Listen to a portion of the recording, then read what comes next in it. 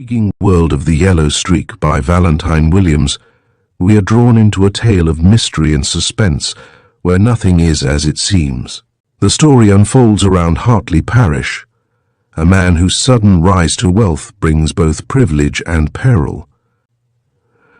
As we journey through the richly drawn characters and their entangled fates, the shadows of deception lurk at every turn. Prepare to immerse yourself in a narrative filled with twists and revelations that will keep you on the edge of your seat. Chapter 1. The Master of Harkings. Of all the luxuries of which Hartley Parrish's sudden rise to wealth gave him possession, Bude, his butler, was the acquisition in which he took the greatest delight and pride.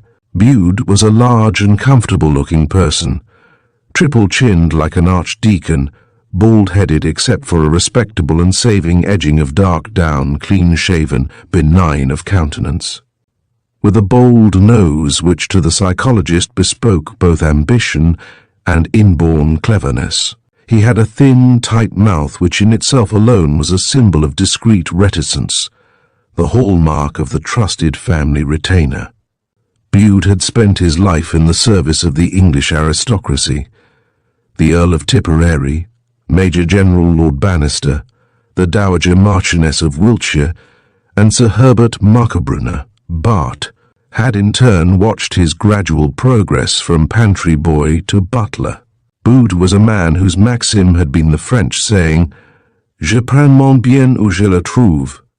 In his 30-year service he had always sought to discover and draw from those sources of knowledge which were at his disposal. From MacTavish, who had supervised Lord Tipperary's world-famous gardens, he had learnt a great deal about flowers, so that the arrangement of the floral decorations was always one of the features at Hartley Parrish's Soigny dinner parties. From Brun, the unsurpassed chef, whom Lord Bannister had picked up when serving with the guards in Egypt, he had gathered sufficient knowledge of the higher branches of the cuisine to enable Hartley Parrish to leave the arrangement of the menu in his butler's hands. Bude would have been the first to admit that, socially speaking, his present situation was not the equal of the positions he had held. There was none of the staid dignity about his present employer which was inborn in men like Lord Tipperary or Lord Bannister, and which Sir Herbert Marcobrunner, with the easy assimilative faculty of his race, had very successfully acquired.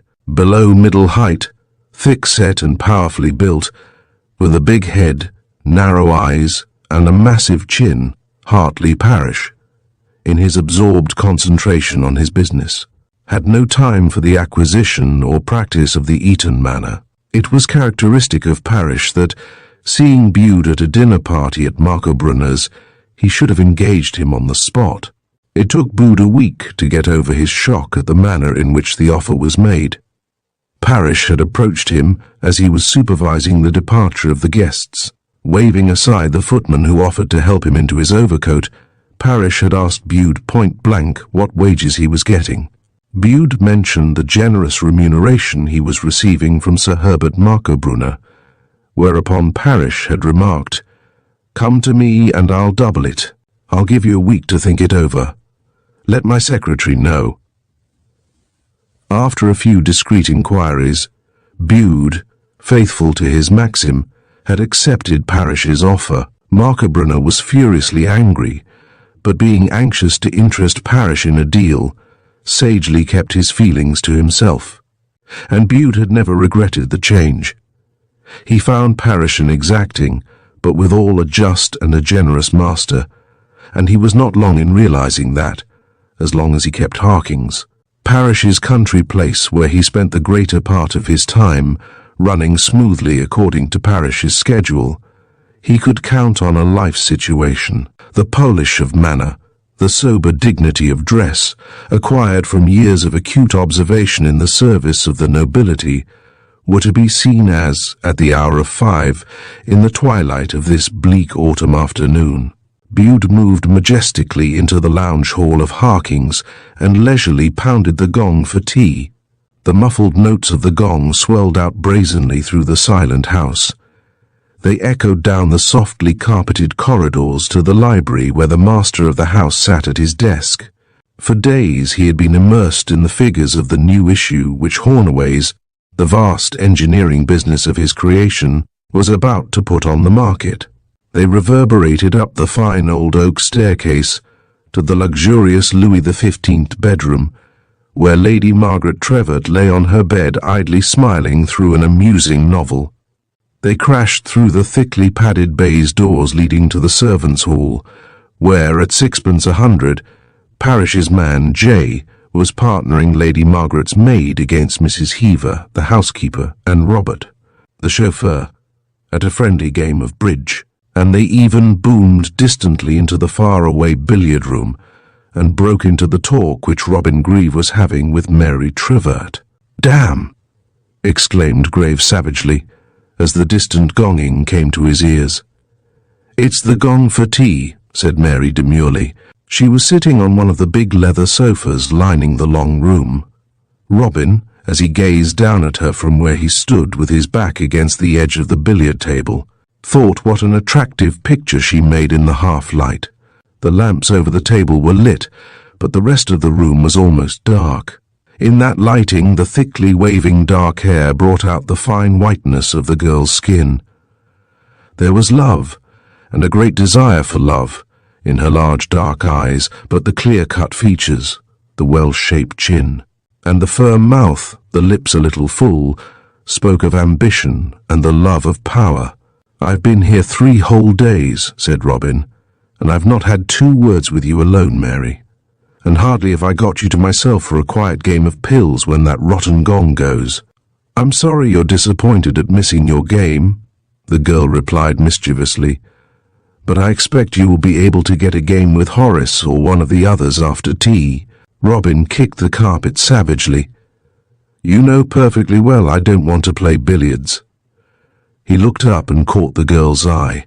For a fraction of a second, he saw in it the expression which every man at least once in his life looks to see in the eyes of one particular woman. In the girl's dark blue eyes fringed with long black lashes, he saw the dumb appeal, the mute surrender, which, as surely as the white flag on the battlements in war, is the signal of capitulation in woman. But the expression was gone on the instant. It passed so swiftly that for a second, Robin, seeing the gently mocking glance that succeeded it, wondered whether he had been mistaken. But he was a man of action. A glance at his long, well-moulded head, his quick, wide-open eye, and his square jaw would have told you that, and he spoke. "It's no use beating about the bush," he said. "Mary, I've got so fond of you that I'm just miserable when you're away from me. Oh, Robin, please."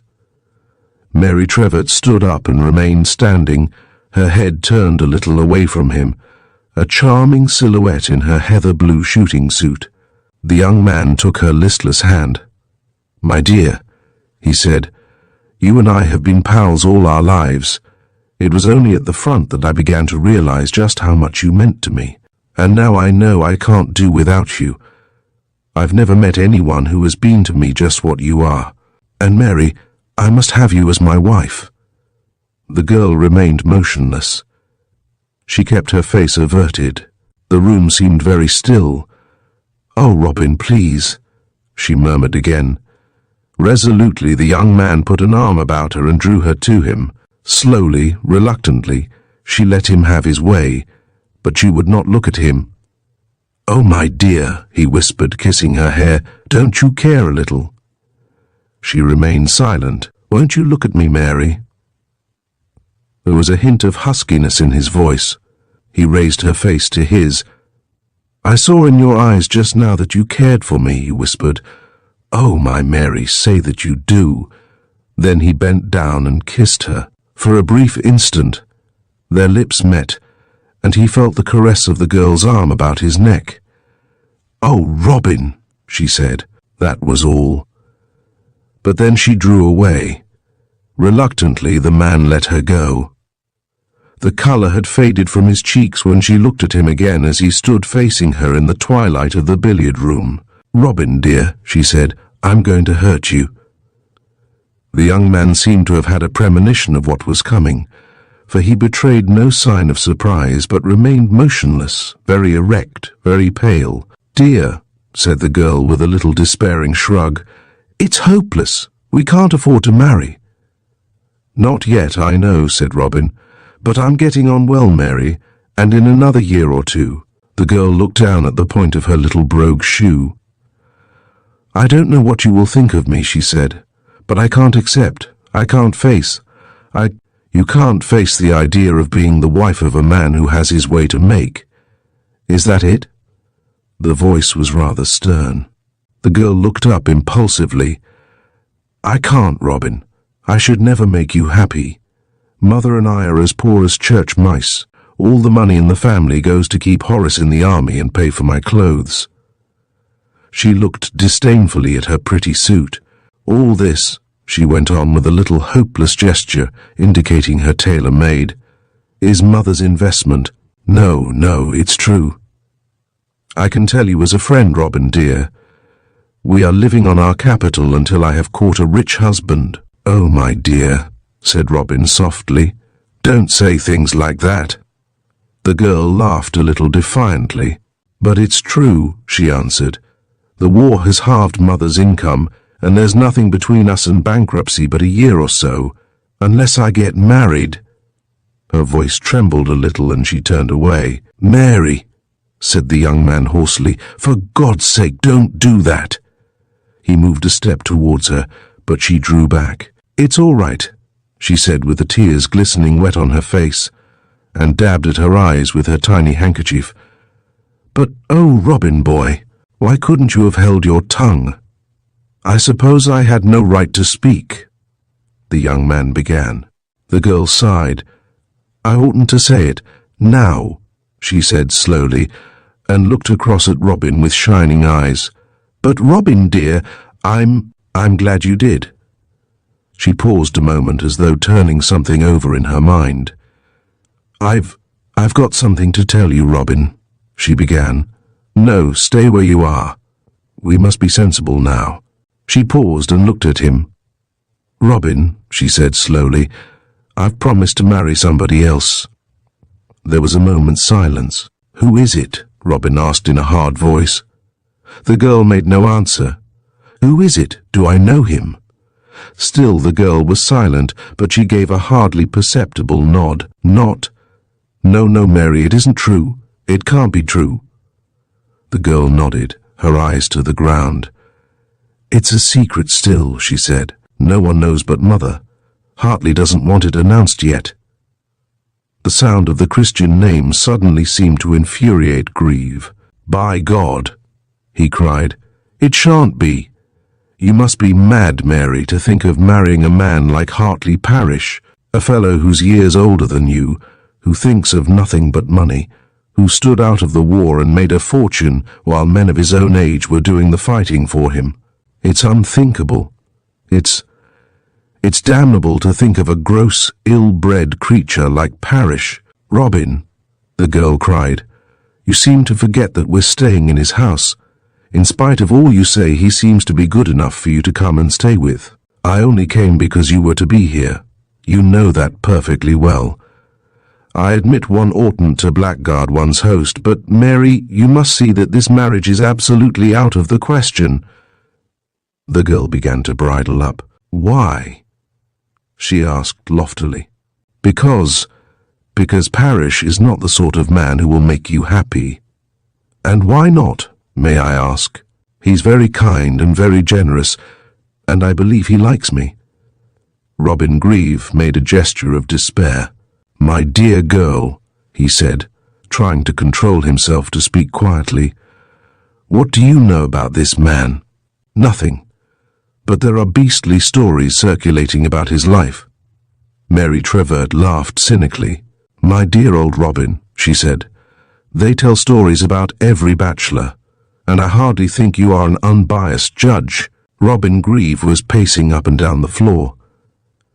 "You're crazy, Mary," he said, stopping in front of her. "To dream you can ever be happy with a man like Hartley Parish. The man's a ruthless egoist. He thinks of nothing but money, and he's out to buy you just exactly as you." "As I am ready to sell myself," the girl echoed. "And I am ready, Robin. It's all very well for you to stand there and preach ideals at me, but I'm sick and disgusted at the life we've been leading for the past 3 years, hovering on the verge of ruin all the time, dunned by tradesmen and having to borrow even from servants. Yes, from old servants of the family, to pay Mother's bridge debts. Mother's a good sort. Father spent all her money for her, and she was brought up in exactly the same helpless way as she brought up me. I can do absolutely nothing except the sort of elementary nursing which we all learnt in the war, and if I don't marry well, Mother will have to keep a boarding house or do something ghastly like that. I'm not going to pretend that I'm thinking only of her, because I'm not. I can't face a long engagement with no prospects except castles in Spain. I don't mean to be callous, Robin, but I expect I am naturally hard. Hartley Parish is a good sort.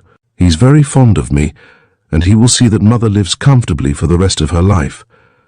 I've promised to marry him because I like him and he's a suitable match, and I don't see by what right you try and run him down to me behind his back. If it's jealousy, then it shows a very petty spirit." Robin Grieve stepped close up to Mary Trevert. His eyes were very angry and his jaw was set very square. "If you are determined to sell yourself to the highest bidder," he said, "I suppose there's no stopping you. But you're making a mistake. If Parish were all you claim for him, you might not repent of his marriage so long as you did not care for somebody else. But I know you love me, and it breaks my heart to see you blundering into everlasting unhappiness. At least Hartley will be able to keep me." The girl flashed out. Directly she had spoken, she regretted her words. A red flush spread slowly over Robin Grieve's face. Then he laughed dryly. "You won't be the first woman he's kept," he retorted, and stamped out of the billiard room. The girl gave a little gasp. Then she reddened with anger. "How dare he!" she cried, stamping her foot. "How dare he!" She sank on the lounge and, burying her face in her hands, burst into tears. "Oh, Robin, Robin, dear," she sobbed, incomprehensibly, for she was a woman. Chapter: At Twilight. There is a delicious snugness, a charming lack of formality, about the ceremony of afternoon tea in an English country house. It is much too indefinite a rite to dignify it by the name of meal, which makes it the most pleasant reunion of the day.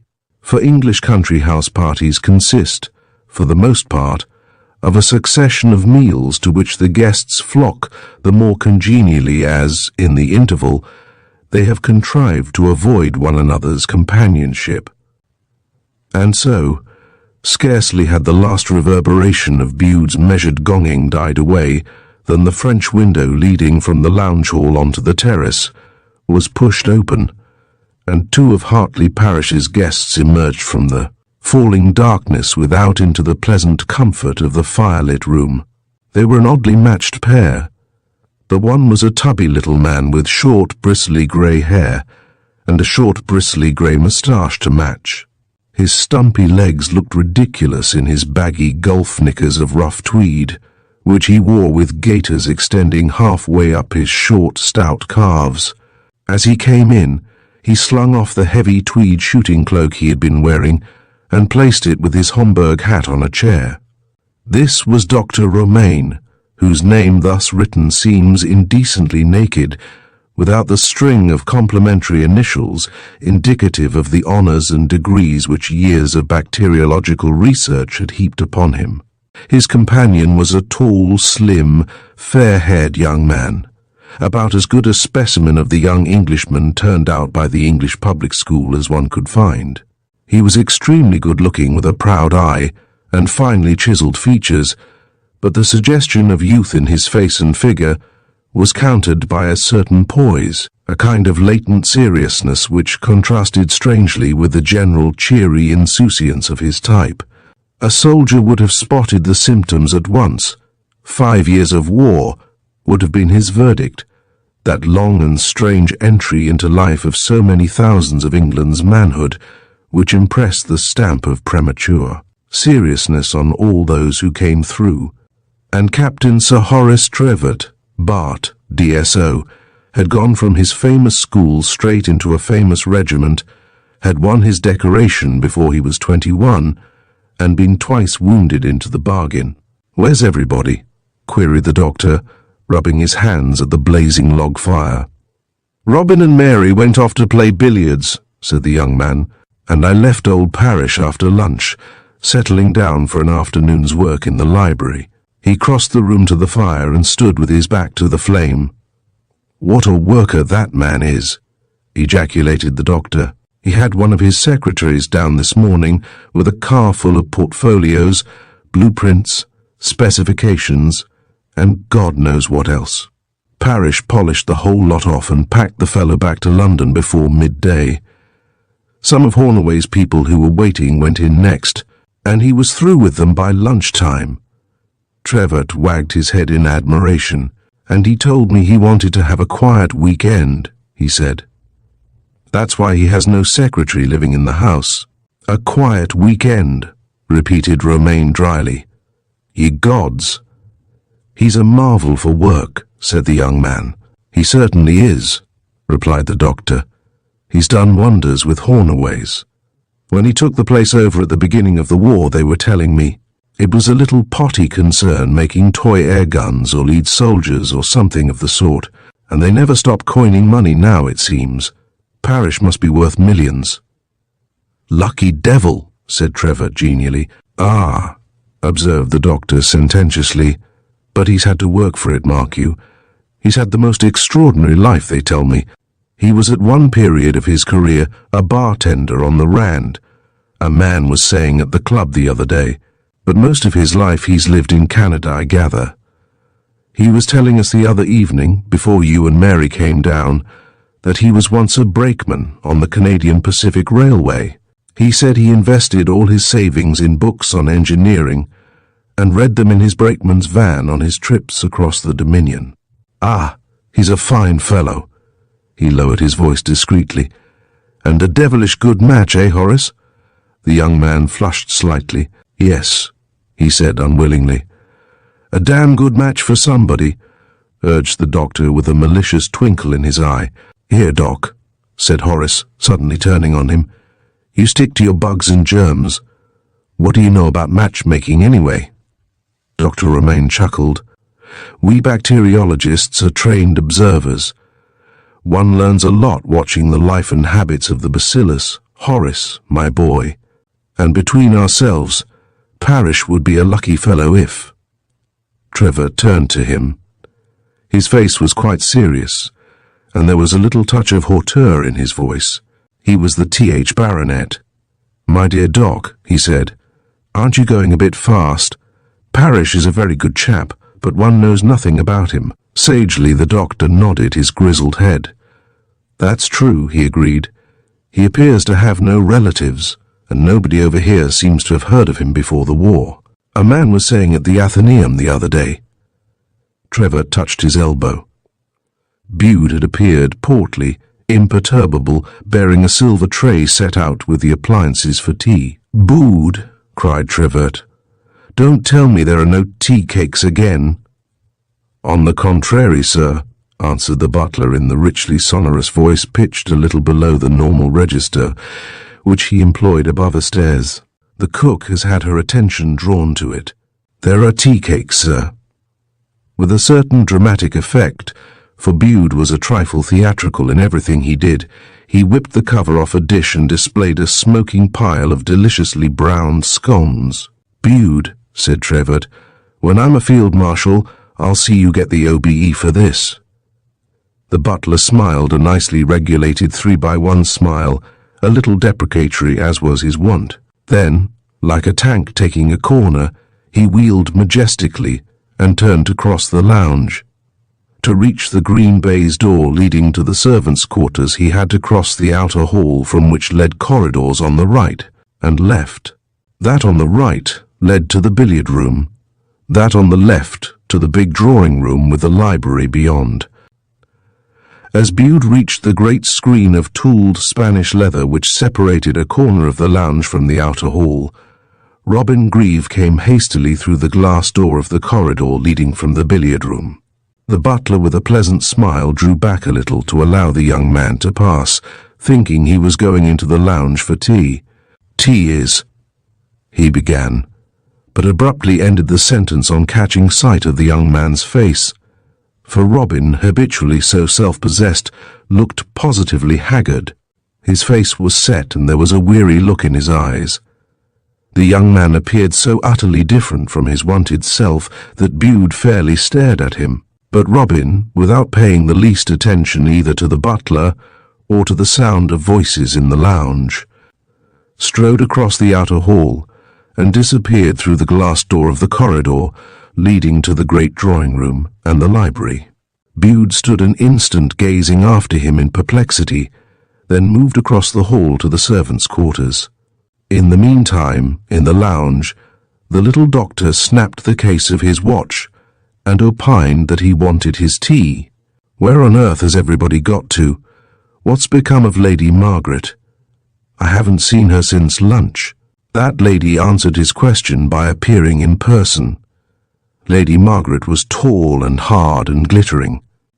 Like so many English women of good family, she was so saturated with the traditions of her class that her manner was almost indistinguishable from that of a man, well-mannered, broad-minded, wholly cynical, and absolutely fearless. She went through life exactly as though she were following a path carefully taped out for her by a suitably instructed providence. Somewhere beneath the mask of smiling indifference, she presented so bravely to a difficult world. She had a heart. But so carefully did she hide it that Horace had only discovered it on a certain grey November morning, when he had started out for the first time on active service. Forever afterwards, a certain weighing machine at Waterloo Station, by which he had had a startling vision of his mother standing with heaving bosom and tear-stained face, possessed in his mind the attributes of some secret and sacred shrine. But now she was cool and well-gowned and self-contained as ever. "What a perfectly dreadful day," she exclaimed in her pleasant, well-bred voice. "Horace, you must positively go and see Henry What's-his-name in the Foreign Office, and get me a passport for Cannes. The weather in England in the winter is incredibly exaggerated." "At least," said the doctor, rubbing his back as he warmed himself at the fire, "we have fuel in England. Give me England, climate and all, but don't take away my fire. The sun doesn't shine on the Riviera at night, you know." Lady Margaret busied herself at the tea-table with its fine Queen Anne silver and dainty yellow cups. It was the custom at Harking's to serve tea in the winter without other illumination than the light of the great log fire that spat and leaped in the open hearth. Beyond the semicircle of ruddy light, the great lounge was all in darkness, and beyond that again was the absolute stillness of the English country on a winter's evening. And so, with the gentle clatter of teacups and the accompaniment of pleasantly modulated voices, they sat and chatted. Lady Margaret, who was always surprising in what she said, the doctor, who was incredibly opinionated, and young Travert, who, like all of the younger generation, was daringly flippant. He was airing his views on what he called Boche music, when he broke off and cried, "Hullo, here's Mary. Mary, you owe me £0.50. Bude has come up to scratch and there are tea cakes after. But, I say, what on earth's the matter?" The girl had come into the room and was standing in the centre of the lounge in the ruddy glow of the fire. Her face was deathly pale and she was shuddering violently. She held her little cambric handkerchief crushed up into a ball to her lips. Her eyes were fixed, almost glazed, like one who walks in a trance. She stood like that for an instant, surveying the group, Lady Margaret, a silver teapot in one hand, looking at her with uplifted brows. Horace, who in his amazement had taken a step forward, and the doctor at his side scrutinizing her beneath his shaggy eyebrows. "My dear Mary," it was Lady Margaret's smooth and pleasant voice which broke the silence. "Whatever is the matter? "Have you seen a ghost?" The girl swayed a little and opened her lips as if to speak. A log, crashing from the fire into the grate, fell upon the silence of the darkening room. It seemed to break the spell. "Hartley!" The name came hoarsely from the girl. Everybody, except Lady Margaret, sprang to his feet. It was the doctor who spoke first. "Miss Mary," he said, "you seem frightened, what?" His voice was very soothing. Mary Trevor made a vague gesture towards the shadows about the staircase. "There, in the library. He's got the door locked. There was a shot." Then she suddenly screamed aloud. In a stride, both the doctor and her brother were by her side, but she motioned them away. "I'm frightened about Hartley," she said in a low voice. "Please go at once and see what. That shot. And he doesn't answer. Come on, doctor." Horace Trevor was halfway to the big screen separating the lounge from the outer hall. As he passed the bell, he pressed it. "Send Bude to us, Mother, when he comes, please," he called, as he and the doctor hurried away. Lady Margaret had risen and stood, one arm about her daughter, on the Persian rug spread out before the cheerful fire. So the women stood in the firelight in Hartley Parish's house, surrounded by all the treasures which his wealth had bought, and listened to the footsteps clattering away through the silence. Chapter: A Discovery. Harking's was not a large house. Some 300 years ago it had been a farm, but in the intervening years successive owners had so altered it by pulling down and building on that, when it passed into the possession of Hartley Parish, little else than the open fireplace in the lounge remained to tell of the original farm. It was a queer, rambling house of only 2 stories, whose elongated shape was accentuated by the additional wing which Hartley Parish had built on. For the decoration of his country house, Parish had placed himself unreservedly in the hands of the firm entrusted with the work. Their architect was given carte blanche to produce a house of character out of the rather dingy, out-of-date country villa which Harking's was when Hartley Parish, attracted by the view from the gardens, first discovered it. The architect had gone to his work with a zest. He had ripped up walls and ceilings and torn down irrational matchwood partitions, discovering some fine old oak wainscot and the blackened roof beams of the original farmstead. In the upshot he transformed Harking's into a very fair semblance of a late Jacobean house, fitted with every modern convenience and extremely comfortable. Furnished throughout with genuine period furniture, with fine dark oak panelling and parquet floors, it was altogether picturesque. Neither within nor without, it is true, would a connoisseur have been able to give it a date, but that did not worry Hartley Parish. He loved a bargain, and he had bought the house cheap.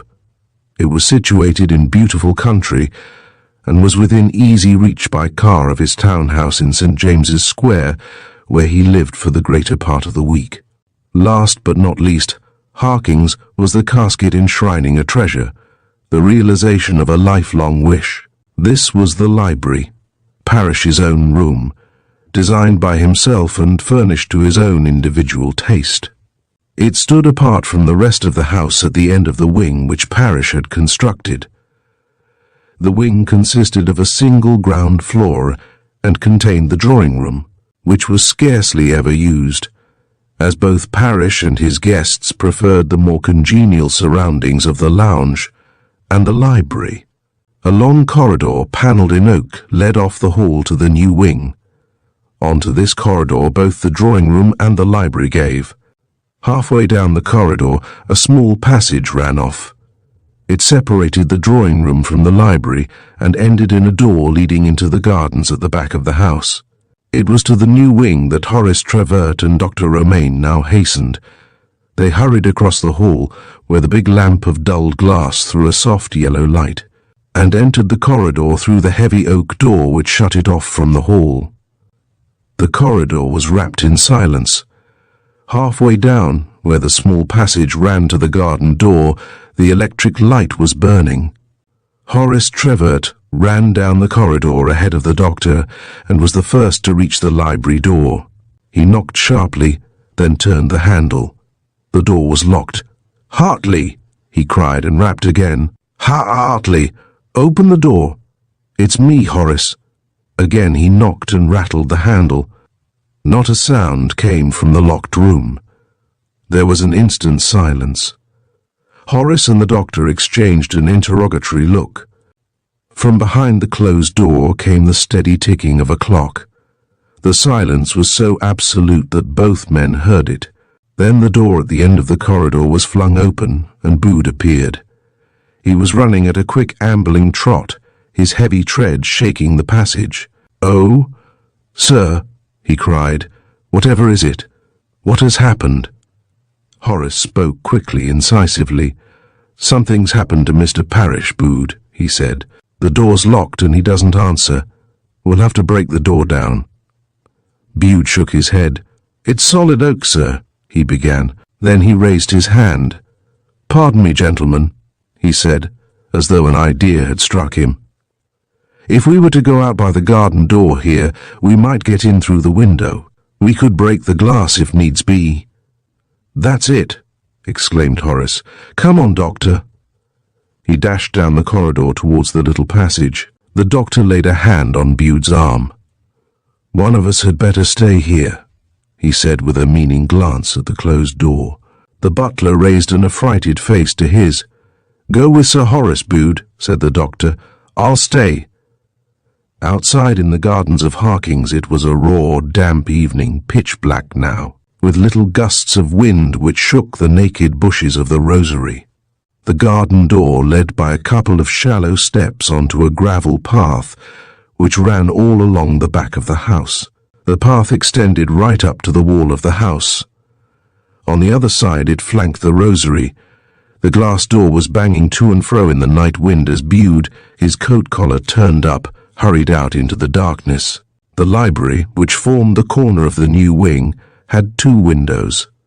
The one immediately above the gravel path, looking out over the rosery, the other round the corner of the house giving on the same path, beyond which ran a high hedge of clipped box surrounding the so-called pleasure ground, a plot of smooth grass with a sundial in the centre. A glow of light came from the library window, and in its radiance Bood saw silhouetted the tall, well-knit figure of young Trevert. As the butler came up, the boy raised something in his hand, and there was a crash of broken glass. The curtains were drawn, but with the breaking of the window they began to flap about. With the iron grating he had picked up from the drain below the window, young Trevert smashed the rest of the glass away, then thrust an arm through the empty window frame, fumbling for the window catch. "The catch is not fastened," he whispered, and with a resolute thrust he pushed the window up. The curtains leapt up wildly, revealing a glimpse of the pleasant, book-lined room. Both men from the darkness without saw Parrish's desk littered with his papers and his habitual chair beyond it, pushed back empty. Trevor turned an instant, a hand on the windowsill. "Bood," he said, "there's no one there." "Best look and see, sir," replied the butler, his coat-tails flapping in the wind.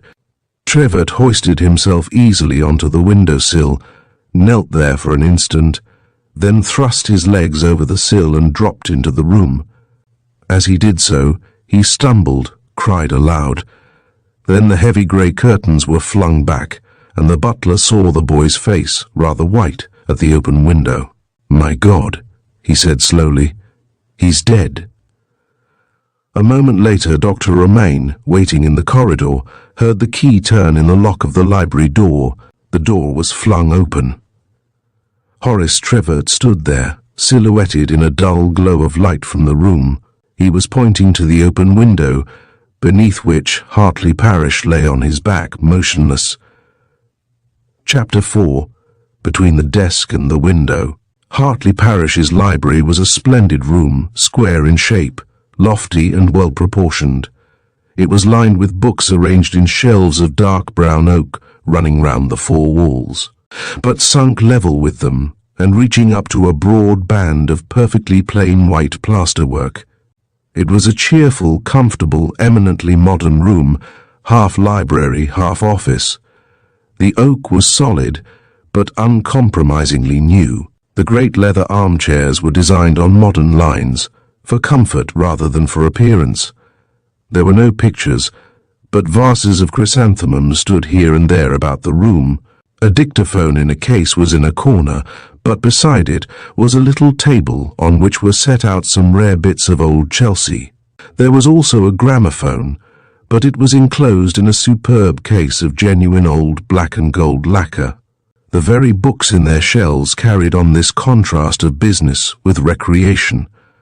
For while one set of shelves contained row upon row of technical works, company reports, and all manner of business reference books bound in leather, on another were to be found the vellum-bound volumes of the Kelmscott Press.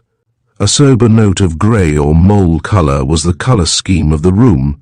The heavy pile carpet which stretched right up to the walls was of this quiet neutral shade. So were the easy chairs, and the colour of the heavy curtains which hung in front of the two high windows was in harmony with the restful decorative scheme of the room. The massive oaken door stood opposite the window overlooking the rosary, the window through which Horace Trevert had entered. Parrish's desk was in front of this window, between it and the door in consequence. By the other window, which, as has been stated, looked out on the clipped hedge surrounding the pleasure ground, was the little table with the Chelsea china, the dictaphone, and one of the easy chairs. The centre of the room was clear, so that nothing lay between the door and the carved mahogany chair at the desk. Here, as they all knew, Parrish was accustomed to sit when working, his back to the door, his face to the window overlooking the rosary. The desk stood about 10 feet from the window.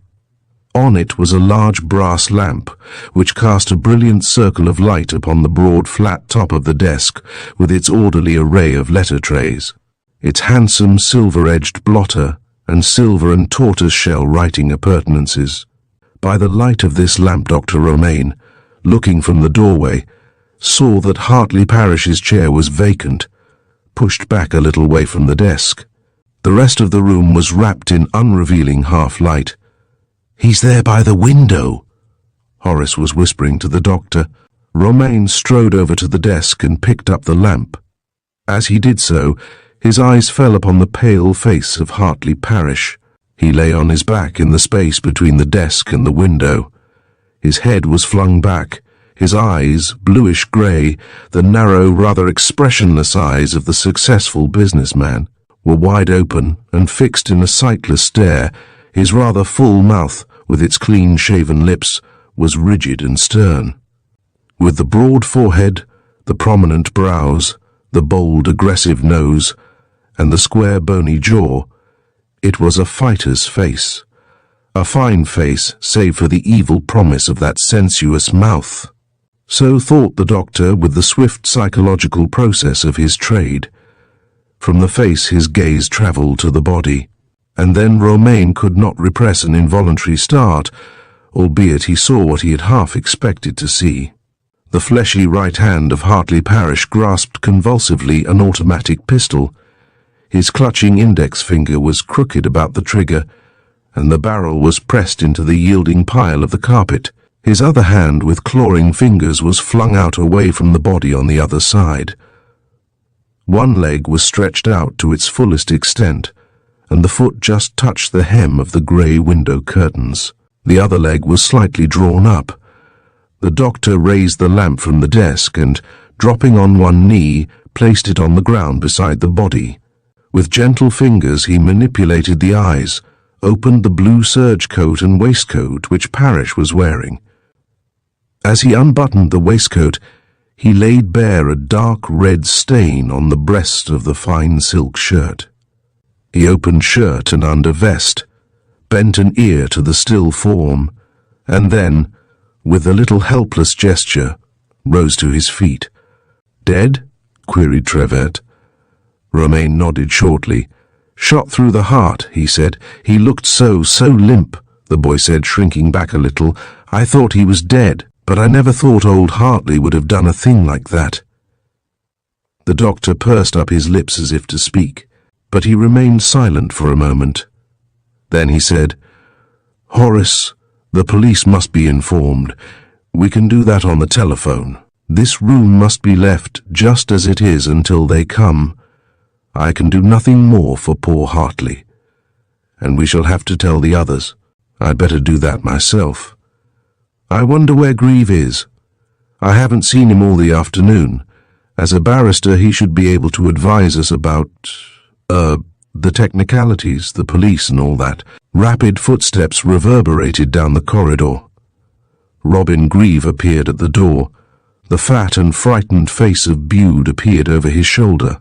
"Good God, Doctor," he cried. "What's this Bude tells me?" The doctor cleared his throat.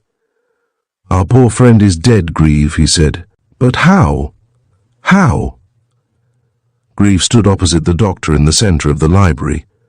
He had switched on the light at the door as he had come in, and the room was flooded with soft light thrown by concealed lamps set around the cornice of the ceiling.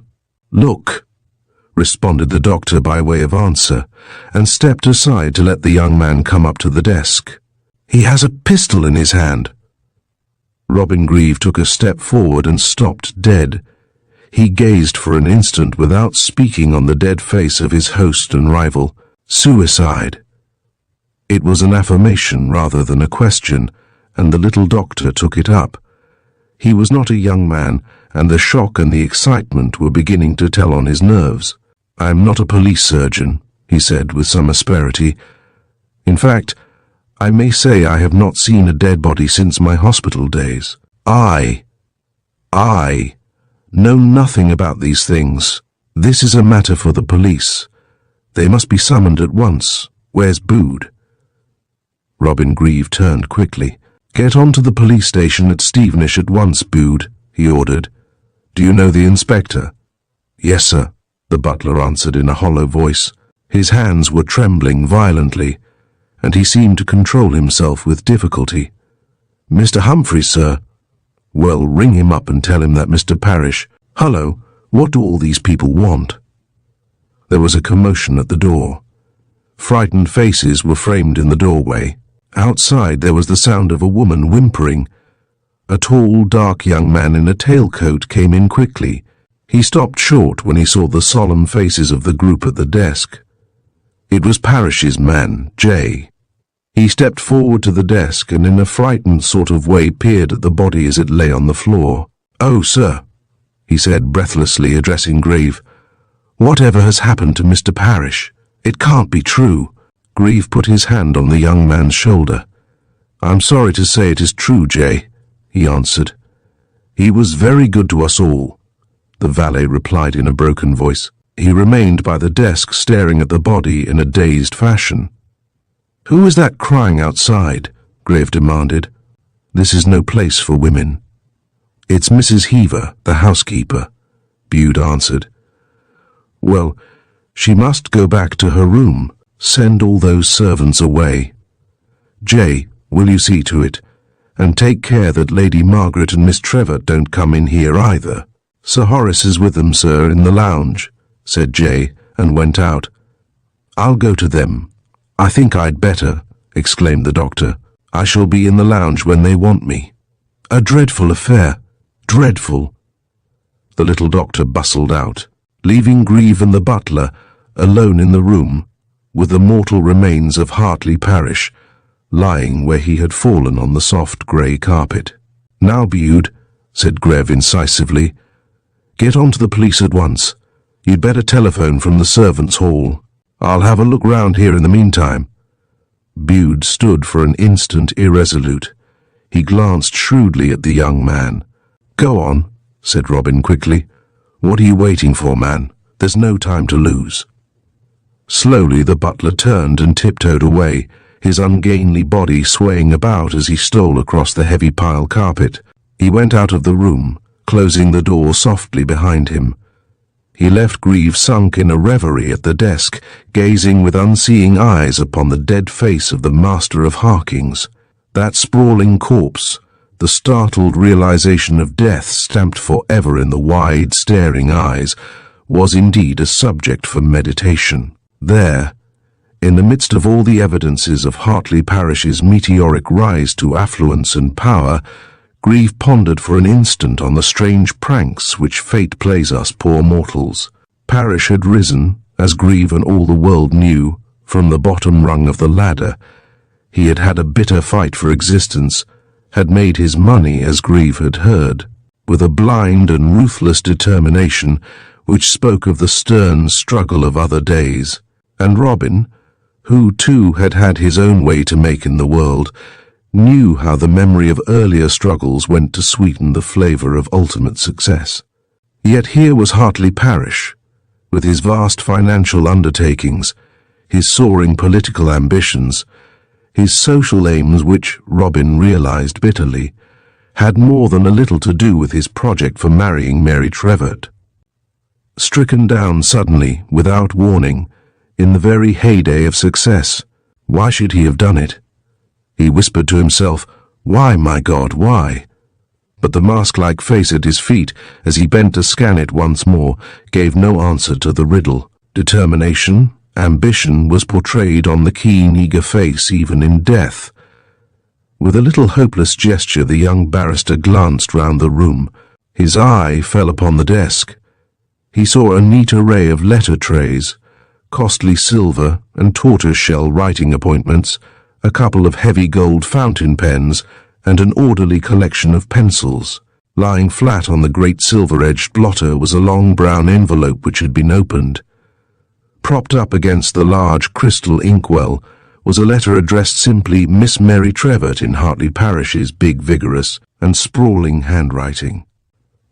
The letter to Mary Trevett Robin did not touch, but he picked up the long brown envelope.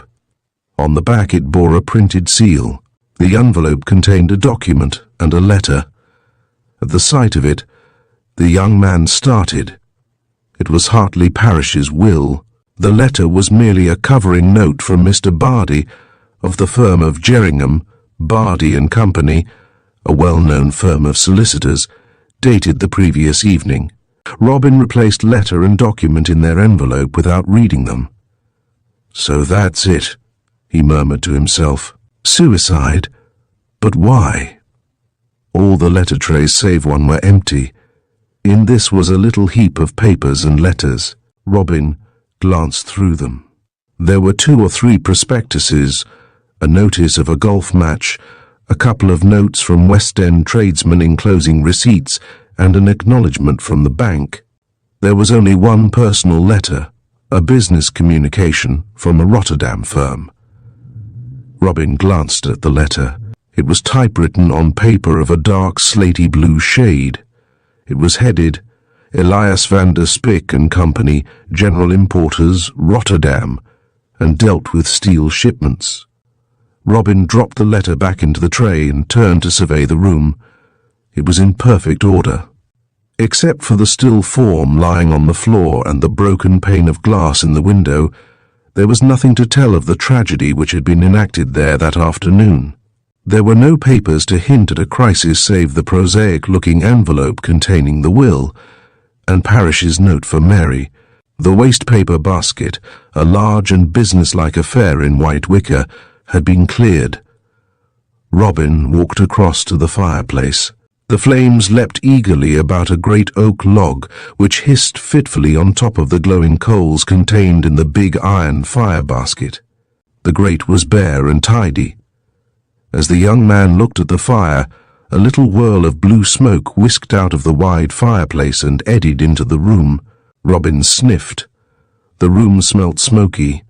Now he remembered he had noticed it as he came in. He stood an instant gazing thoughtfully at the blazing and leaping fire. He threw a quick glance at the window where the curtains tossed fitfully in the breeze coming through the broken pane.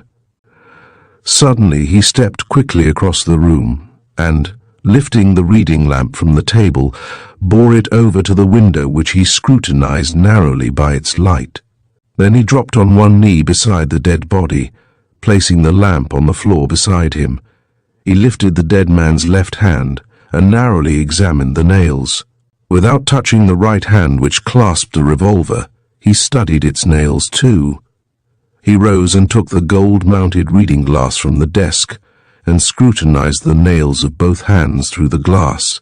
Then he rose to his feet again, and having replaced lamp and reading glass on the desk, stood there thoughtfully, his brown hands clasped before him.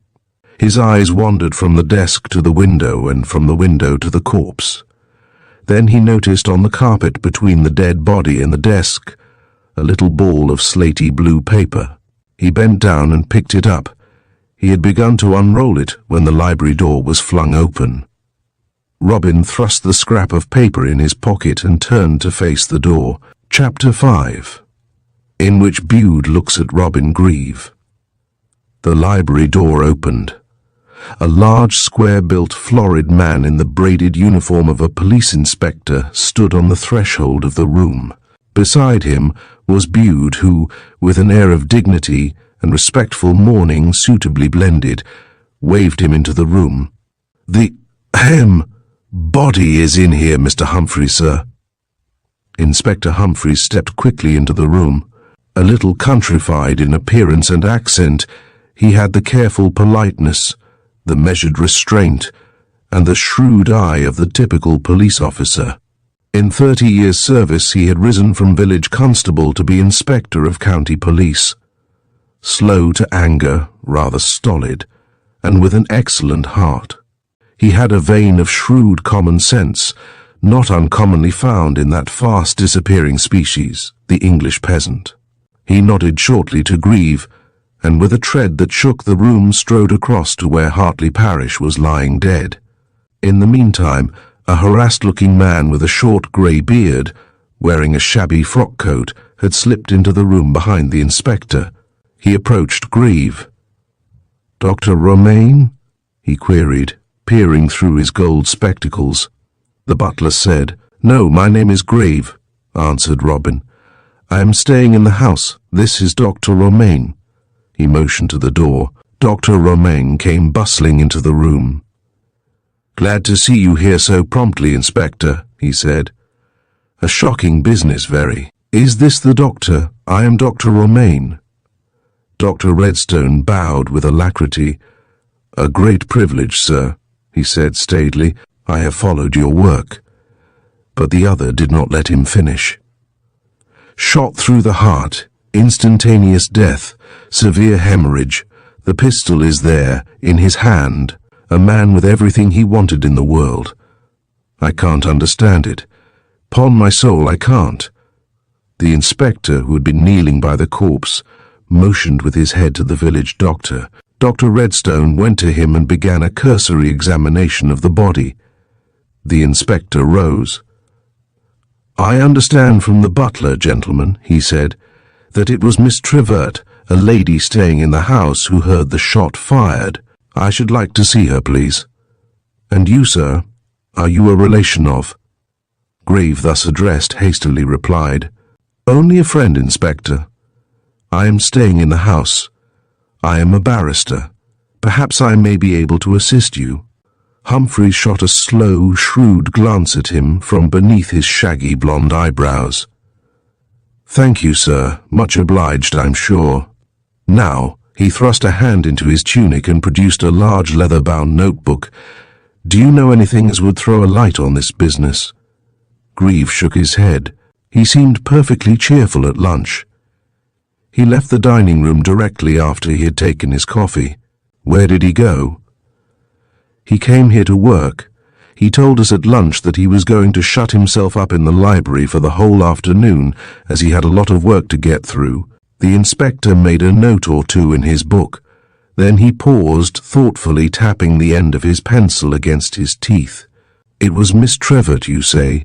Who found the body?" "No," Grieve replied. "Her brother, Sir Horace Trevert. It was Miss Trevert who heard the shot fired. The door was locked, I think?" "On the inside. But here is Sir Horace Trevert. He will tell you how he got through the window and discovered the body." Horace Trevert gave a brief account of his entry into the library. Again the inspector scribbled in his notebook. "1 or 2 more questions, gentlemen, please," he said. "And then I should wish to see Miss Trevert." Firstly, who saw Mr. Hartley Parrish last and at what time? Horace Trevett looked at Grave. It would be when he left us after lunch, wouldn't it? He said. Certainly, certainly, Dr. Romaine broke in. He left us all together in the dining room, you, Horace, and Robin, and Lady Margaret, and Mary. Miss Trevett and her mother, you know, he added by way of explanation to the inspector. And he went straight to the library. Straight away, Mr. Humphreys, sir, broke in Bude. Mr. Parrish crossed me in the hall and gave me particular instructions that he was not to be disturbed. That was at what time? About 2:30, sir. Then you were the last person to see him before? Why, no, that is unless. The butler hesitated, casting a quick glance round his audience. What do you mean? Rapped out the inspector, looking up from his notebook. Did anybody else see Mr. Parrish in spite of his orders? Bude was silent. He was looking at Grieve. Come on, said Humphrey sternly. You heard my question. What makes you think anybody else had access to Mr. Parrish before the shot was heard? Bude made a little resigned gesture of the hands. Well, sir, I thought. I made sure that Mr. Grieve.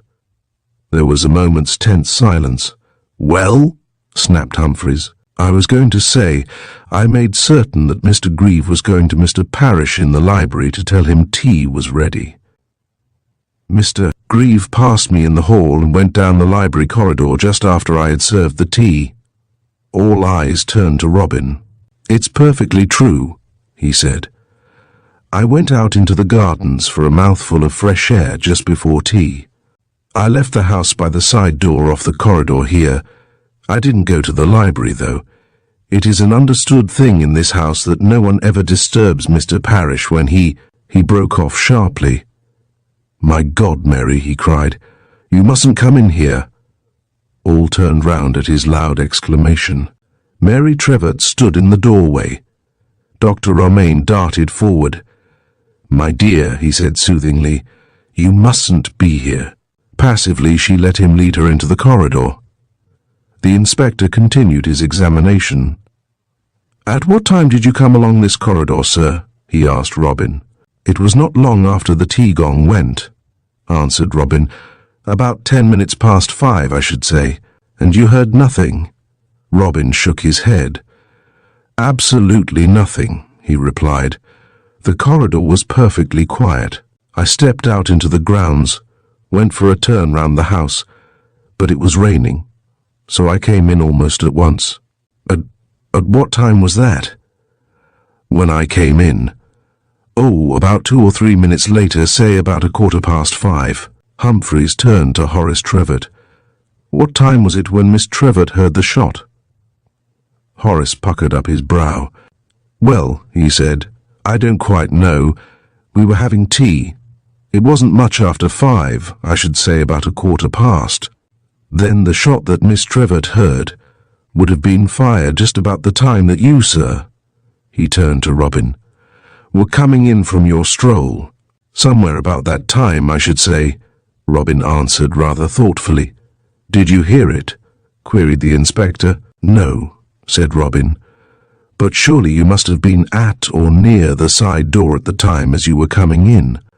I came in by the front door, said Robin, on the other side of the house. Very carefully the inspector closed his notebook, thrust the pencil back in its place along the back, fastened the elastic about the book, and turned to Horace Trevett. And now, sir, if I might speak to Miss Trevett alone for a minute. I say, though, expostulated Horace, my sister's awfully upset, you know. Is it absolutely necessary? Aye, sir, it is, said the inspector, but there's no need for me to see her in here, perhaps in some other room.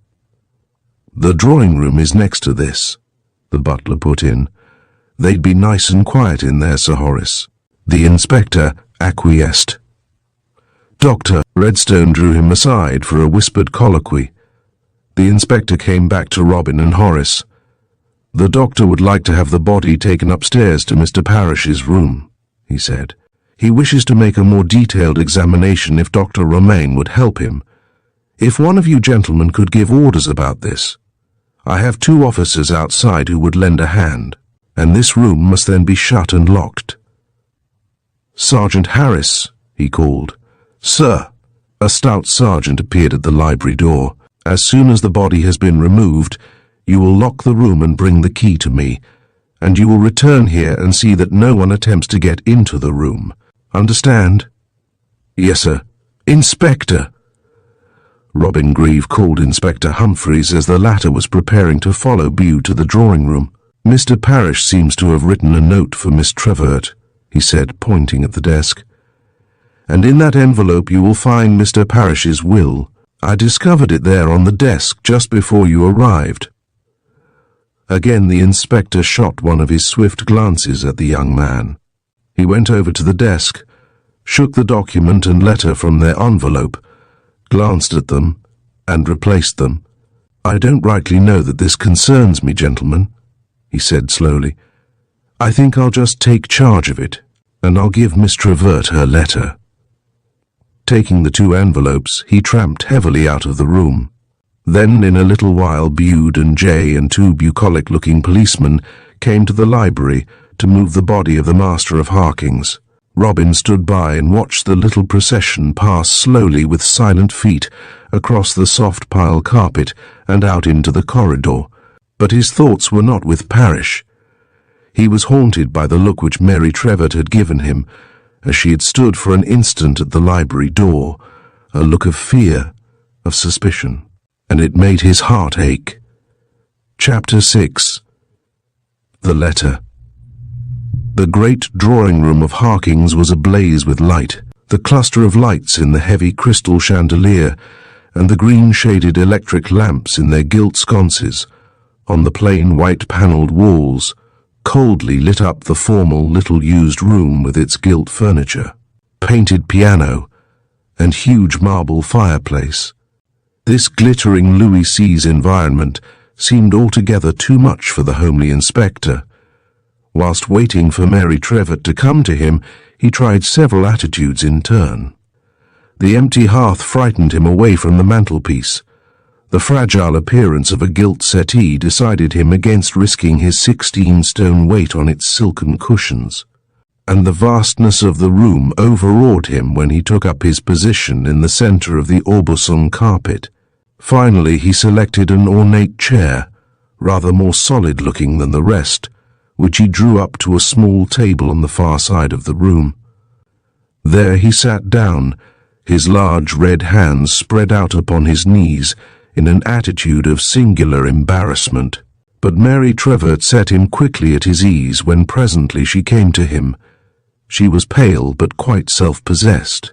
Indeed, the effort she had made to regain her self-control was so marked that it would have scarcely escaped the attention of the inspector, even if he had not had a brief vision of her, as she had stood for that instant at the library door, pale, distraught and trembling. He was astonished to find her cool, collected, almost businesslike in the way she sat down, motioned him to his seat, and expressed her readiness to tell him all she knew. The phrases he had been laboriously preparing, "This has been a bad shock for you, ma'am. You will forgive me, I'm sure, ma'am, for calling upon you at a moment such as this," died away on his lips as Mary Trevert said, "Ask me any questions you wish, Inspector. I will tell you everything I can." "That's very good of you, ma'am, I'm sure," answered the inspector, unstrapping his notebook, "and I'll try and not detain you long. Now then, tell me what you know of this sad affair." Mary Trevert plucked an instant nervously at her little cambric handkerchief in her lap. Then she said, "I went to the library from the billiard room." "A moment," interposed the inspector. "What time was that?" "A little after 5. The tea gong had gone some time. I was going to the library to tell Mr. Parrish that tea was ready." Mr. Humphreys made a note. He nodded to show he was listening. "I crossed the hall and went down the library corridor. I knocked on the library door. There was no reply. Then I heard a shot and a sort of thud." Despite her effort to remain calm, the girl's voice shook a little. She made a little helpless gesture of her hands. A diamond ring she was wearing on her finger caught the light and blazed for an instant. Then I got frightened. I ran back along the corridor to the lounge where the others were and told them, "When you knocked at the door, you say there was no reply. I suppose now you tried the handle first." "Oh, yes." Then Mr. Parrish would have heard the two sounds, the turning of the handle and then the knocking on the door. "That's so, isn't it?" "Yes, I suppose so. Yet you say there was no reply?" "No, none at all." The inspector jotted a word or two in his notebook as it lay open flat upon the table. "The shot then was fired immediately after you had knocked? Not while you were knocking?" "No, I knocked and waited, expecting Mr. Parrish to answer. Instead of him answering, there came this shot." "I see. And after the shot was fired, there was a crash?" "A sort of thud, like something heavy falling down. And you heard no groan or cry?" The girl knit her brows for a moment. I was frightened by the shot. I don't seem able to remember what happened afterwards. Let me think. There, said the inspector paternally. Don't upset yourself like this. Just try and think what happened after you heard the shot fired. Mary Trevett shuddered. One slim white hand pressed against her cheek. "I do remember now," she said. "There was a cry. It was more like a sharp exclamation." "And then you heard this crash?" "Yes." The girl had somewhat regained her self-possession. She dabbed her eyes with her handkerchief quickly as though ashamed of her weakness. "Now," said Humphreys, clearing his throat, as though to indicate that the conversation had changed. "You and Lady Margaret Trevett knew Mr. Parrish pretty well, I believe, Miss Trevett. Have you any idea why he should have done this thing?" Mary Trevett shook her dark head rather wearily. "It is inconceivable to me, to all of us," she answered. "Do you happen to know whether Mr. Parrish had any business worries? He always had a great deal of business on hand, and he has had a great deal to do lately over some big deal. What was it, do you know?" "He was raising fresh capital for Hornaways. That is the big engineering firm he controls. Do you know if he was pleased with the way things were shaping?" "Oh, yes. He told me last night that everything would be finished this week. He seemed quite satisfied."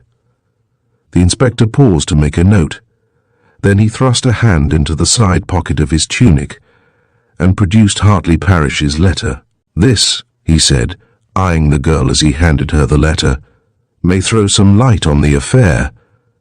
Open-eyed, a little surprised, she took the plain white envelope from his hand and gazed an instant without speaking on the bold, sprawling address. "Miss Mary Trevett, open it, please," said the inspector gently. The girl tore open the envelope. Humphreys saw her eyes fill, watched the emotion grip her and shake her in her self-control so that she could not speak when, her reading done, she gave him back the letter. Without asking her permission, he took the sheet of fine, expensive paper with its neat engraved heading and postal directions and read Hartley Parrish's last message. "My dear," it ran, "I signed my will at Bardi's office yesterday and he sent it back to me today. Just this line to let you know you are properly provided for should anything happen to me. I wanted to fix things so that you and Lady Margaret would not have to worry any more. I just had to write. I guess you understand why. H." There was a long and impressive silence while the inspector deliberately read the note. Then he looked interrogatively at the girl. "We were engaged, Inspector," she said. "We were to have been married very soon." A deep flush crept slowly over Mr. Humphreys's florid face and spread into the roots of his tawny fair hair. "But what does he mean by having to write?" he asked.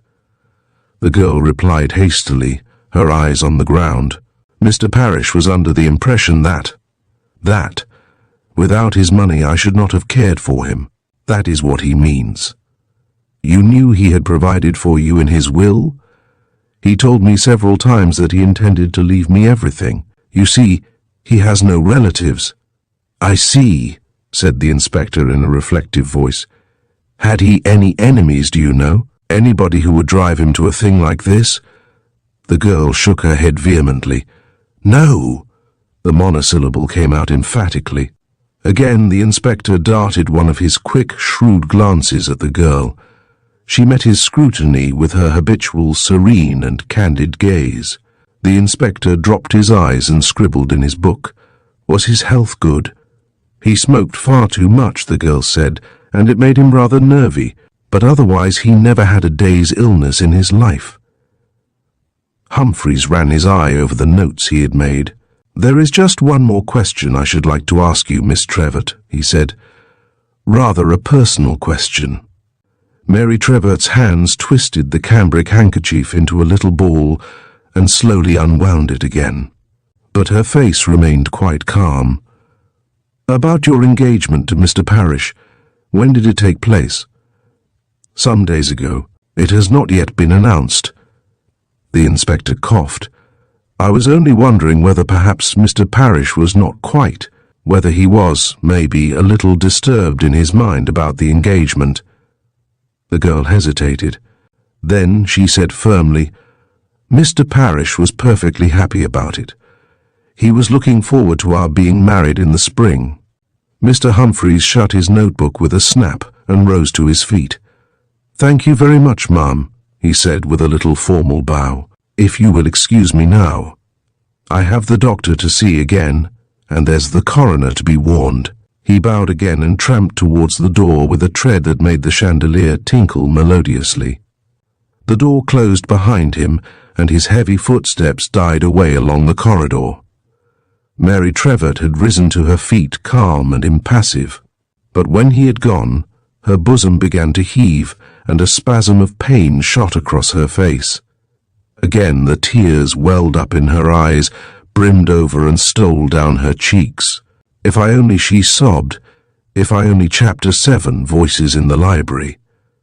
The swift tragedy of the winter afternoon had convulsed the well-organized repose of Hartley Parrish's household. Nowhere had his master grasp of detail been seen to better advantage than in the management of his country home.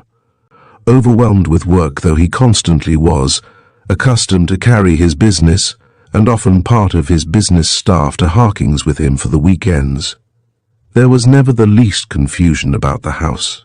The methodical calm of Harkings was that of a convent. Hartley Parrish was wont to say that he paid his butler and housekeeper well to save himself from worry. It was rather to ensure his orders being punctiliously and promptly carried out.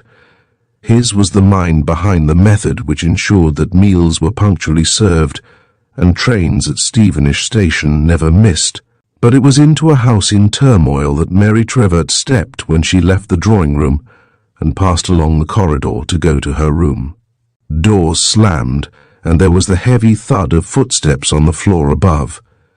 The glass door leading into the gardens was open as Mary passed it, swinging in the gusts of cold rain. In the gardens without there was a confused murmur of voices and the flash of lanterns.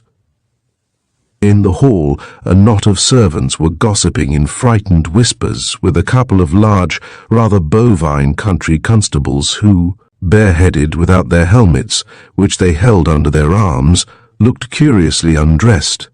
The whispers died away as Mary crossed the hall. All eyes followed her with interest as she went. It was as though an echo of her talk with the inspector had by some occult means already spread through the little household. Through the half-open green baize door leading to the servants' quarters, some unseen person was bawling down the telephone in a heated controversy with the exchange about a long-distance call to London. And but an hour since, the girl reflected sadly as she mounted the oaken staircase, the house had been wrapped in its wonted evening silence in response to that firm and dominating personality who had passed out in the gloom of the winter twilight, when, about 6 months before, Mary and her mother had begun to be regular visitors at Harkings. Hartley Parrish had insisted on giving Mary a boudoir to herself. This, In response to a chance remark of Mary's in admiration of a Chinese room she had seen at a friend's house, Parrish had it decorated in the Chinese style with black walls and black and gold lacquer furniture. The room had been transformed from a rather prosaic morning room with old oak and chintz in the space of 3 days as a surprise for Mary. She remembered now how Parrish had left her to make the discovery of the change for herself. She loved colour and line, and the contrast between this quaint and delightful room with her rather shabby bedroom in her mother's small house in Brompton had made this surprise one of the most delightful she had ever experienced. She rang the bell and sat down listlessly in a charmingly lacquered Louis Seize armchair in front of the log fire blazing brightly in the fireplace. She was conscious that a great disaster had overtaken her, but only dimly conscious. For more poignantly than this dull sense of tragedy, she was aware of a great aching at her heart, and her thoughts, after hovering over the events of the afternoon, settled down upon her talk that afternoon. Already how far off it seemed. With Robin Grieve in the library, Robin had always been her hero. She could see him now, in the glow of the fire, as he had been when in the holidays he had come and snatched her away from a home already drab and difficult for a matinee, and an orgy of cream. Cakes at Gunter's afterwards. He was then a long, slim, handsome boy of irrepressible spirits and impulsive generosity, which usually left him, after the first few days of his holidays, in a state of lamentable impecuniosity. All their lives, it seemed to her, they had been friends, but with no stronger feeling between them until Robin, having joined the army on the outbreak of war, had come to say goodbye on being ordered to France. But by that time money troubles at home, with which, as it seemed to her, she had been surrounded all her life, had grown so pressing that apart from Lady Margaret's reiterated counsels, she herself had come to recognize that a suitable marriage was the only way out of their ever-increasing embarrassment. She and Robin, she recalled with a feeling of relief, had never discussed the matter. He too had understood and had sailed for France without seeking to take advantage of the circumstance. Outside in the black night, a car throbbed. Footsteps crunched the gravel beneath her window. The sounds brought her back to the present with a sudden pang. She began to think of Hartley Parrish. All her life she had been so very poor that, until she had met this big, vigorous, intensely vital man, she had never known what a lavish command of money meant. Hartley Parrish did things in a big way.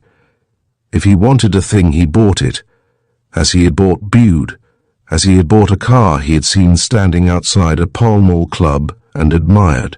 He had routed the owner out, bade him name his price, and had paid it, there and then, by cheque, and driven Mary off to a lawn tennis tournament at Queen's, hugely delighted by her bewilderment. She did not love him. She could never have learnt to love him. There was a gleeful zest in his enjoyment of his money, an ostentatious parade of his riches which repelled her, and there was a look in his face, those narrow eyes, that hard mouth, which revealed to her womanly intuition a ruthlessness which she guessed he kept for his business. But she liked him, especially his reverent and chivalrous devotion to her, and the thought that his dominating and vital personality was extinguished for ever made her conscious of a great void in her life, and now she was rich. Hartley Parrish's idea of proper provision for her, she knew, meant wealth for her beyond anything she had ever dreamed. The perpetual debasing struggle with poverty, which she and her mother had carried on for years, was a thing of the past. Money meant freedom, freedom to live and to love. She stretched her hands out to the blaze. Was she free to love? What had driven Hartley Parrish to suicide?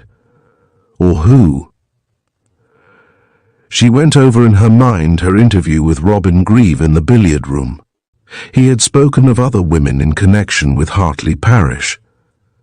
Had he used that knowledge to threaten his rival? What had Robin done after he had left her that afternoon with his final taunt? She felt the blood rise to her cheeks as she thought of it.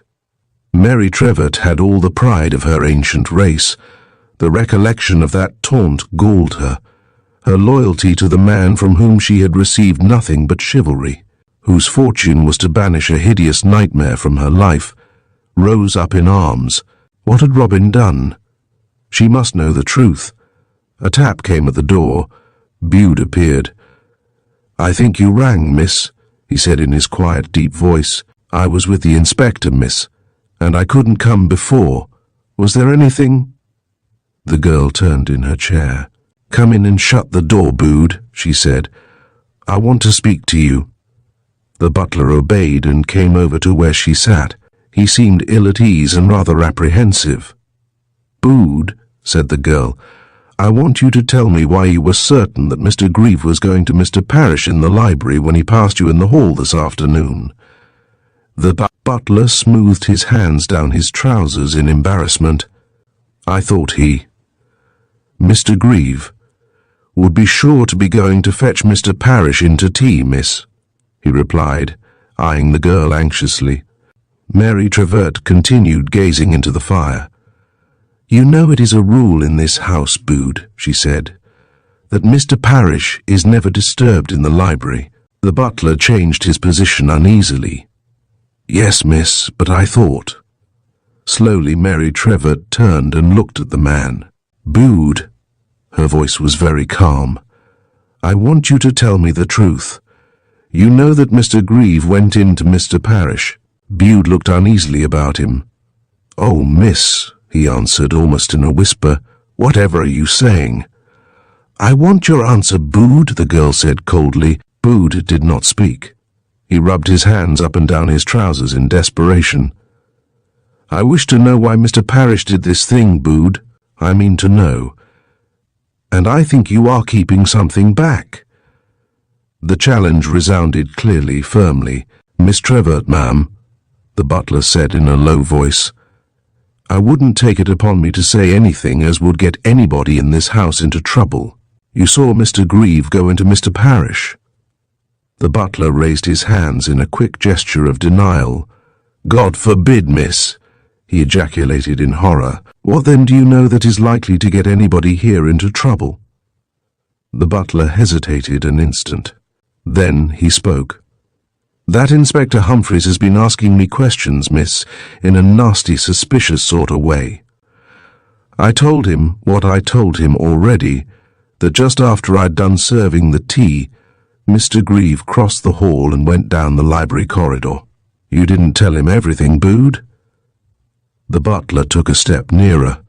"Oh, miss," he said, lowering his voice, "if you'll pardon my frankness, but I know as how you and Mr. Grieve are old friends, and I wouldn't take it upon me to tell the police anything as might." Mary Trevett stood up and faced the man. "Bude," said she, "Mr. Parish was your master, a kind and generous master, as he was kind and generous to everyone in this house. We must clear up the mystery of his death. Neither you nor I nor Mr. Grieve nor anybody must stand in the way. Now, tell me the truth." She dropped back into her chair. She gave the order imperiously like the mistress of the house. The butler, trained through life to receive orders, surrendered. "There's nothing much to tell, miss. When Mr. Humphreys asked me if I were the last person to see Mr. Parish alive, I made sure that Mr. Grieve would say he had been in to tell him tea was ready. But Mr. Grieve, who heard the inspector's question and my answer, said nothing. So I thought, maybe, he had his reasons, and I did not feel exactly as how it was my place." Mary Trevett tapped with her foot impatiently. "But what grounds have you for saying that Mr. Grieve went in to Mr. Parish?" Mr. Grieve declared quite positively that he went out by the side door and did not go into the library at all. "But, miss, I heard him speaking to Mr. Parish." The girl turned round and the man saw fear in her wide-open eyes. The butler put his hand on the back of her chair and leaned forward. "Better leave things where they are, miss," he said in a low voice. "Mr. Parish, I dare say, had his reasons. He's gone to his last account now. What does it matter why he done it? The man was agitated, and in his emotion his carefully studied English was forsaking him. But the girl broke in incisively. "Please explain what you mean," she commanded. "Why, miss," replied the butler, "we know that Mr. Grieve had no call to like Mr. Parish, seeing how things were between you and the master." "You mean the servants know that Mr. Parish and I were engaged?" Bude made a deprecatory gesture. "No, miss. I wouldn't go so far as to say no. But there has been some talk in the servants' hall, miss. You know what young female servants are, miss. And you think that Mr. Grieve went to Mr. Parish to talk about?" "Me?" Mary Trevert's voice faltered a little. She looked eagerly at the other's fat, smooth face. "I presumed as much, miss, I must confess. But what did you hear Mr. Grieve say?" "I heard nothing, miss, except just only the sound of voices. After Mr. Grieve had crossed me in the hall, I took the salver I was carrying into the butler's pantry. I stayed there a minute or two, and then I remembered. I had not collected the letters from the box in the hall for the chauffeur to take to the post, the same as he does every evening. I went back to the hall, and just as I opened the green baize door, I heard voices from the library." "Was it Mr. Grieve's voice?" "I cannot say, miss. It was just the sound of voices, rather loud-like. I caught the sound because the door leading from the hall to the library corridor was ajar. Mr. Grieve must have forgotten to shut it." "What did you do?" "Well, miss, I closed the corridor door." "Why did you do that?" "Well, miss, seeing the voices sounded angry-like, I thought perhaps it would be better not to let anyone else hear. And Mr. Grieve looked upset-like when he passed me. He gave me quite a turn, he did, when I saw his face under the hall lamp. Did you stay there and listen?" Bude drew himself up. "That is not my habit, miss, not here nor in any of the houses where I have seen service." The butler broke off. The H's were too much for him in his indignation. "I didn't mean to suggest anything underhand," the girl said quickly. "I mean, did you hear any more?" "No, miss, I emptied the letterbox and took the letters to the servants' hall." "But," said Mary in a puzzled way, "why do you say it was Mr. Grieve if you didn't hear his voice?" Bude spread out his hands in bewilderment. "Who else should it have been, miss? Sir Horace and the doctor were in the lounge at tea. Jay and Robert were in the servants' hall. It could have been nobody else." The girl's head sank slowly on her breast. She was silent. The butler shifted his position. "Was there anything more, miss?" he asked after a little while. "There is nothing further, thank you, Bude," replied Mary. "About Mr. Grieve, I am sure there must be some mistake. He cannot have understood Mr. Humphreys's question. I'll ask him about it when I see him. I don't think I should say anything to the inspector about it at any rate, not until I've seen Mr. Grieve. He'll probably speak to you about it himself." Bude made a motion as though he were going to say something, then apparently he thought better of it, for he made a little formal bow, and in his usual slow and dignified manner made his exit from the room. Chapter Robin goes to Mary. The house telephone, standing on the long and gracefully designed desk with its elaborately lacquered top, whirred. Mary started from her reverie in her chair by the fire. By the clock on the mantelshelf she saw that it was 8:15. She remembered that once her mother had knocked at her door and bidden her come down to dinner. She had refused the invitation, declining to unlock the door. She lifted the receiver. "That you, Mary?" Robin was speaking. "May I come up and see you, or would you rather be left alone?" His firm, pleasant voice greatly comforted her. Only then she realized how greatly she craved sympathy. But the recollection of Bude's story suddenly interposed itself like a barrier between them. "Yes, come up," she said. "I want to speak to you." Her voice was dispirited. "I don't want to see him," she told herself, as she replaced the receiver, got up, and unlocked the door. But a gentle tap came at the door. Robin came in quickly and crossed to where she stood by the fire. "My dear," he said, and put out his 2 hands. Her hands were behind her back, the fingers nervously intertwining.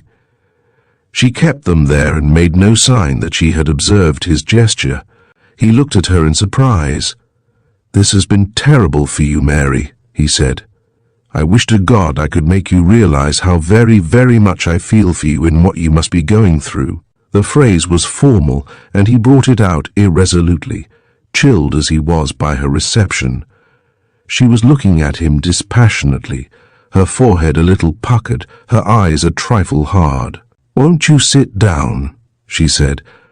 "There is something I wanted to say." He was looking at her now in a puzzled fashion. With rather feigned deliberation he chose a chair and sat down facing the fire. A lamp on the mantelpiece, the only light in the room, threw its rays on his face. His chin was set rather more squarely than his wont, and his eyes were shining. "Mary," he leant forward towards her, "please forget what I said this afternoon. It was beastly of me, but I hardly knew what I was doing." She made a little gesture as if to wave his apology aside. Then, with her hands clasped in front of her, scanning the nails, she asked almost casually, "What did you say to Hartley Parish in the library this afternoon?" Robin stared at her in amazement. "But I was not in the library," he answered. The girl dropped her hands sharply to her side. "Don't quibble with me, Robin," she said. "What did you say to Hartley Parish after you left me this afternoon in the billiard room?" He was still staring at her, but now there was a deep furrow between his brows. He was breathing rather hard. "I did not speak to Parish at all after I left you." His answer was curt and incisive. "Do you mean to tell me," Mary said, "that after you left me and went down the corridor towards the library, you neither went into Hartley nor spoke to him?" "I do." "Then how do you account for the fact that, almost immediately after you had crossed Bude in the hall, he heard the sound of voices in the library?" Robin Greaves stood up abruptly. "Bude, you say, makes this statement?" "Certainly." "To whom, may I ask?" He spoke sharply, and there was a challenging ring in his voice. It nettled the girl. "Only to me," she said quickly, and added, "You needn't think he has told the police." Very deliberately, Robin plucked his handkerchief from his sleeve, wiped his lips, and replaced it. The girl saw that his hands were trembling. "Why do you say that to me?" he demanded rather fiercely. Mary Trevett shrugged her shoulders. "This afternoon," she said, "when I told you of my engagement to Hartley, you began by abusing him to me. You rushed from the room, making straight for the library, where we all know that Hartley was working, and a few minutes after Bude hears voices raised in anger proceeding from there. The next thing we know is that Hartley has—" She broke off and looked away. "Mary," Robin's voice was grave, and he had mastered all signs of irritation, "you and I have known one another all our lives. You ought to know me well enough by now to understand that I don't tell you lies. When I say I haven't seen or spoken to Hartley Parish since lunch this afternoon, that is the truth." "How can it be the truth?" the girl insisted. "Horace and Dr. Romaine were both in the lounge hall. Bude was in the hall. The other men servants were in the servants' hall. You are the only man in the house not accounted for. And a minute before Bude heard these voices, you go down the corridor towards the library. I can understand you wanting to keep it from the police, but why do you want to deceive me?" "Mary," answered the young man sternly, "I know you're upset, but that's no justification for persisting in this stupid charge against me. I tell you I never saw Parish or spoke to him either between lunch and when I saw him lying dead in the library. I am not going to repeat the denial, but you may as well understand now that I am not in the habit of allowing my friends to doubt my word." Mary flamed up at his tone. "If you are my friend," she cried, "why can't you trust me? Why should I find this out from Bude?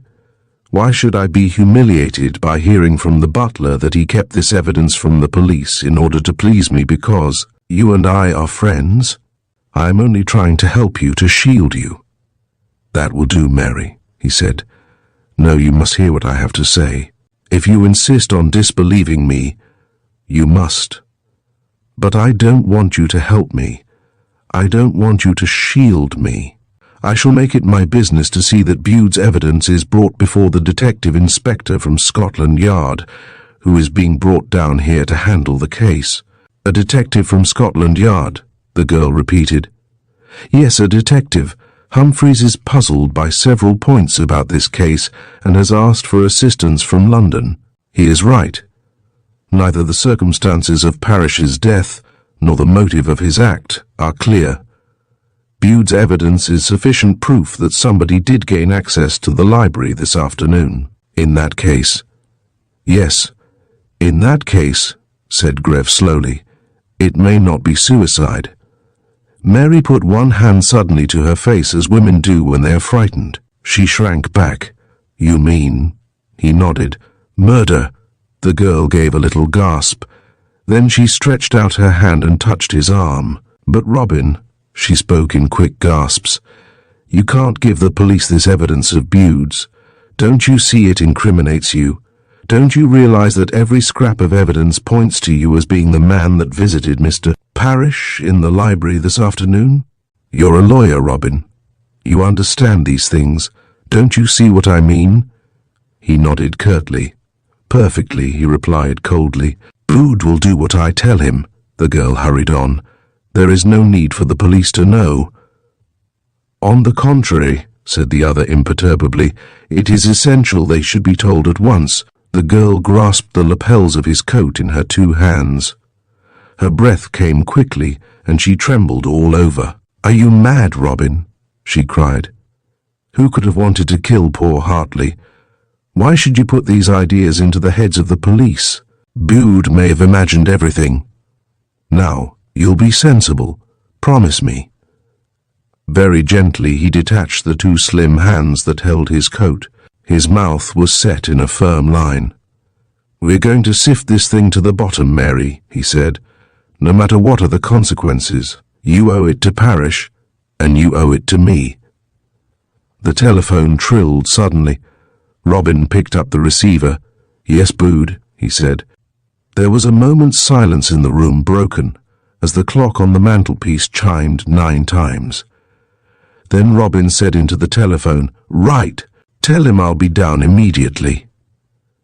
He put down the receiver and turned to Mary. "A detective inspector has arrived from London. He's asking to see me. I must go downstairs." Mary, her elbows on the mantelpiece, was staring into the fire. At the sound of his voice, she swung round quickly. "Robin!" she cried, but she spoke too late. Robin Grieve had left the room. Chapter 9. Mr. Manderton. A quality which had gone far to lay the foundations of the name which Robin Grieve was rapidly making at the bar was his strong intuitive sense.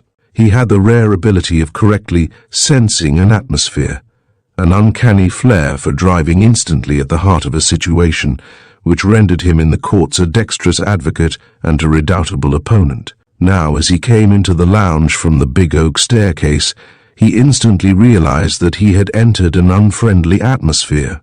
The concealed lights which were set all round the cornice of the room were turned on, flooding the pleasantly snug room with soft reflected light.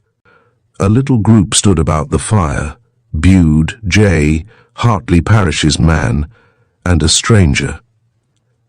Jay was engaged in earnest conversation with the stranger, but at the sound of Grieve's foot upon the staircase, the conversation ceased, and a silence fell on the group. Grieve's attention was immediately attracted towards the stranger, whom he surmised to be the detective from Scotland Yard. He was a big, burly man with a heavy dark moustache, straight and rather thin black hair, and coarse features. He looked a full-blooded, plethoric person with reddish-blue veins on his florid face, and a heavy jowl which overfeeding, Robin surmised, had made foolish. He was very neatly dressed in his black overcoat with velvet collar carefully brushed, his natty black tie with its pearl pin, and well-polished boots.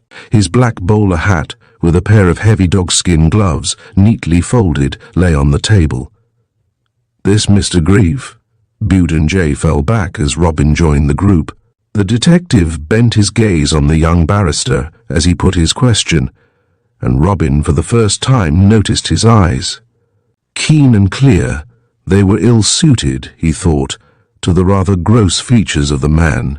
By right, he should have had either the small and roguish or the pale and expressionless eyes which are habitually found in individuals of the sanguine temperament. The detective had a trick of dropping his eyes to his boots. When he raised them, the effect was to alter his whole expression. His eyes, well open, keenly observant, in perpetual motion, lent an air of alertness, of shrewdness, to his heavy, florid countenance. "That is my name," said Robin, answering his question. "I am a barrister. I have met some of your people at the yard, but I don't think—" "Detective Inspector Manderton," interjected the big man, and paused as though to say, "Let that sink in." Robin knew him well by repute. His qualities were those of the bulldog, slow-moving, obstinately brave, and desperately tenacious. His was a name to conjure with among the criminal classes, and his career was starred with various sensational tussles with desperate criminals, for Detective Inspector Manderton, when engaged on a case, invariably took a hand himself, as he phrased it, when an arrest was to be made. A bullet hole in his right thigh and an imperfectly knitted right collarbone remained to remind him of this propensity of his. His motto, as he was fond of saying, was, "What I have I hold." "Well, Mr. Grieve," said the detective in a loud, hectoring voice, "perhaps you will be good enough to tell me what you know of this affair." Robin flushed angrily at the man's manner, but there was no trace of resentment in his voice as he replied.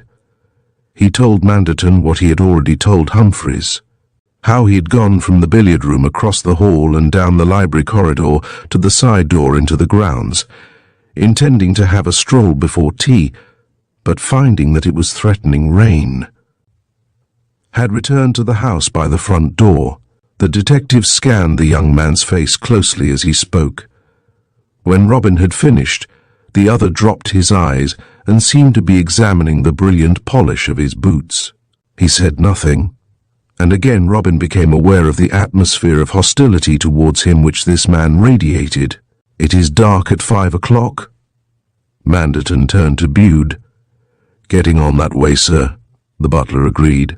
"Are you in the habit, sir," the detective turned to Robin now, "of going out for walks in the dark?" Grieve shrugged his shoulders. "I had been sitting in the billiard room. It was rather stuffy, so I thought I'd like some air before tea."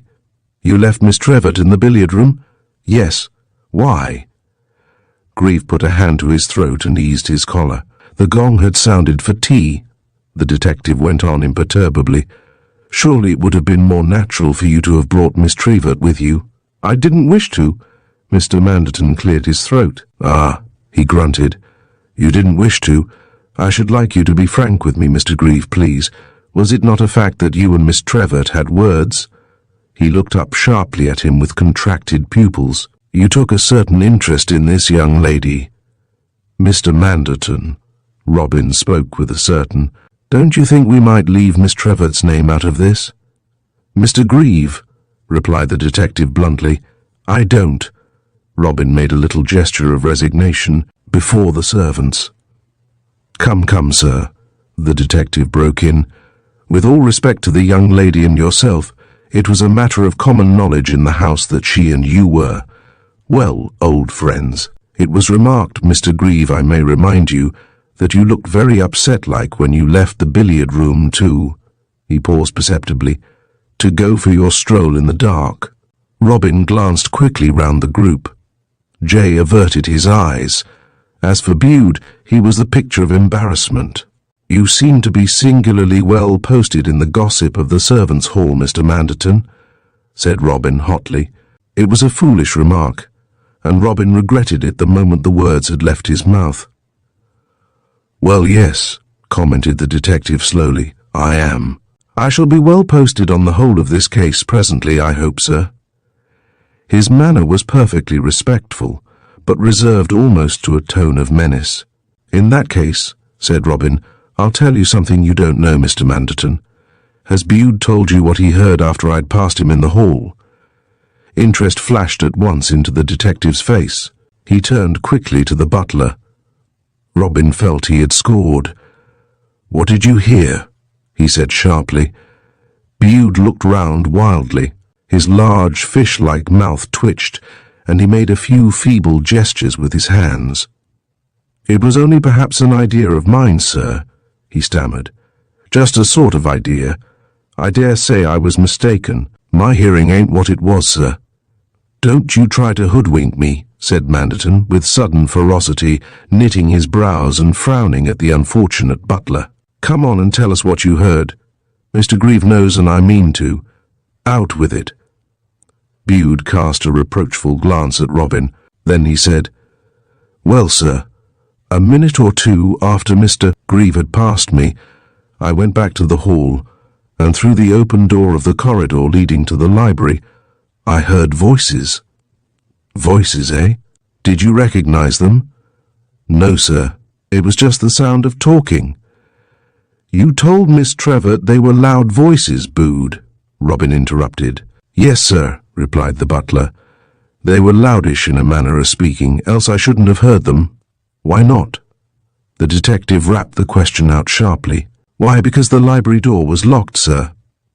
How do you know that? Because Miss Trevor and Dr. Romaine both tried the handle and couldn't get in. Ah, said Manderton, you mean the door was locked when the body was found? Now, as to these voices, were they men's voices? Yes, sir, I should say so. Why? Because they were deep-like. Was Mr. Hartley Parrish's voice one of them? The butler spread out his hands. That I couldn't say. I just heard the murmur like, then shut the passage door quickly. Why? Well, sir, I thought. I didn't want to listen. You thought one of the voices was Mr. Greaves, eh? Having a row with Mr. Parrish, eh? About the lady, isn't that right? Aren't you going rather too fast? Said Robin quietly, but the detective ignored him. Come on and answer my question, my man, he said harshly. Didn't you think it was Mr. Hartley Parrish and Mr. Grieve here having a bit of a dust-up about the young lady being engaged to Mr. Parrish? Well, perhaps I did, but... Like a flash, the detective turned on Robin. What do you know about this? He demanded fiercely. Nothing, said Grieve. As I have told you already, I did not see Mr. Parrish alive again after lunch, nor did I speak to him. What I would suggest to you now is that upon this evidence of Bude's depends the vitally important question of how Mr. Parrish met his death. Though he was found with a revolver in his hand, none of us in this house know of any good motive for his suicide. I put it to you that the man who can furnish us with this motive is the owner of the voice heard by Bude in conversation with Mr. Parrish, since obviously nobody other than Mr. Parrish and possibly this unknown person was in the library block at the time. And I would further remark, Mr. Manderton, that until the bullet has been extracted, we do not know that Mr. Parrish killed himself. No, said the detective significantly, we don't. He had dropped his eyes to the ground now and was studying the pattern of the hearthrug. You say you heard no shot? He suddenly asked Robin. No. No one other than Miss Trevert, I gather, heard the shot. That is so. Mr. Manderton consulted a slip of paper which he drew from his pocket. Inspector Humphreys, he said, has drawn up a rough timetable of events leading up to Mr. Parrish's death, based on the evidence he has taken here this evening. You will tell me if it tallies. He read from the slip. 5 p.m. Bude sounds the gong for tea. 5.10. Mr. Grieve passes Bude in the hall and goes down the corridor leading to the library. Mr. Grieve states he went straight out by the side door into the gardens. The detective looked up from his reading. At 5:012, let us say, Bude comes back from the servants' quarters to the hall and hears voices from the library. He closes the passage door. Is that right?" Bude nodded. "It would be about 2 minutes after I saw Mr. Grieve the first time," he agreed. "Very well." The detective resumed his reading. 5:05 p.m. Miss Trevett goes to fetch Mr. Parrish in to tea.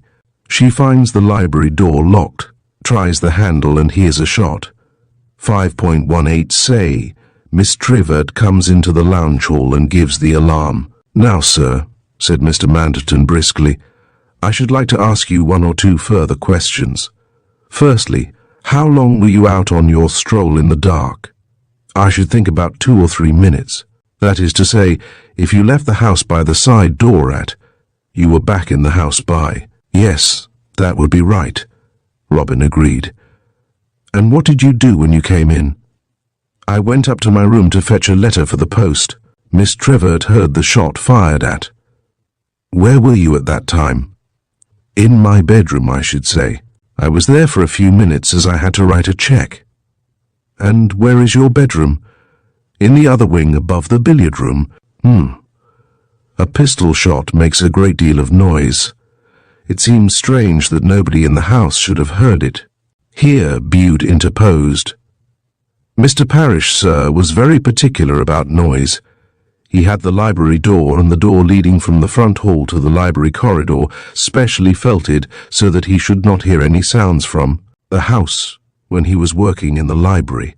That library wing was absolutely shut off from the rest of the house. It was always uncommon quiet." But the detective, ignoring him, turned to Robin again. "I have been round the house," he said. "It does not seem to me it ought to take you 3 or even 2 minutes to walk from the side door to the front door. I should say it would be a matter of about 30 seconds. "Excuse me," Robin answered quickly. "I didn't say I went straight from the side to the front door.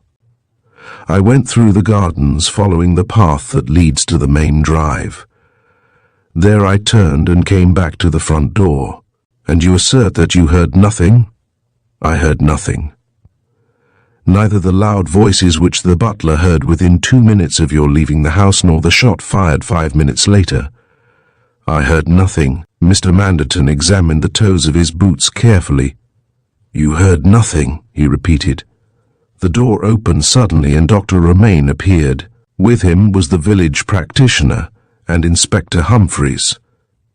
Dr. Redstone carried in his hand a little pad of cotton wool. He bore it over to the fireplace, and unwrapping the lint, showed a twisted fragment of lead lying on the blood-stained dressing. "Straight through the heart and lodged in the spine," he said. "Death was absolutely instantaneous." The detective picked up the bullet and scrutinized it closely. "Browning pistol ammunition," observed Humphreys. "It fits the gun he used. There's 6 spare rounds in one of the drawers of his dressing room upstairs." Mr. Manderton drew Inspector Humphreys and Dr. Redstone into a corner of the room where they conversed in undertones. Bude and Jay had vanished. Dr. Romaine turned to Robin Grieve, who stood lost in a reverie, staring into the fire. "A clear case of suicide," he said. "The medical evidence is conclusive on that point. A most amazing affair. I can't conceive what drove him to it. Why did he do it?" "Ah, why?" said Robin.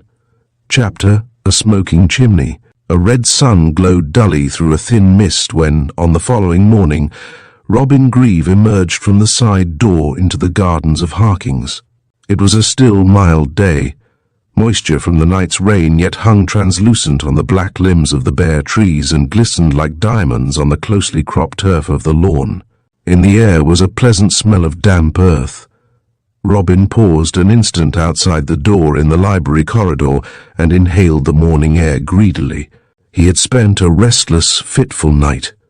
His sleep had been haunted by the riddle which, since the previous evening, had cast its shadow over the pleasant house. The mystery of Hartley Parrish's death obsessed him. If it was suicide, and the doctors were both positive on the point, the motive eluded him utterly. His mind, trained to logical processes of reasoning by his practice of the law, balked at the theory. When he thought of Hartley Parrish as he had seen him at luncheon on the day before, striding with his quick, vigorous step into the room, boyishly curious to know what the chef was giving them to eat, devouring his lunch with obvious animal enjoyment, brimful of energy, dominating the table with his forceful, eager personality, the sound of voices in the library broke in upon his thoughts. Robin raised his head and listened. Someone appeared to be talking in a loud voice. No, not talking, rather declaiming. Stepping quietly on the hard gravel path, Robin turned the corner of the house and came into view of the library window. The window pane gaped, shattered where Horace Trevor had broken the glass on the previous evening when effecting an entrance into the room. Framed in the ragged outline of the splintered glass bulked the large form of Sergeant Harris. He stood half-turned from the window so as to catch the light on a copy of the Times which he held in his red and freckled hands. He was reading aloud in stentorian tones from a leading article. "While this country," he bawled sonorously, "cannot, in her belief, have had a responsibility, a disquieting situation." Dear me, thought Robin to himself, what a very extraordinary morning pursuit for our police. Suddenly the reading was interrupted. Robin heard the library door open. Then Manderton's voice cried, "That'll do, thank you, Sergeant." "Did you hear me, sir?" asked the sergeant, who seemed very much relieved to be quit of his task. "Not a word," was the reply, "but we'll try with the library door open. I'll go back to the hall and you start again." A thoughtful look on his face, Robin turned quickly and, hurrying round the side of the house, entered by the front door. Standing by the door leading to the library corridor, he found Manderton. The detective did not seem particularly glad to see him. "Good morning, Inspector," said Robin affably. "You're early to work, I see. Having a little experiment, eh?" Manderton nodded without replying. Then the stentorian tones of Sergeant Harris proclaiming the views of the Thunderer on the Silesian situation rolled down the corridor and struck distinctly on the ears of the listeners in the hall. Presently Manderton closed the corridor door, shutting off the sound abruptly. "I think you said you could not hear the sergeant with the library door shut?" queried Robin suavely. "With the door shut, no," answered the detective shortly. "But with the door open," he broke off significantly and dropped his eyes to his boots. "Would it be troubling you," Robin struck in, "if we pushed your experiment one step farther?" Manderton lifted his eyes and looked at the young man. Robin met his gaze unflinchingly. "Well?" There was no invitation in his voice, but Robin affected to disregard the other's coldness. "Let the library door be shut," said Robin, "but leave the glass door leading into the garden open. Then give Sergeant Harris another trial at his reading." The detective smiled rather condescendingly. "With the library door shut, you'll hear nothing," he remarked. "The library window is open," Robin retorted, "or rather it is as good as open, as one of the two big panes is smashed." His voice vibrated with eagerness. The detective looked at him curiously. "Oh, try if you like," he said carelessly. Without waiting for his assent, Robin had already plucked open the corridor door and was halfway down the passage as the other replied. He was back again almost at once, and motioning the detective to silence, took his place at his side by the open door. Then the sound of the policeman's voice was heard from the corridor. It was muffled and indistinct so that the sense of his words could not be made out, but the voice was audible enough. Robin turned to the detective. "Bood could make out no words," he said. "But how do we know that the glass door was open?" queried the detective skeptically. "Because I left it open myself," Robin countered promptly, "when I went out for my walk before tea. Sir Horace told me that he found the door banging about in the wind when he went out to get into the library by the window." Mr. Manderton allowed his fat, serious face to expand very slowly into a broad, superior smile. "Doesn't it seem a little curious?" he said.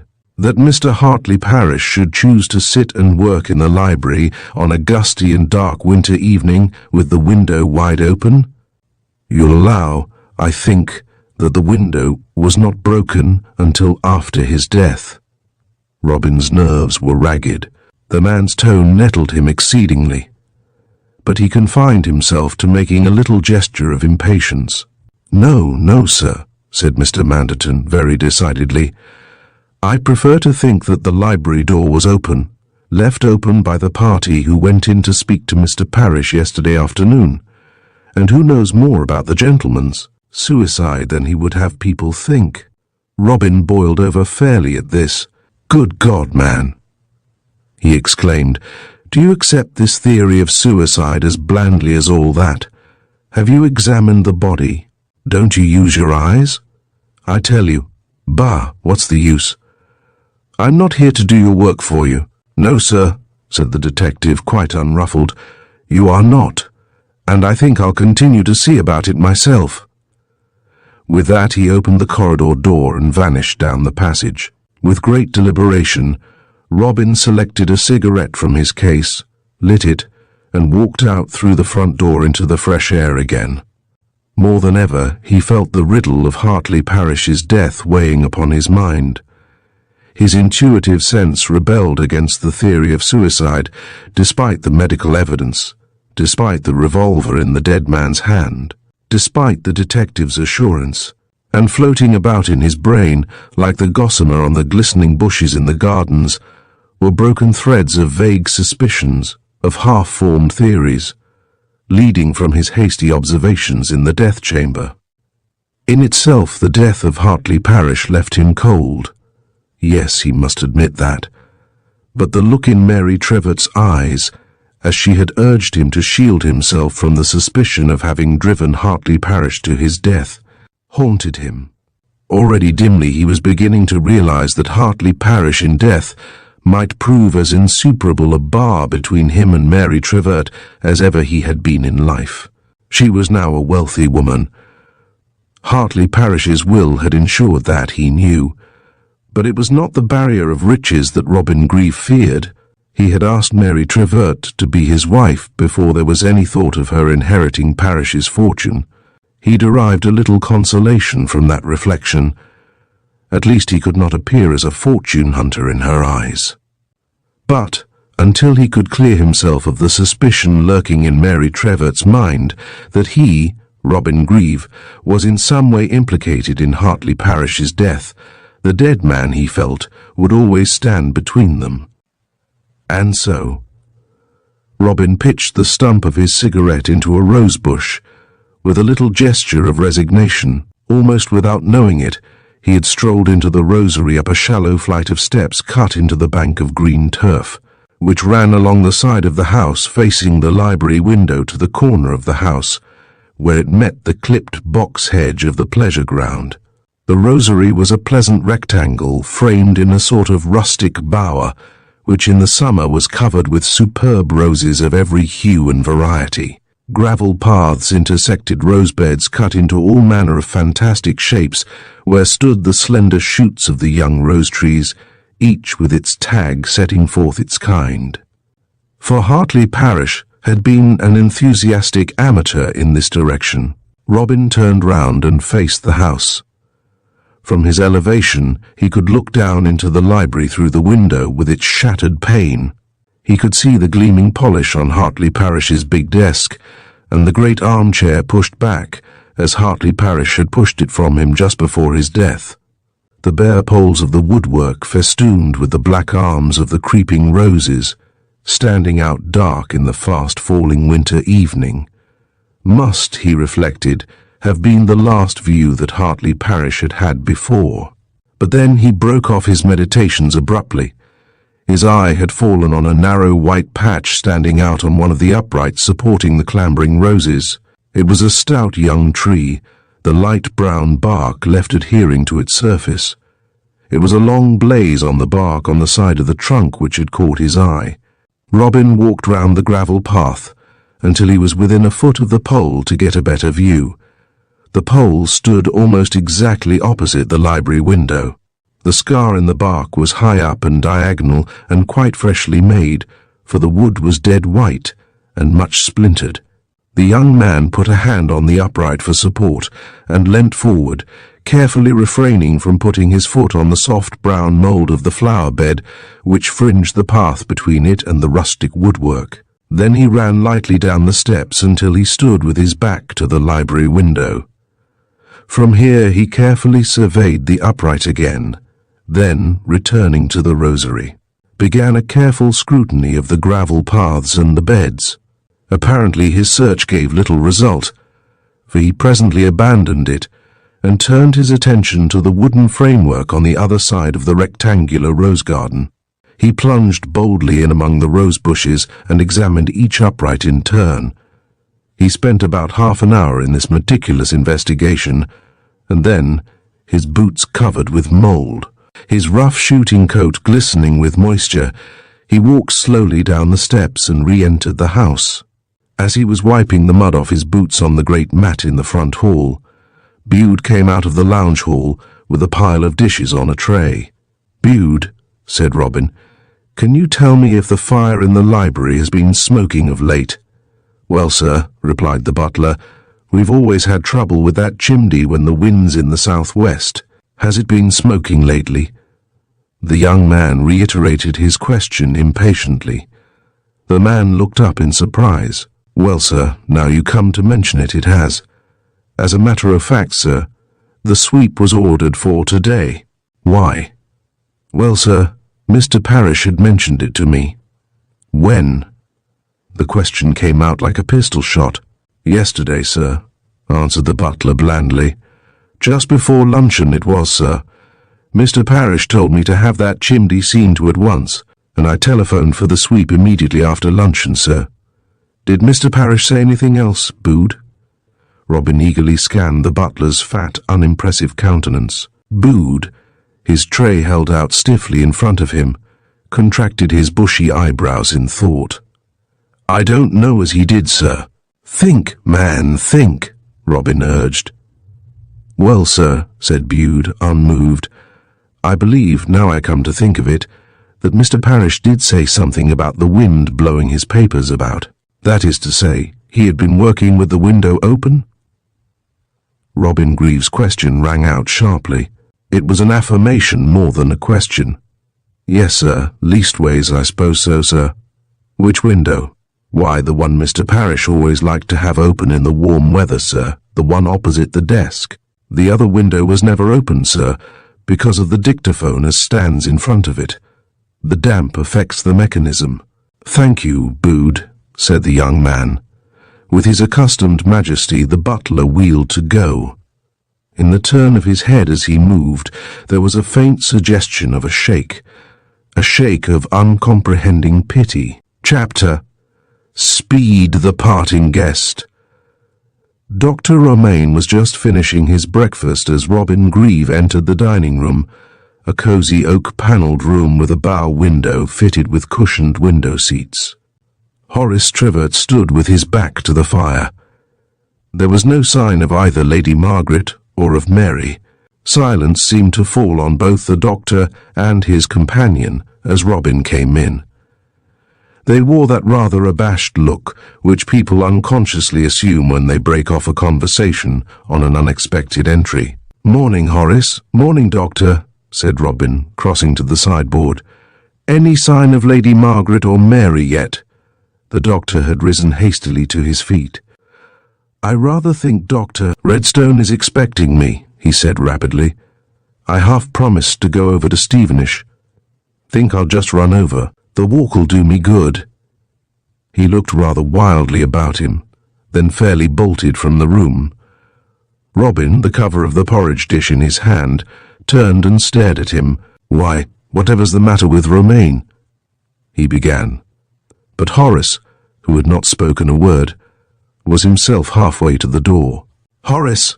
called out Robin sharply.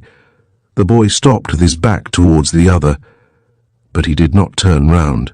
Robin put the cover back on the porridge dish and crossed the room. "You all seem in the deuce of a hurry this morning," he said. Still the boy made no reply. "Why, Horace, what's the matter?" Robin put his hand on young Trevor's shoulder. Horace shook him roughly off. "I don't care to discuss it with you, Robin," he said. Robin deliberately swung the boy round until he faced him. "My dear old thing," he expostulated. "What does it all mean? What won't you discuss with me?" Horace Trevor looked straight at the speaker. His upper lip was pouted and trembled a little. "What's the use of talking?" he said. "You know what I mean. Or would you like me to be plainer?" Robin met his gaze unflinchingly. "I certainly would," he said, "if it's going to enlighten me as to why you should suddenly choose to behave like a lunatic." Horace Trevor leant back and thrust his hands into his pockets. "After what happened here yesterday," he said, speaking very clearly and deliberately, "I wonder you have the nerve to stay." "My dear Horace," said Robin quite impassively, "would you mind being a little more explicit? What precisely are you accusing me of? What have I done?" "Done?" exclaimed the young man heatedly. "Done? Good God! Don't you realize that you have dragged my sister into this wretched business? Don't you understand that her name will be bandied about before a lot of rotten yokels at the inquest?" Robin Greaves' eyes glittered dangerously.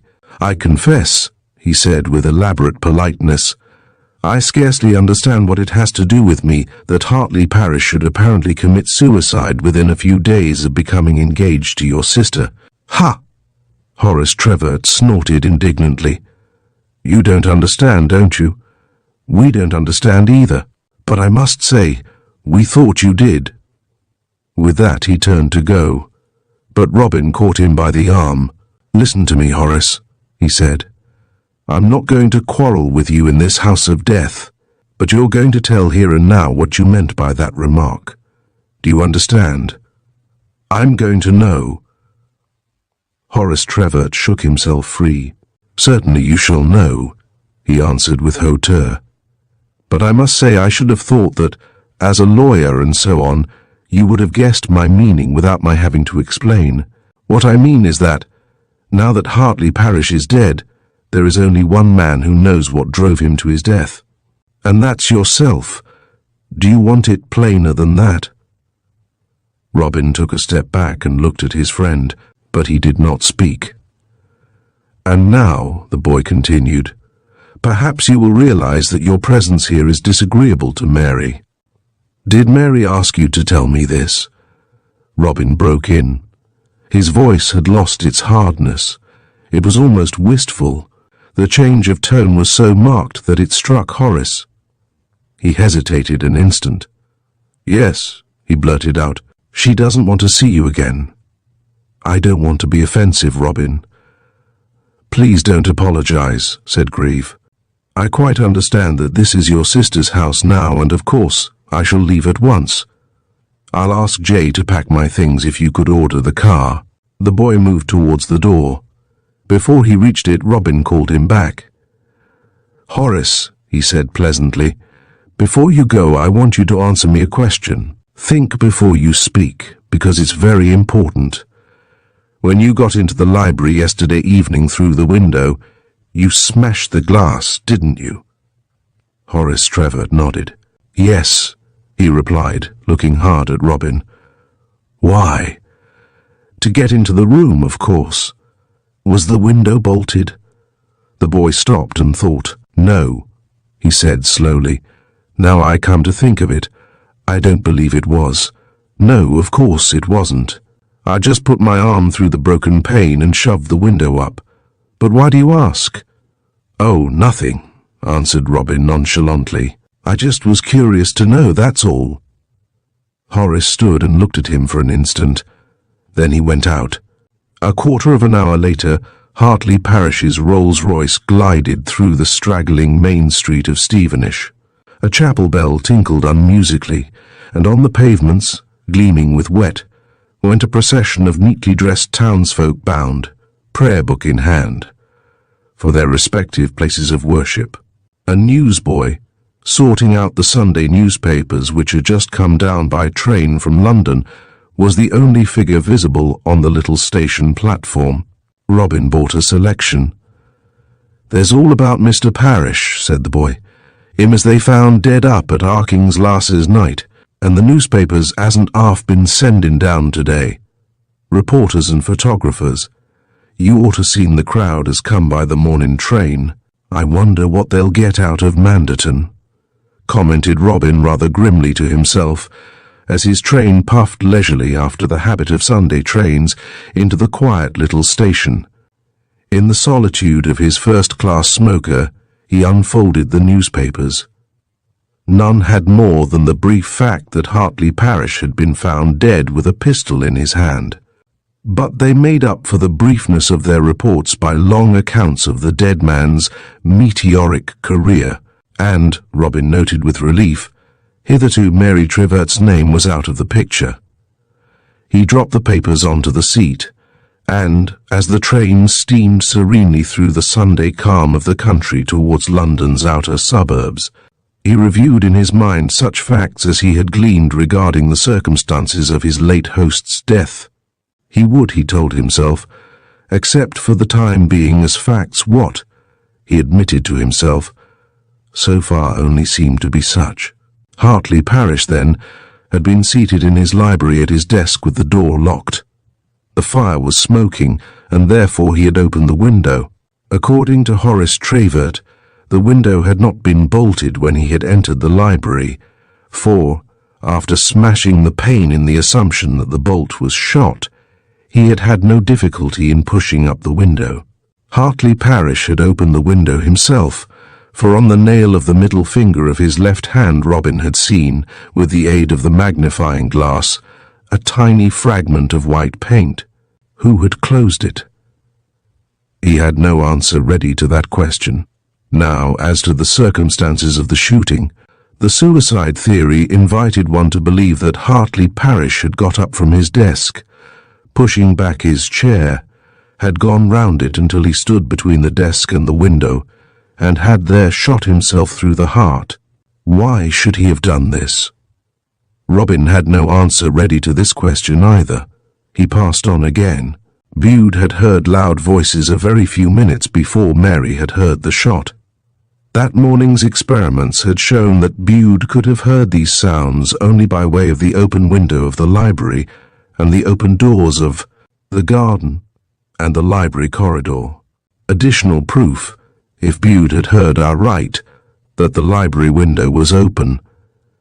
Leaning back in his seat, his fingertips pressed together, Robin Grave resolutely faced the situation to which his deductions were leading him. The voice heard at the open window, he told himself, was the voice of the man who murdered Parrish and who closed the window. That is, of course, if the murder theory proves more conclusive than that of suicide. This brought him back to his investigations in the Rosary. The abrasure he had discovered on the timber upright was the mark of a bullet, and a mark freshly made at that. Moreover, it had almost certainly been fired from the library window, from the window which Parrish had opened. The angle at which it had struck and marked the tree showed that almost conclusively. Yet there had been but one shot. If only he'd been able to find that bullet in the Rosary. Robin thought ruefully of his long hunt among the sopping rose bushes. Yes, there had been only one shot. Mary Trevert had stated it definitely. Besides, the bullet that had killed Hartley Parrish had been fired from his own revolver and had been found in the body. Robin Greve felt the murder theory collapsing about him, but the suicide theory did not stand up either. What possible probable motive had Hartley Parrish for taking his own life? He wasn't the man to do it. The wheels of the train took up the rhythm of the phrase and dinned it into his ears. He wasn't the man to do it. The riddle seemed more baffling than ever. Robin thrust one hand into his right-hand pocket to get his pipe, his other hand into his left-hand pocket to find his pouch. His left hand came into contact with a little ball of paper. He drew it out. It was the little ball of slaty blue paper he had found on the floor of the library beside Hartley Parrish's dead body. Chapter: Mr. Manderton is nonplussed. Horace Trevert walked abruptly into Mary's Chinese boudoir. Lady Margaret and the girl were standing by the fire. "Well," said Horace, dropping into a chair, "he's gone." "Who?" said Lady Margaret. "Robin," answered the boy, "and I must say he took it very well." "You don't mean to tell me, Horace," said his mother, "that you have actually sent Robin Grieve away?" Mary Trevor put her hand on her mother's arm. "I wished it, Mother. I asked Horace to send him away." "But, my dear," protested Lady Margaret. Mary interrupted her impatiently. "Robin Grieve was impossible here. I had to ask him to go. I suppose he can come back if they want him for the inquest." Lady Margaret was looking at her daughter in a puzzled way. She was a woman of the world, and had brought her daughter up to be a woman of the world. She knew that Mary was not impulsive by nature. She knew that there was a wealth of good sense behind those steady eyes. In response to a look from his mother, Horace got up and left the room. "Mary, dear," said the older woman, "don't you think you are making a mistake?"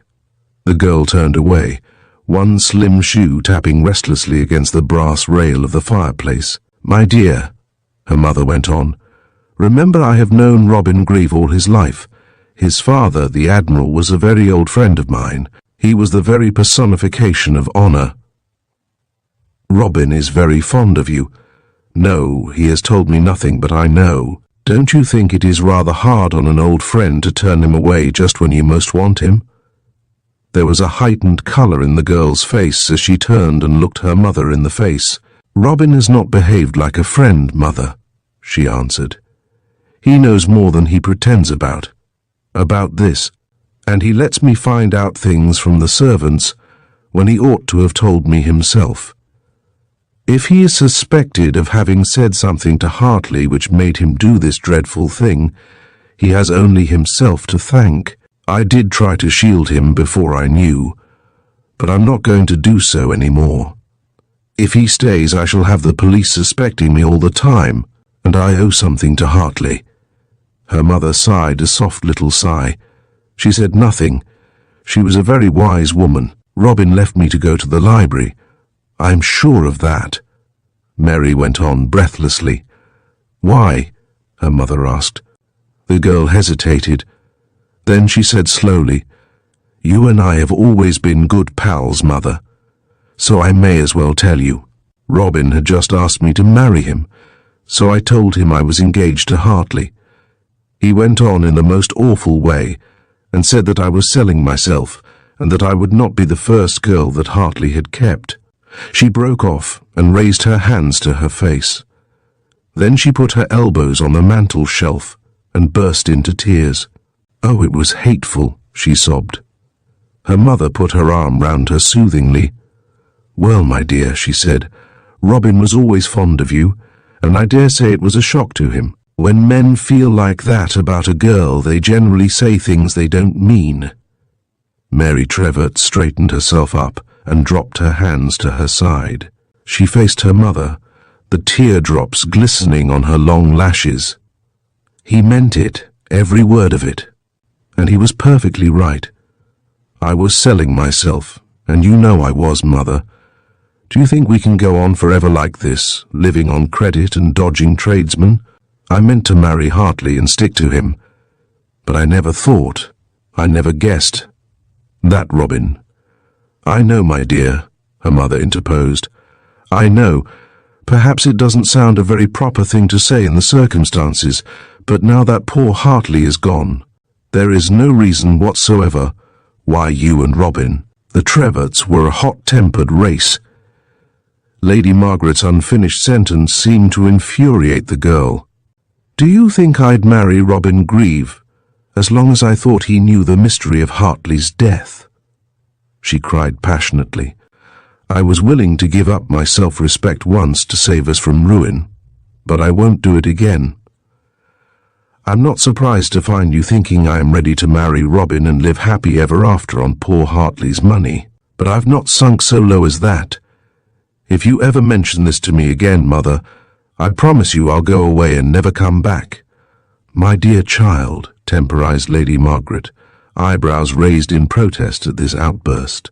"Of course, it shall be as you wish. I only thought. But Mary Trevett was not listening. She leant on the mantel shelf, her dark head in her hands, and she murmured, "The tragedy of it! My God, the tragedy of it!"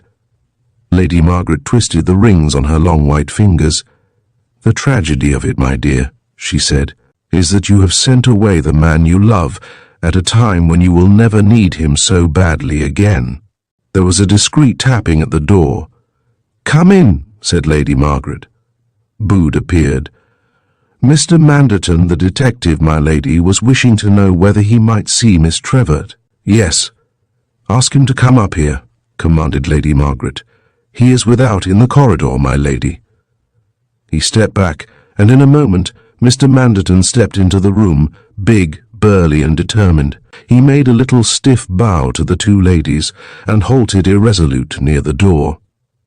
"You wish to see my daughter, Mr. Manderton?" said Lady Margaret. The detective bowed again. "And you too, my lady," he said. "Allow me." He closed the door, then crossed to the fireplace. "After I had seen you and Miss Trevett last night, my lady," he began, "I had a talk with Mr. Jeeks, Mr. Parrish's principal secretary, who came down by car from London as soon as he heard the news. My lady, I think this is a fairly simple case."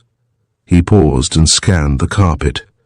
"Mr. Jeeks tells me, my lady," he went on presently, "that Mr. Parrish had been suffering from neurasthenia, and a weak heart brought on by too much smoking.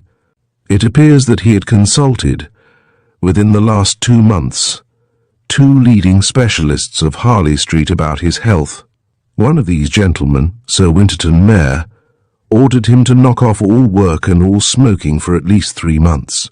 He will give evidence to this effect at the inquest." Mr. Parrish disregarded these orders, as he was wishful to put through his scheme for Hornaways before taking a rest. "Mr. Jeeks can prove that, in these circumstances, my lady." "Well?" Lady Margaret, in her black crepe de chine dress, setting off the silvery whiteness of her hair, was a calm, unemotional figure as she sat in her lacquered chair. "Well?" she asked again. "Well," said the detective, "the verdict will be one of suicide whilst of unsound mind, and in my opinion the medical evidence will be sufficient to bring that in. There will not be occasion, I fancy, my lady, to probe any farther into the motives of Mr. Parrish's action." "And are you personally satisfied?" Mary's voice broke in clear and unimpassioned. "Are you personally satisfied, Mr. Manderton?" "That Mr. Parrish shot himself?" The detective cast an appealing glance at the tips of his well-burnished boots. "Yes, miss. I think I may say I am." "And what about the evidence of Bude, who said he heard voices in the library?" Mr. Manderton gave his shoulders the merest suspicion of a shrug, raised his hands, and dropped them to his sides. "I had hoped, my lady," he said, throwing a glance at Lady Margaret, "and you, miss, that I had made it clear that in the circumstances we need not pursue that matter any further." Lady Margaret rose. Her dominating personality seemed to fill the room. "We are extremely obliged to you, Mr. Manderton," she said, "for the able and discreet way in which you have handled this case. I sometimes meet the Chief Commissioner at dinner.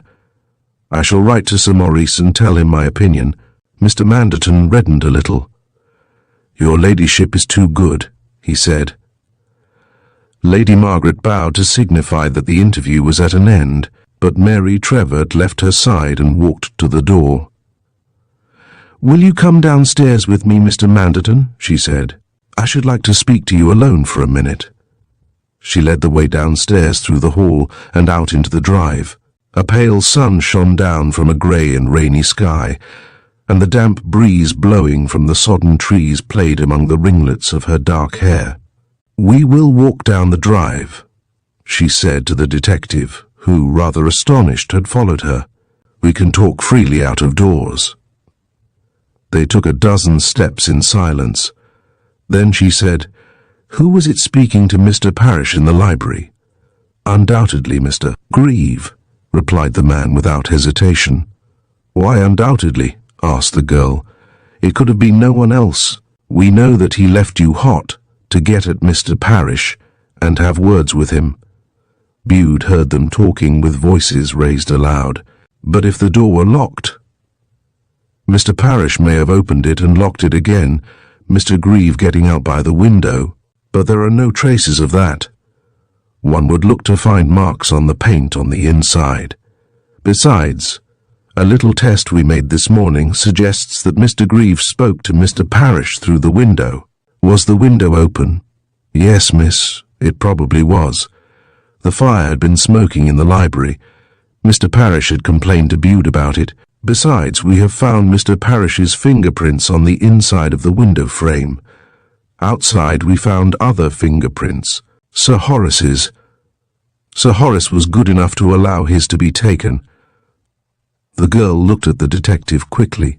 "Were there any other fingerprints except Horace's on the outside?" she asked. Mr. Manderton shook his head. "No, miss," he answered. They had reached the lodge gates at the beginning of the drive and turned to retrace their steps to the house. "Then we shall never know exactly why Mr. Parrish did this thing?" hazarded Mary. Mr. Manderton darted her a surreptitious glance. "We shall see about that," he said. There was menace in his voice. Mary Trevett stopped. She put her hand on the detective's arm. "Mr. Manderton," she said, "if you are satisfied, then believe me, I am." The detective bowed. "Miss Trevett," he said, and he spoke perfectly respectfully, though his words were blunt, "I can well believe that." The girl looked up quickly. She scanned his face rather apprehensively. "What do you mean?" she asked. "I don't understand." "I mean," was the detective's answer, given in his quiet, level voice, "that when you attempted to mislead Inspector Humphreys, you did nobody any good." The girl bent her head without replying, and in silence they regained the house. At the house door they parted, Mary going indoors while the detective remained standing on the drive. Very deliberately he produced a short briar pipe, cut a stub of dark plug tobacco from a flat piece he carried in his pocket, crammed the tobacco into his pipe, and lit it. Reflectively he blew a thin spiral of smoke into the still air. "He told me about that fat butler's evidence," he said to himself. "He put me wise about that window being open.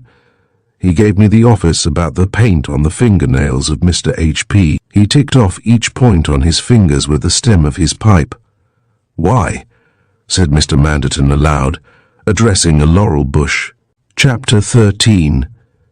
Jeeks.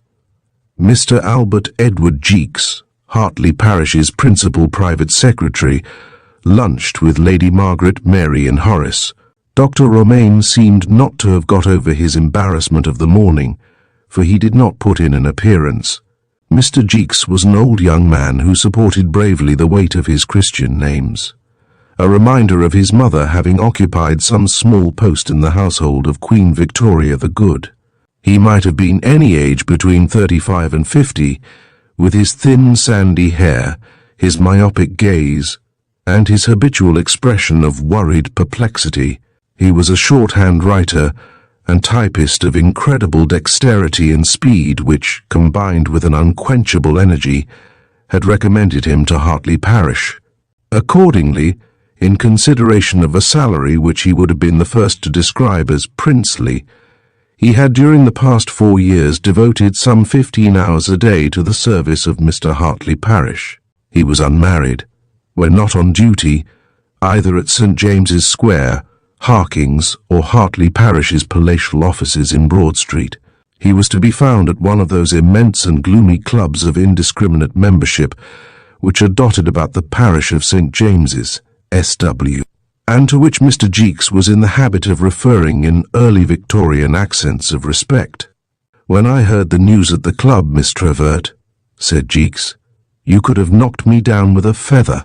Mr. Parish, as all of us knew, worked himself a great deal too hard, sometimes not knocking off for his tea even, and wore his nerves all to pieces. But I never dreamed it would come to this. Ah, he's a great loss, and what we shall do without him I don't know. There was a piece in one of the papers about him today, Perhaps you saw it. It called him one of the captains of industry of modern England. You were always a great help to him, Mr. Jeeks, said Mary, who was touched by the little man's hero worship. I am sure you realized that he appreciated you. Well, replied Mr. Jeeks, rubbing the palms of his hands together, he did a great deal for me. Took me out of a city office where I was getting £2.5 a week. That's what he did. It was a shipping firm. I tell you this because it has a bearing, Miss Trevert, on what is to follow. Why did he pick me? I'll tell you. He was passing through the front office with one of our principals when he asked him, just casually, what Union Pacific stood at. The boss didn't know. 187 London parity, says I. He turned round and looked at me. How do you know that? Says he, rather surprised. This being in a shipping office, you understand. I take an interest in the markets, I replied. Do you? He says. Then you might do for me, and tells me to come and see him. I went. He made me an offer. When I heard the figure, my word. Mr. Jeeks paused, then added sadly, and I had meant to work for him to my dying day. They were in the billiard room, seated on the self-same settee, Mary reflected, on which she and Robin had sat. How long ago it seemed, though only yesterday. Mary had carried the secretary off after luncheon in order to unfold to him a plan which she had been turning over in her mind ever since her conversation with the detective. "And what are you going to do now, Mr. Jeeks?" she asked. The little man pursed up his lips. "Well," he said, "I'll have to get something else, I expect. I'm not expecting to find anything so good as I had with Mr. Parrish. And things are pretty crowded in the city, Miss Trevert. What with all the boys back from the war, God bless 'em, and glad we are to see 'em, I'm sure. I hope you'll realize, Miss Trevert, that anything I can do to help to put Mr. Parrish's affairs straight—" "I was just about to say," Mary broke in, "that I hope you will not contemplate any change, Mr. Jeeks. You know more about Mr. Parrish's affairs than anybody else, and I shall be very glad if you will stay on and help me. You know I have been left sole executrix." "Miss Trevert," the little man stammered in his embarrassment, "this is handsome of you. I surely thought you would have wished to make your own arrangements, appoint your own secretaries." Mr. Jeeks broke off and looked at her, blinking hard. "Not at all," said Mary. "Everything shall be as it was. I am sure that Mr. Bardi will approve. Besides, Mr. Jeeks, I want your assistance in something else." "Anything in my power," began Jeeks. "Listen," said Mary. She was all her old self-composed self now, a charming figure in her plain blue serge suit with a white silken shirt and black tie, the best approach to mourning her wardrobe could afford. Already the short winter afternoon was drawing in. Mysterious shadows lurked in the corners of the long and narrow room. "Listen," said Mary, leaning forward. "I want to know why Mr. Parrish killed himself. I mean to know, and I want you, Mr. Jeeks, to help me to find out." Something stirred ever so faintly in the remote recesses of the billiard room. A loose board or something creaked softly and was silent. "What was that?" the girl called out sharply. "Who's there?" Mr. Jeeks got up and walked over to the door. It was ajar. He closed it. "Just a board creaking," he said as he resumed his seat. "I want your aid in finding out the motive for this terrible deed." Mary Trevert was speaking again. "I can't understand. I don't see clear." "Miss Trevert," said Mr. Jeeks, clearing his throat fussily, "I fear we must look for the motive in the state of poor Mr. Parrish's nerves. An uncommonly high-strung man he always was, and he smoked those long black strong cigars of his from morning till night. Sir Winterton Mayor told him flatly. Mr. Parrish, I recollect, repeated his very words to me after Sir Winterton had examined him, that, if he did not take a complete rest and give up smoking, he would not be answerable for the consequences. Therefore, Miss Trevert—" "Mr. Jeeks," answered the girl, I knew Mr. Parrish pretty well. A woman, you know, gets to the heart of a man's character very often quicker than his daily associates in business, and I know that Mr. Parrish was the last man in the world to have done a thing like that. He was so undaunted. He made nothing of difficulties. He relied wholly on himself. That was the secret of his success. For him to have killed himself like this makes me feel convinced that there was some hidden reason far stronger, far more terrible than any question of nerves. Leaning forward, her hands clasped tightly in front of her, Mary Trevett raised her dark eyes to the little secretary's face. "Many men have a secret in their lives," she said in a low voice.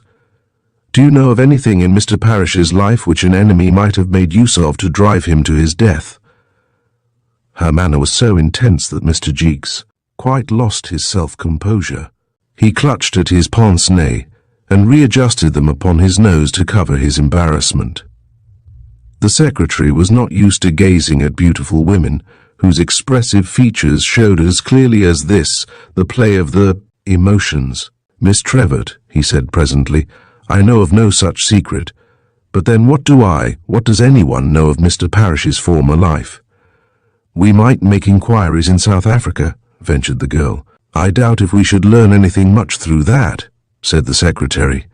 "Of course, Mr. Parrish had great responsibilities, and responsibility means worry." A silence fell on them both. From somewhere in the dark shadows above the fire glowing red through the falling twilight, a clock chimed once. There was a faint rustling from the neighborhood of the door. Mr. Jeeks started violently. A coal dropped noisily into the fireplace. "There was something else," said Mary, ignoring the interruption, and paused. She did not look up when she spoke again. "There is often a woman in cases like this," she began reluctantly. Mr. Jeeks looked extremely uncomfortable. "Miss Trevett," he said, "I beg you will not press me on that score." "Why?" asked the girl bluntly. Because, Mr. Jeeks stumbled sadly over his words. "Because, dear me, there are some things which really I couldn't possibly discuss, if you'll excuse me." "Oh, but you can discuss everything, Mr. Jeeks," replied Mary Trevett composedly. "I am not a child, you know. I am perfectly well aware that there's a woman somewhere in the life of every man, very often 2 or 3. I haven't got any illusions on the subject, I assure you. I never supposed for a moment that I was the first woman in Mr. Parrish's life." This candor seemed to administer a knockout blow to the little secretary's Victorian mind. He was speechless. He took off his pince-nez, blindly polished them with his pocket handkerchief, and replaced them upon his nose. His fingers trembled violently. "I have no wish to appear vulgarly curious," the girl went on. Mr. Jeeks made a quick gesture of dissent. "But I am anxious to know whether Mr. Parrish was being blackmailed, or anything like that." "Oh, no, Miss Trevett, I do assure you," the little man expostulated in hasty denial.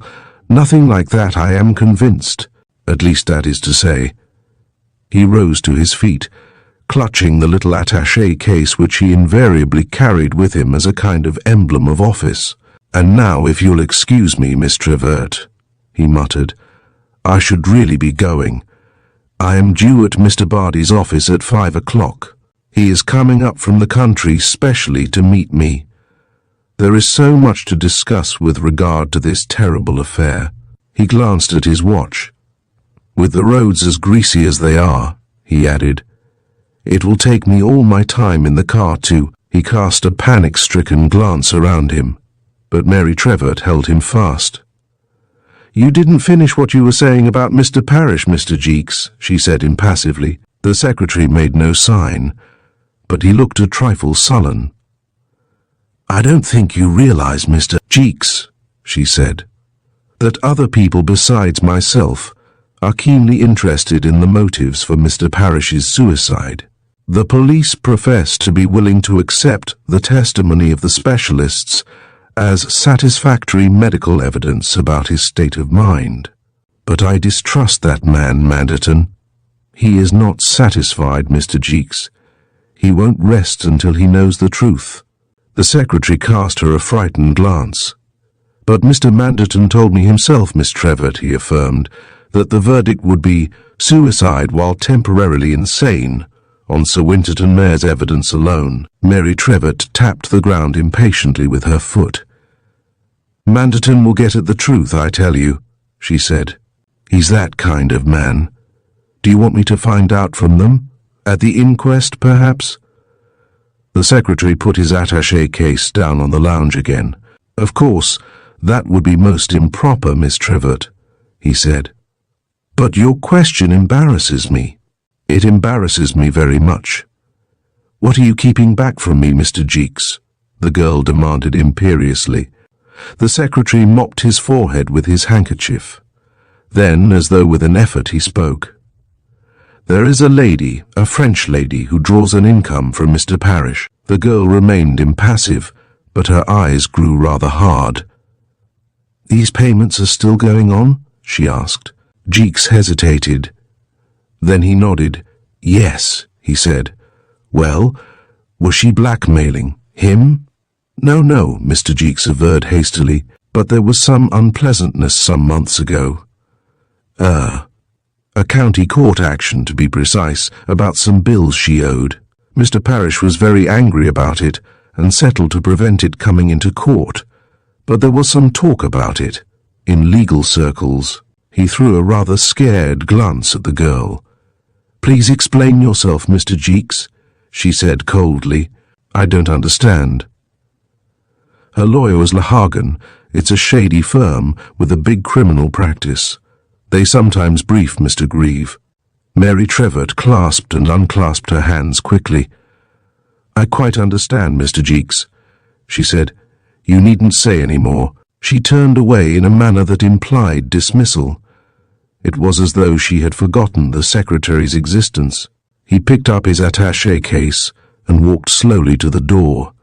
A sharp exclamation broke from his lips. "Miss Trevett," he cried. "The door. I shut it a little while back. Look, it's ajar." The girl who stood at the fire switched on the electric light by the mantelpiece. Is the door defective? Doesn't it shut properly?" The little secretary forced out the questions in an agitated voice. The girl walked across the room and shut the door. It closed perfectly, a piece of solid, well-fitting oak. "What does it mean?" said Mr. Jeeks in a whisper. "You understand, I should not wish what I told you just now about Mr. Parrish to be overheard." They opened the door again. The dusky corridor was empty. Chapter 14. A sheet of blue paper. The sight of that crumpled ball of slaty blue paper brought back to Robin's mind with astonishing vividness every detail of the scene in the library. Once more he looked into Hartley Parrish's staring, unseeing eyes, saw the firelight gleam again on the heavy gold signet ring on the dead man's hand, the tag of the dead man's bootlace as it trailed from one sprawling foot across the carpet. Once more he felt the dark cloud of the mystery envelop him as a mist, and with a little sigh he smoothed out the crumpled paper. It was an ordinary quarto sheet of stoutish paper, with a glazed surface of an unusual shade of blue, darker than what the stationers call azure, yet lighter than legal blue. At the top right-hand corner was typewritten a date, Nov. Otherwise the sheet was blank. The curious thing about it was that a number of rectangular slits had been cut in the paper. Robin counted them. There were 7. They were of varying sizes, the largest a little over an inch, the smallest not more than 1/4 of an inch, in length. In depth they measured about 1/8 of an inch.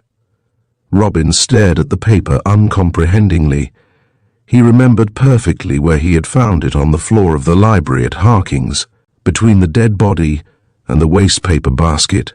The basket, he recalled, stood out in the open just clear of the desk on the left-hand side. From the position in which it was lying, the ball of paper might have been aimed for the waste paper basket and, missing it, have fallen on the carpet. Robin turned the sheet over. The back was blank. Then he held the paper up to the light. Yes, there was a watermark. Now it was easily discernible. Egmont F. Crew, he made out. The train was slowing down.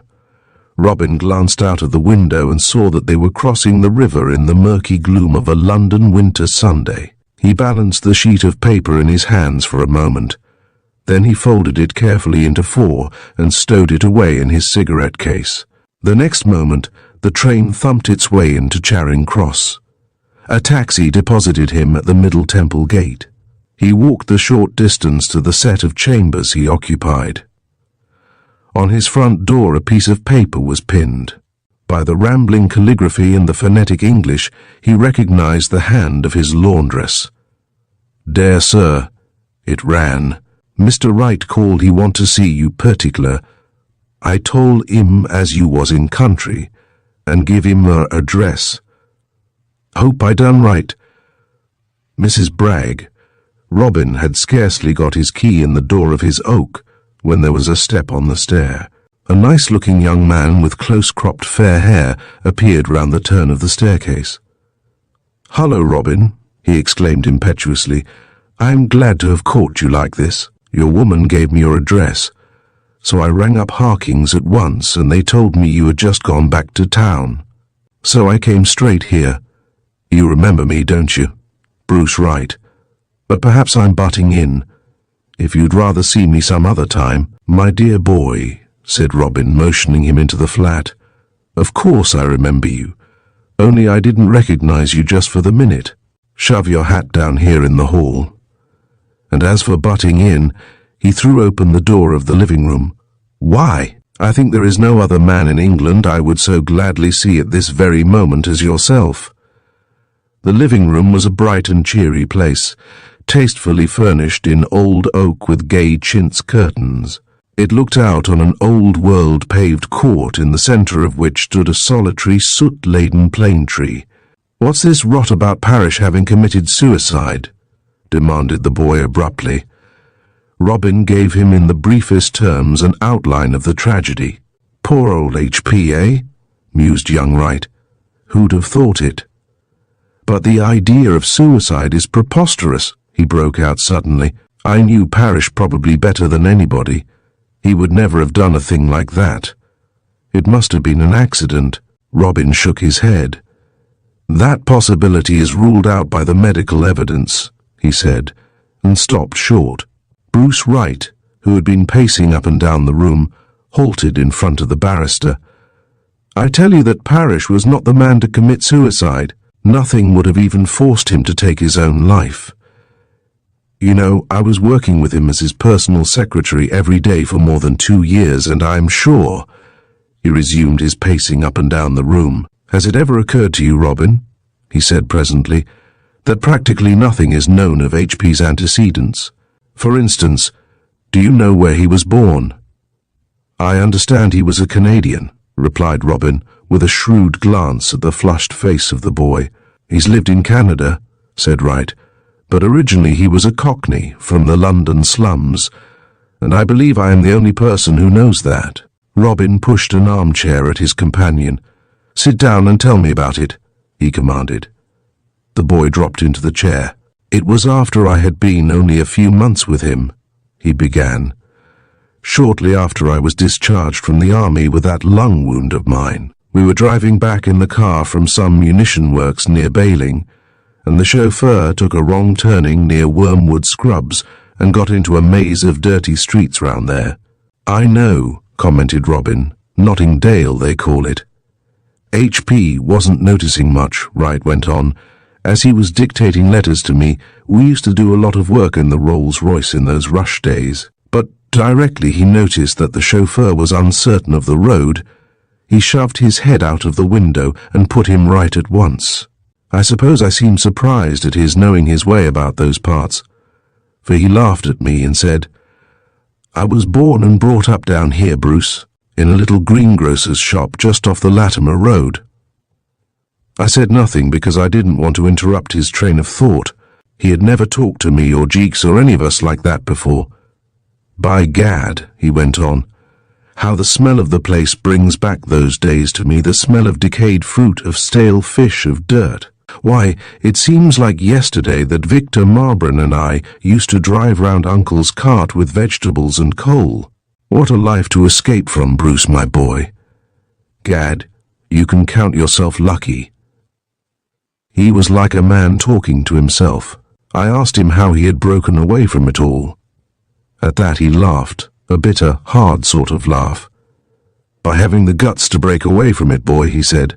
"It was I who made Victor Marbron come away with me. We worked our passages out to the Cape and made our way up country to Matabeleland. That was in the early days of Rhodes and Barney Barnato, long before I went to Canada. I made Victor's fortune for him and mine as well, but I made more than Victor, and he never forgave me. He'd do me a bad turn if he could." Then he broke off short and went on with his dictating. Did he ever come back to this phase of his life?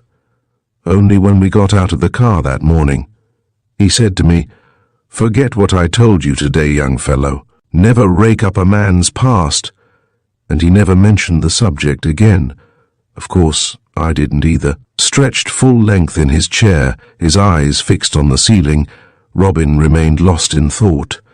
"The conversation came back to me today," said the boy, "when I read of Parrish's death. And I wondered, well, whether the secret of his death may not be found somewhere in his adventurous past. You see, he said that Victor Marbron was an enemy. Then there was something else. I never told you, when you took all that trouble to get me another job after Parrish had sacked me, the exact reason for my dismissal. You never asked me either. That was decent of you, Robin." "I liked you, Bruce," said Robin shortly. "Well, I'll tell you now," he said. "When I joined HP's staff, after I got out of the army, I was put under old Jeeks, of course, to learn the work. One of the first injunctions he gave me was with regard to Mr. Parrish's letters. I suppose you know more or less how secretaries of a big businessman like Hartley Parrish work. They open all letters, lay the important ones before the big man for him to deal with personally, make a digest of the others or deal with them direct." Robin nodded. "Well," the boy resumed, "the first thing old Jeeks told me was that letters arriving in a blue envelope and marked personal were never to be opened." "In a blue envelope?" echoed Robin quickly. "Yes, a particular kind of blue, a sort of slaty blue. Jeeks showed me one as a guide. Well, these letters were to be handed to Mr. Parrish unopened." Robin had stood up. "That's odd," he said, diving in his pocket. "I say, hold on a bit," protested the boy. "This is really rather important what I'm telling you. I'll never finish if you keep on interrupting." "Sorry, Bruce," said Robin, and sat down again. But he began to play restlessly with his cigarette case which he had drawn from his pocket. "Well, of course," Bruce resumed, "I wasn't much of a private secretary, really, and one day I forgot all about this injunction. Some days old HP got as many as 300 letters. I was alone at Harking's with him, I remember.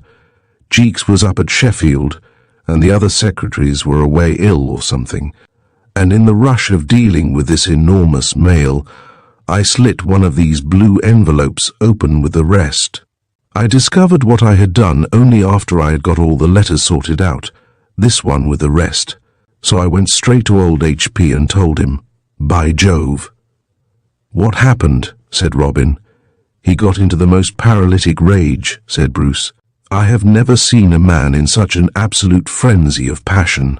He went right off the hooks just like that. He fairly put the wind up me. For a minute I thought he was going to kill me. He snatched the letter out of my hand, called me every name under the sun, and finally shouted, 'You're fired, d'ye hear? I won't employ men who disobey my orders. Get out of this before I do you a mischief.' I went straight off, and I never saw him again." Robin Grieve looked very serious, but his face displayed no emotion as he asked, "And what was in the letter for him to make such a fuss about?" The boy shrugged his shoulders. That was the extraordinary part of it. The letter was perfectly harmless. It was an ordinary business letter from a firm in Holland. "In Holland?" cried Grieve.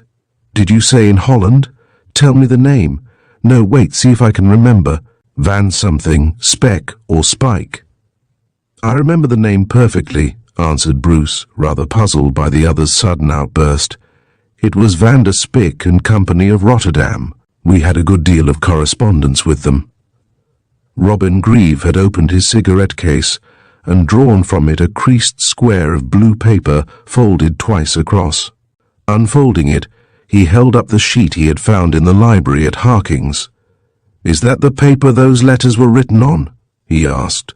Bruce took the sheet from him. He held it up to the light. "Why, yes," came the prompt answer. "I'd know it in a minute.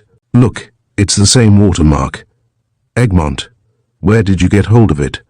"Bruce," said Robin gravely without answering the question, "we're getting into deep water, boy." Chapter 15, Shadows. Robert Grieve stood for an instant in silence by the window of his rooms. His fingers hammered out a tattoo on the pane. His eyes were fixed on the windows of the chambers across the court. But they did not take in the pleasant prospect of the tall, ivy-framed casements in their mellow setting of warm red brick. He was trying to fix a mental photograph of a letter, typewritten on paper of dark slaty blue, which he had seen on Hartley Parrish's desk in the library at Harking's on the previous afternoon. Prompted by Bruce Wright, he could now recall the heading clearly. Elias van der Spik Amp Company, General Importers, Rotterdam, stood printed before his eyes, as plainly as though he still held the typewritten sheet in front of him. But the mind plays curious tricks.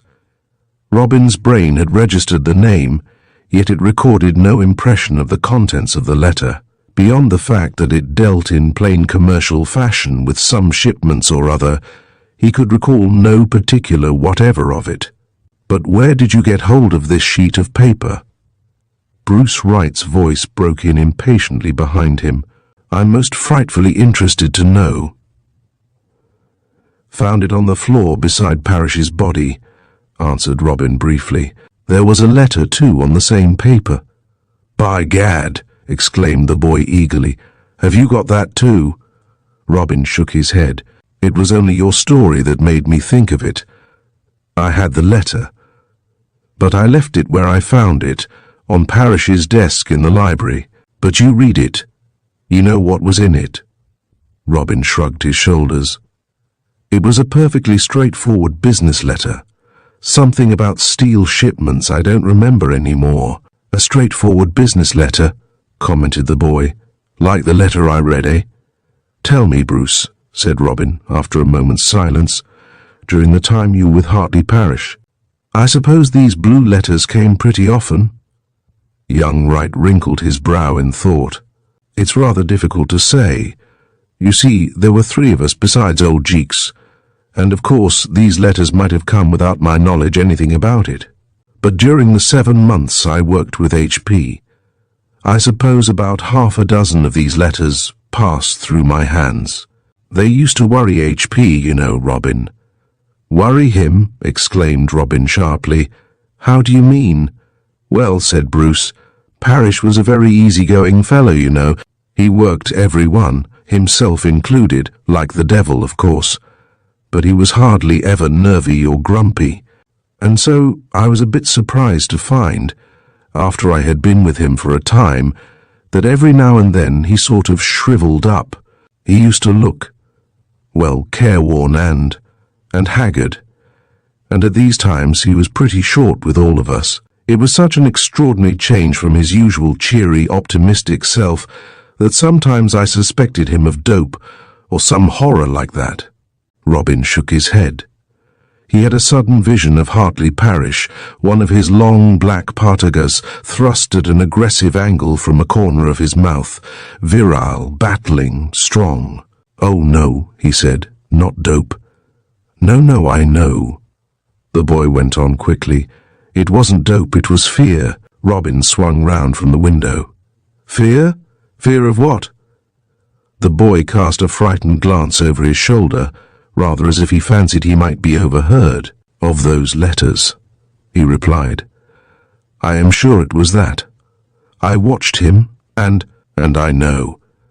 Every time he got one of those letters in the bluish envelopes, these curious fits of gloom came over him. Robin. What, Bruce? I think he was being blackmailed. The barrister nodded thoughtfully. Don't you agree? The boy awaited his answer eagerly. Something very like that, replied the other. Then suddenly he smashed his fist into the open palm of his other hand. But he wouldn't have taken it lying down, he cried. Hartley Parrish was a fighter, Bruce. Did you ever know a man who could best him? No, it won't fit. Besides... He broke off and thought for an instant. We must get that letter from Harking's, he said presently. Jeeks will have it. We can do nothing until... His voice died away. Bruce, sunk in one of the big leather armchairs, was astonished to see him slip quickly away from the window and ensconce himself behind one of the chintz curtains. Here, Bruce, Robin called softly across the room. Just come here, but take care not to show yourself. Look out. Keep behind the curtain and hear. Peep out through this gap. Young Wright peered through a narrow slit between the curtain and the window frame. In the far corner of the courtyard beneath the windows, where a short round iron post marked a narrow passage leading to the adjoining court, a man was standing.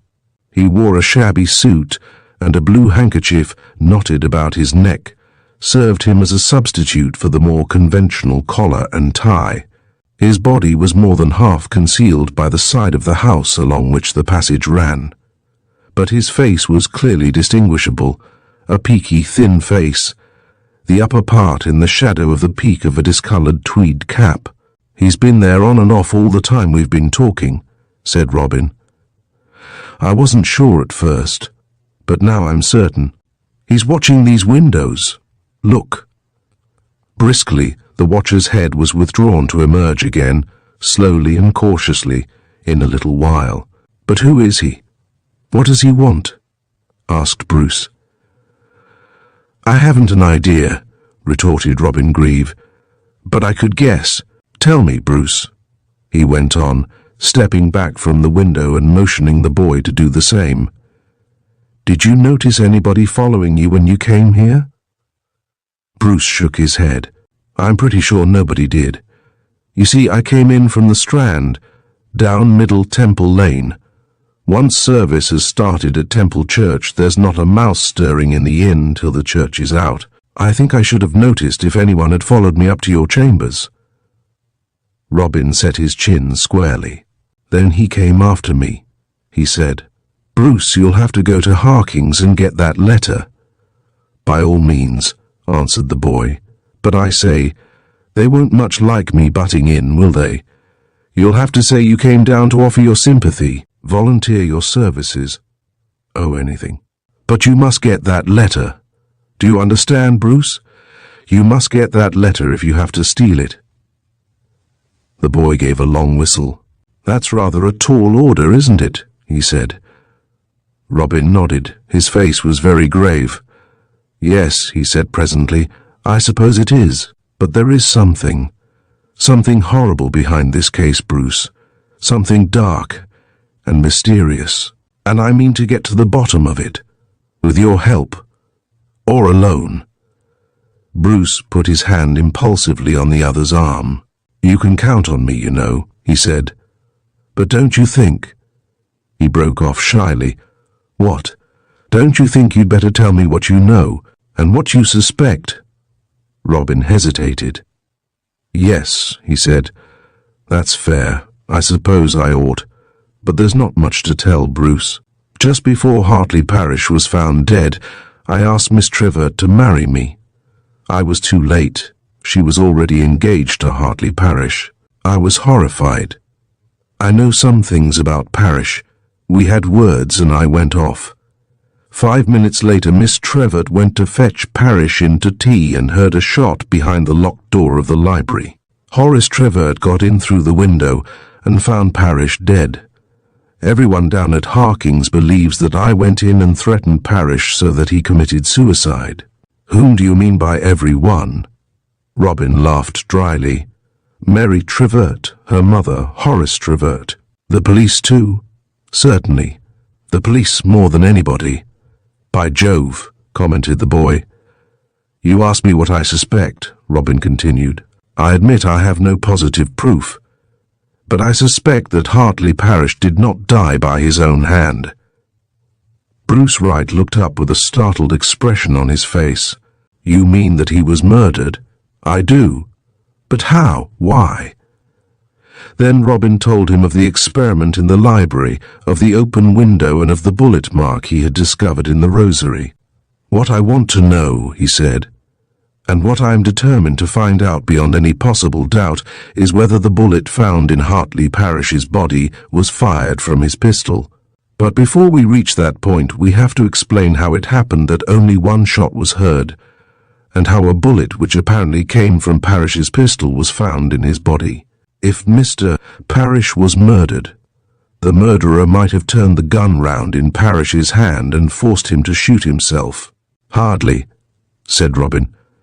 Remember, Mary Trevert was at the door when the shot was fired. Your theory presupposes the employment of force, in other words, a struggle.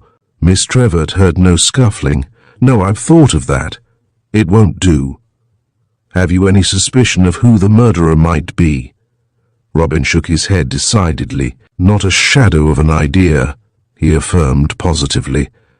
But I have a notion that we shall find a clue in this letter which, like a blithering fool, I left on Parrish's desk. It's the first glimmer of hope I've seen yet. Bruce Wright squared his shoulders and threw his head back. I'll get it for you, he said. Good boy, said Robin. But Bruce, he went on, you'll have to go carefully. My name is Mud in that house. You mustn't say you come from me, and if you ask boldly for the letter, they won't give it to you. Jeeks might, if he's there and you approach him cautiously. But for heaven's sake, don't try any diplomacy on Manderton. That's the Scotland Yard man. He's as wary as a fox and sharp as needles.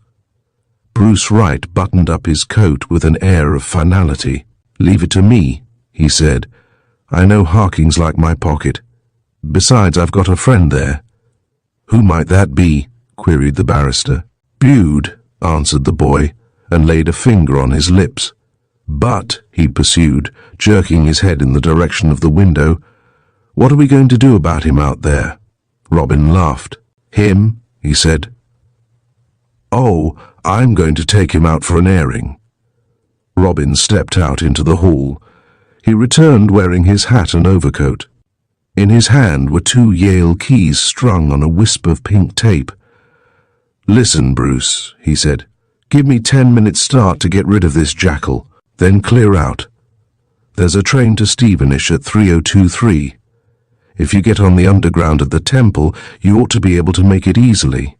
Here are the keys of the chambers. I can put you up here tonight if you like. I'll expect you when I see you. With that letter. Savvy? The boy stood up. You'll have that letter tonight, he answered. But in the meantime, he waved the blue sheet with its mysterious slots at Robin. What do you make of this? Robin took the sheet of paper from him and replaced it in his cigarette case. Perhaps when we have the letter, he replied, I shall be able to answer that question. Then he lit a cigarette, gave the boy his hand, and a minute later Bruce Wright, watching through the gap of the curtain from the window of Robin Greaves' chambers, saw a lanky form shuffle across the court and follow Robin round the angle of the house. Robin strode quickly through the maze of narrow passages and tranquil, echoing courts into the Sabbath stillness of the Strand. An occasional halt at a shop window was sufficient to assure him that the watcher of the temple was still on his heels. The man he was interested to see played his part very unobtrusively, shambling along in nonchalant fashion, mostly hugging the sides of the houses, ready to dart out of sight into a doorway or down a side turning, should he by any mischance arrive too close on the heels of his quarry. As he walked along, Robin turned over in his mind the best means for getting rid of his shadow. Should he dive into a tube station and plunge headlong down the steps? He rejected this idea as calculated to let the tracker know that his presence was suspected. Then he reviewed in his mind the various establishments he knew of in London with double entrances, thinking that he might slip in by the one entrance and emerge by the other.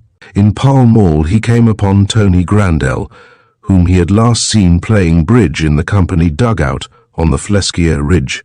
Then he had been in battle order, camouflaged as a private soldier, as officers were ordered to go over the top in the latter phases of the war. Now he was resplendent in what the invitation cards call morning dress, crowned by what must certainly have been the most relucent top hat in London. "Hullo, hullo, hullo," cried Tony on catching sight of him. "Stand to your kits and so forth. And how is my merry company commander?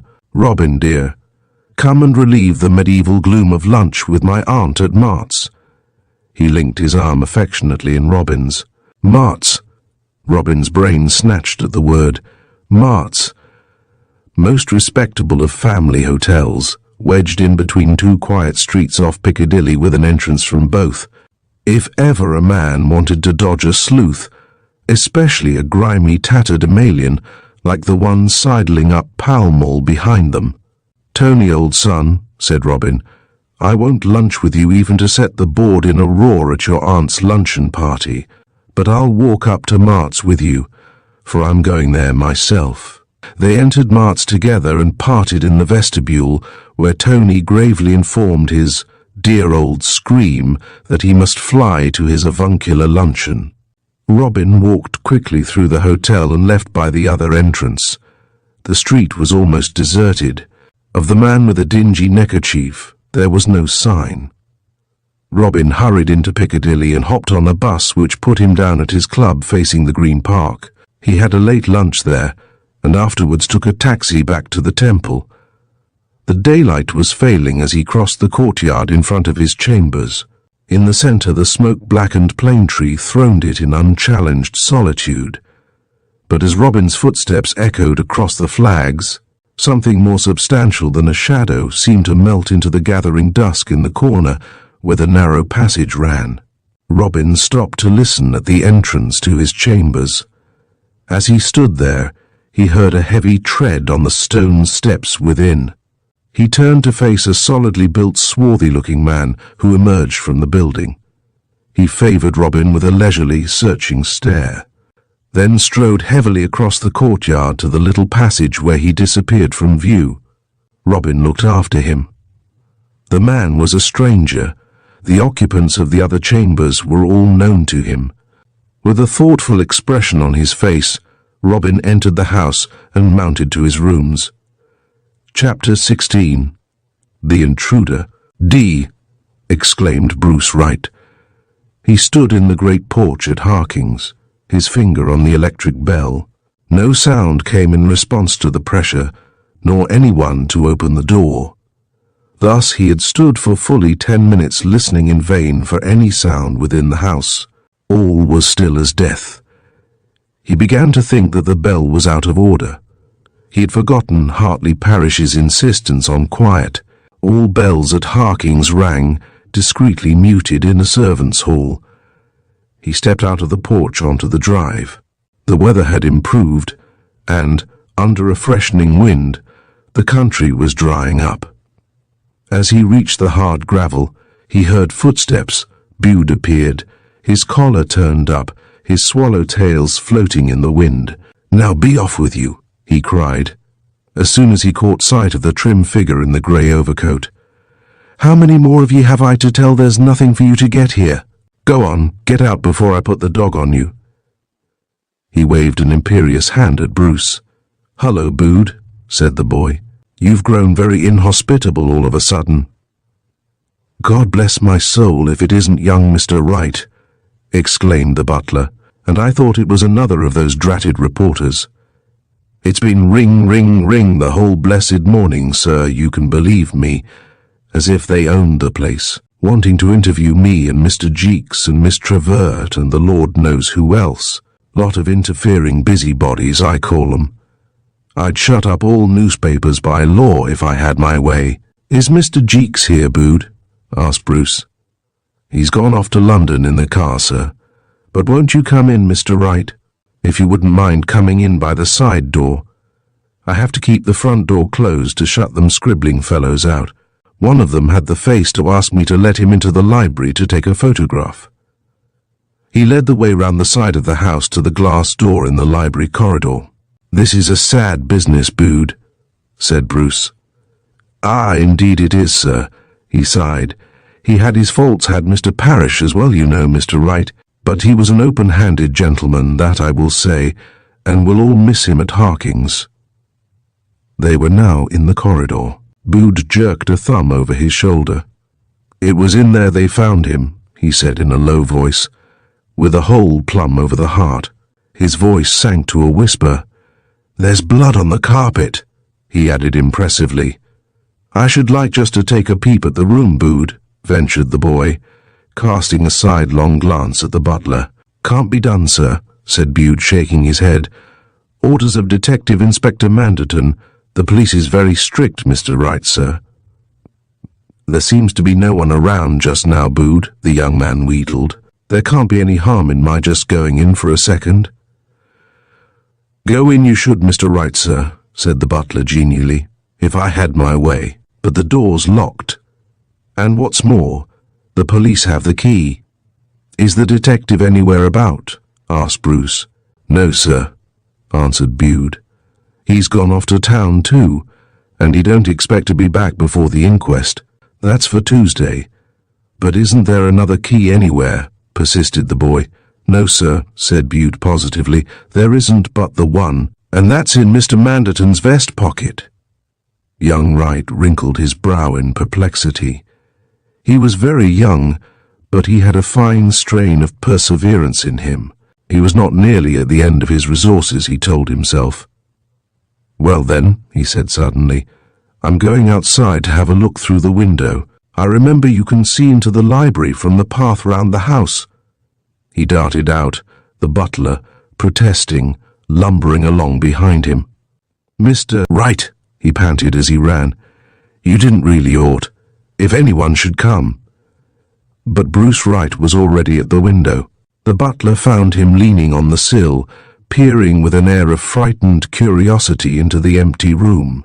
The glazier from Stevenage, Bude's voice breathed the words hoarsely in Wright's ear, "is coming tomorrow morning to put the window in. He wouldn't come today, him being a chapel-goer and religious. It was there we found poor Mr. Parrish, do you see, sir, just between the window and the desk." But Bruce Wright did not heed him. His eyes were fixed on the big writing desk, on the line of black japanned letter trays set out in orderly array. Outside, the short winter afternoon was drawing in fast, and the light was failing. Dusky shadows within the library made it difficult to distinguish objects clearly. A voice close at hand cried out sharply, "Mr. Bude! Mr. Bude!" "They're calling me," whispered the butler in his ear with a tug at his sleeve. "Come away, sir." But Bruce shook him off. He heard the man's heavy tread on the gravel, then a door slam.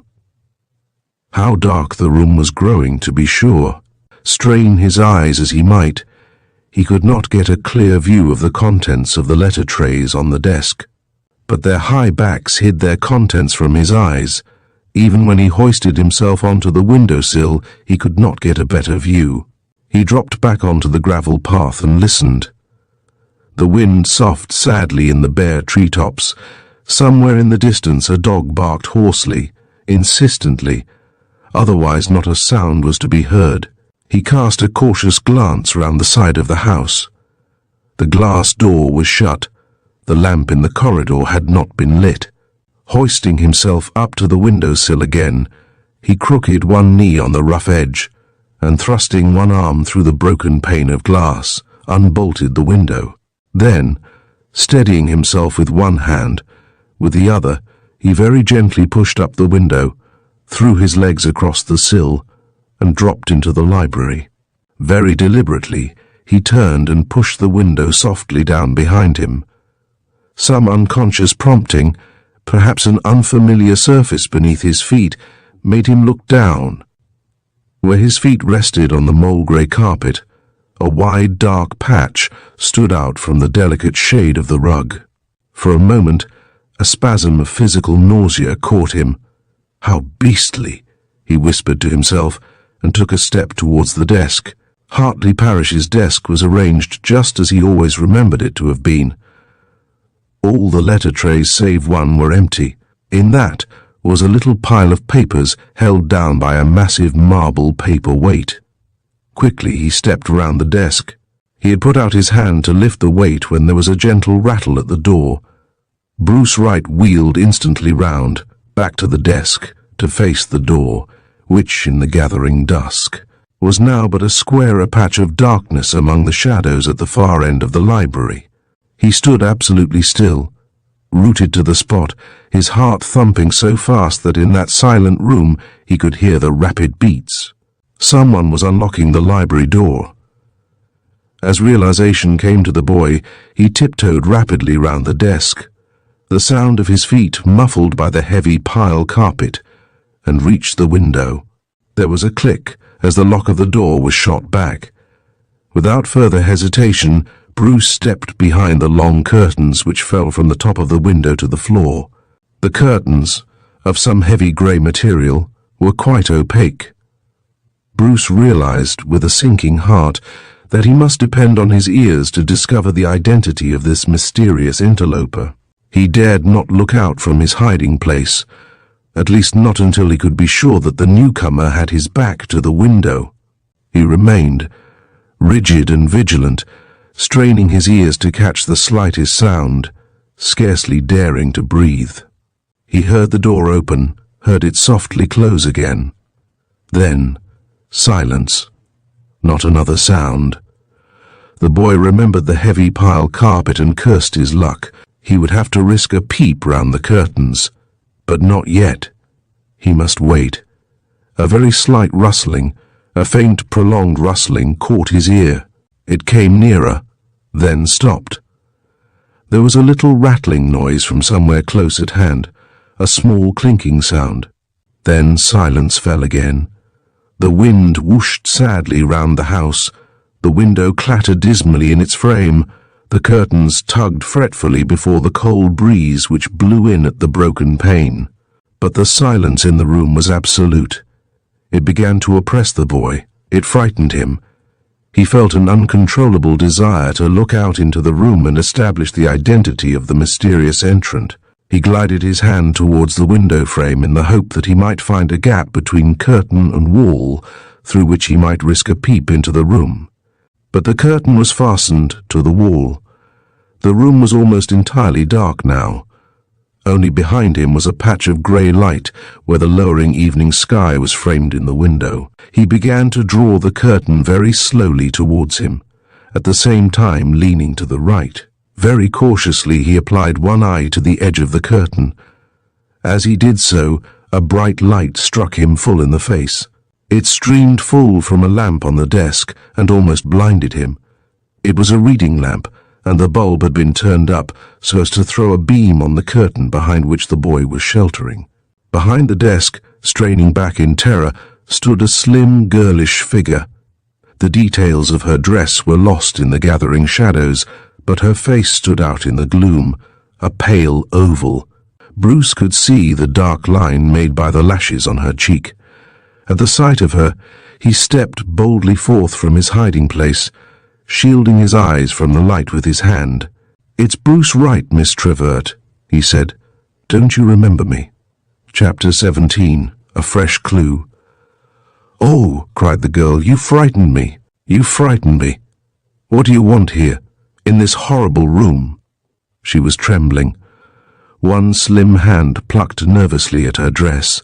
Her breath came and went quickly. "I saw the curtain move. I thought it was the wind at first, but then I saw the outline of your fingers, and I imagined it was he. Come back." "Miss Trevert," said the boy, abashed, "I must have frightened you terribly. I had no idea it was you. But why are you hiding here? How did you get in? What do you want in this house?" She spoke quickly, nervously. Some papers she held in her hand shook with her emotion. Bruce Wright stepped to the desk and turned the bulb of the reading lamp down into its normal position. "I must apologize most sincerely for the fright I gave you," he said. "But believe me, Miss Trevor, I had no idea that anybody could gain access to this room. I climbed in through the window. Bood told me that the police had taken away the key." The girl made an impatient gesture. "But why have you come here?" she said. "What do you want?"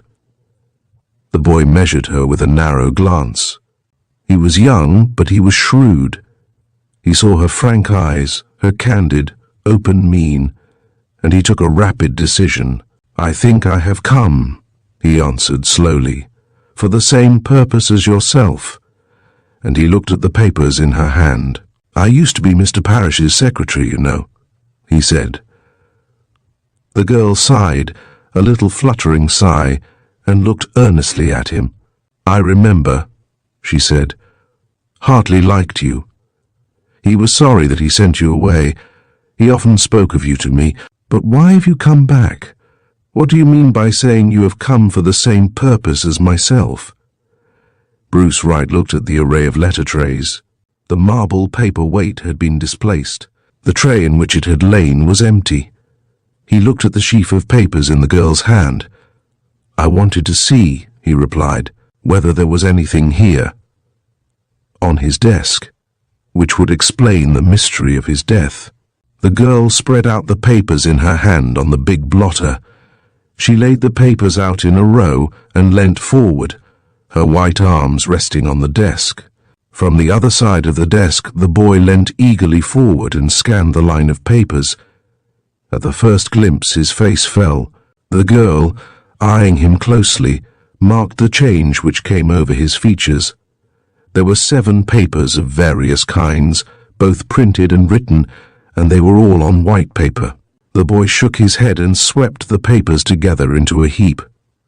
"It's not there?" queried the girl eagerly. "No," said Bruce absent-mindedly, glancing round the desk. "What isn't?" flashed back the girl. Bruce Wright felt his face redden with vexation. What sort of a confidential emissary was he to fall into a simple trap like this? The girl smiled rather wanly. "Now I know what you meant by saying you had come for the same purpose as myself," she said. "I suppose we both thought we might find something, a letter perhaps, which would explain why Mr. Parrish did this dreadful thing. Something to relieve this awful uncertainty about his motive. Well, I've searched the desk, and there's nothing but just these prospectuses and receipts which were in the letter tray here. They must have come by the post yesterday morning.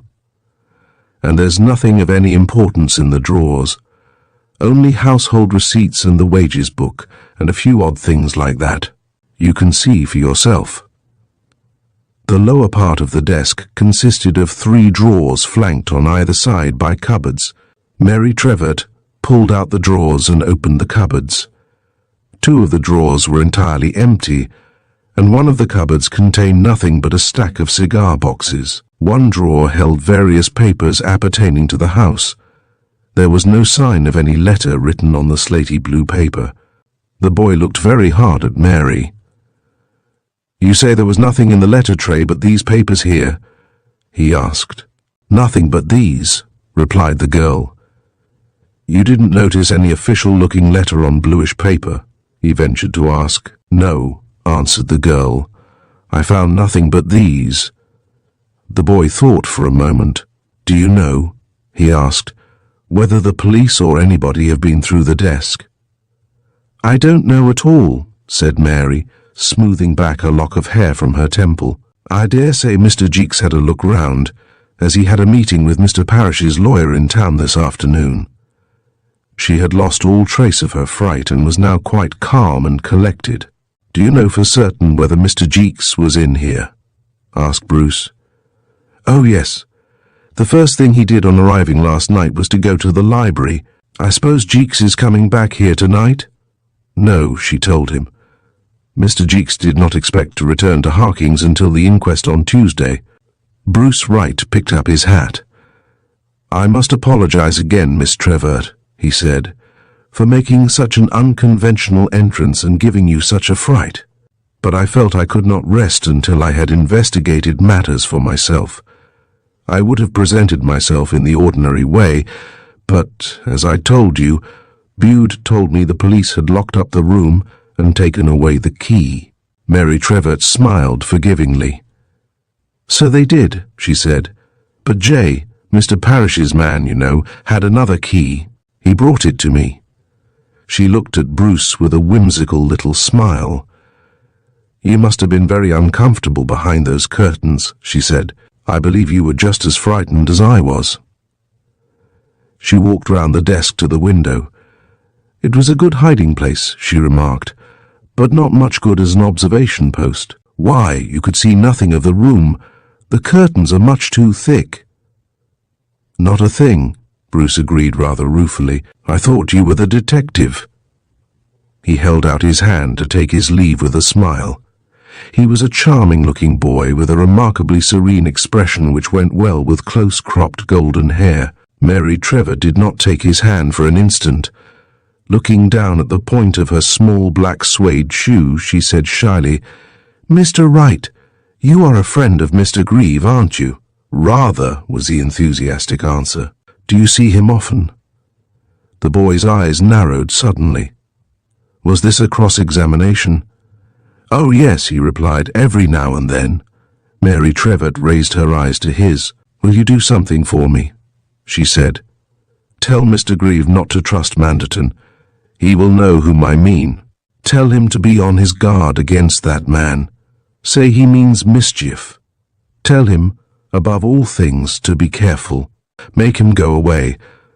Go abroad until this thing is blown over." She spoke with intense earnestness, her dark eyes fixed on Bruce Wright's face. "But promise me you won't say this comes from me. Do you understand? There are reasons, very strong reasons for this. Will you promise?" "Of course." She took Bruce's outstretched hand. "I promise," he said. "You mustn't go without tea," said the girl. "Besides," she glanced at a little platinum watch on her wrist, "there's not another train until 6. There is no need for you to start yet. I don't like being left alone. Mother has one of her headaches, and Horace and Dr. Romaine have gone to Stevenage. Come up to my sitting room." She led the way out of the library, locking the door behind them, and together they went up to the Chinese boudoir, where tea was laid on a low table before a bright fire. In the dainty room with its bright colours, they seemed far removed from the tragedy which had darkened Harkings. They had finished tea when a tap came at the door. Bude appeared. He cast a reproachful look at Bruce. "Jay would be glad to have a word with you, miss," he said. The girl excused herself and left the room. She was absent for about 10 minutes. When she returned, she had a little furrow of perplexity between her brows.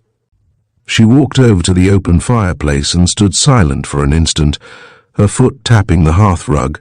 "Mr. Wright," she said presently, "I'm going to tell you something that Jay has just told me. I want your advice." The boy looked at her interrogatively, but he did not speak. "I think this is rather important," the girl went on, "but I don't quite understand in what way it is. Jay tells me that Mr. Parrish had on his pistol a sort of steel fitting attached to the end. You know, the part you shoot out of. Mr. Parrish used to keep his automatic in a drawer in his dressing room, and Jay has often seen it there with this attachment fitted on. Well, when Mr. Parrish was discovered in the library yesterday, this thing was no longer on the pistol, and Jay says it's not to be found." "That's rather strange," commented Bruce. "But what was this steel contraption for, do you know? Was it a patent site or something?" "Jay doesn't know," answered the girl. "Would you mind if I spoke to Jay myself?" asked the young man. In reply, the girl touched the bell beside the fireplace. Bude answered the summons and was dispatched to find Jay. He appeared in due course, a tall, dark, sleek young man wearing a swallowtail coat and striped trousers. "How are you, Jay?" said Bruce affably. "Very well, thank you, sir," replied the valet. "Miss Trevett was telling me about this appliance which you say Mr. Parrish had on his automatic. Could you describe it to me?" "Well, sir," answered the man rather haltingly, "it was a little sort of cup made of steel or gunmetal fitting closely over the barrel. And you don't know what it was for?" "No, sir." "Was it a sight, do you think?" "I can't say I'm sure, sir." "You know what a sight looks like, I suppose. Was there a bead on it or anything like it?" "I can't say, I'm sure, sir. I never gave any particular heed to it. I used to see the automatic lying in the drawer of the wardrobe in Mr. Parrish's room in a wash leather case. I noticed this steel appliance, sir, because the case wouldn't shut over the pistol with it on and the butt used to stick out." "When did you last notice Mr. Parrish's automatic?" "It would be Thursday or Friday, sir. I went to that drawer to get Mr. Parrish an old stock to go riding in, as some new ones he had bought were stiff and hurt him. And this steel cup was on the pistol then?" "Oh, yes, sir." "And you say it was not on the pistol when Mr. Parrish's body was found?" "No, sir." "Are you sure of this?" "Yes, sir. I was one of the first in the room, and I saw the pistol in Mr. Parrish's hand, and there was no sign of the cup, sir. So, I've had a good look among his things, and I can't find it anywhere." Bruce Wright pondered a minute. "Try and think, Jay," he said. "If you can't remember anything more about this steel cup, as you call it, where did Mr. Parrish buy it?" "Can't say I'm sure, sir. He had it before ever I took service with him."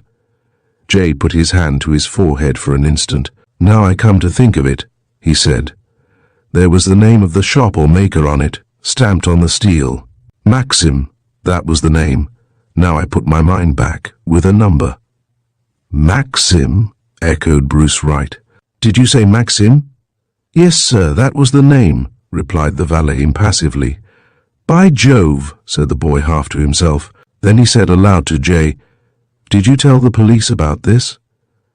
Jay looked somewhat uncomfortable. "No, sir." "Why not?" Jay looked at Mary Trevett. "Well, sir, I thought perhaps I'd better tell Miss Trevett first. You'd thought so too.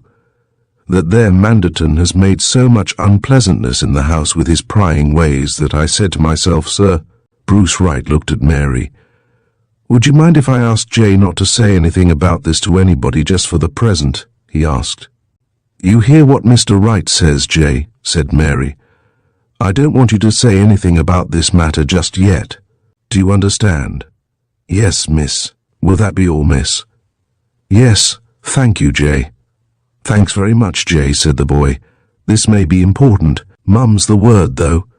"I quite understand, sir," answered the valet and left the room. Hardly had the door closed on him than the girl turned eagerly to Bruce. "It is important?" she asked. "It may be," was the guarded reply. "Don't leave me in the dark like this," the girl pleaded. "This horrible affair goes on growing and growing, and at every step it seems more bewildering, more ghastly. Tell me where it is leading, Mr. Wright. I can't stand the suspense much more." Her voice broke, and she turned her face away. "You must be brave, Miss Trevett," said the boy, putting his hand on her shoulder. "Don't ask me to tell you more now. Your friends are working to get at the truth." "The truth!" cried the girl. "God knows where the truth will lead us." Bruce Wright hesitated a moment. "I don't think you have any need to fear the truth," he said presently. The girl took her handkerchief from her face and looked at him with brimming eyes. "You know more than you let me think you did," she said brokenly. "But you are a friend of mine, aren't you?" "Yes," said Bruce, and added boldly, "and of his too." She did not speak again, but gave him her hand. He clasped it and went out hurriedly to catch his train back to London. Chapter 18. The Silent Shot. That faithful servitor of Fleet Street, the Law Court's clock, had just finished striking 7. It boomed out the hour, stroke by stroke, solemnly, inexorably, like a grim old judge summing up and driving home, point by point, an irrefutable charge. The heavy strokes broke in upon the fitful doze into which Robin Grieve, stretched out in an armchair in his living room, had dropped. He roused up with a start. There was the click of a key in the lock of his front door. Bruce Wright burst into the room. The boy shut the door quickly and locked it. He was rather pale and seemed perturbed. On seeing Robin, he jerked his head in the direction of the courtyard. "I suppose you know they're still outside," he said. Robin nodded nonchalantly. "There are 3 of them now," the boy went on. "Robin, I don't like it. Something's going to happen. You'll want to mind yourself, if it's not too late already." He stepped across to the window and, bending down, peered cautiously round the curtain. Robin Grieve laughed. "Bah!" he said. "They can't touch me." "You're wrong," Bruce retorted without changing his position. "They can, and they will. Don't think Manderton is a fool, Robin. He means mischief." Robin raised his eyebrows. "Does he?" he said.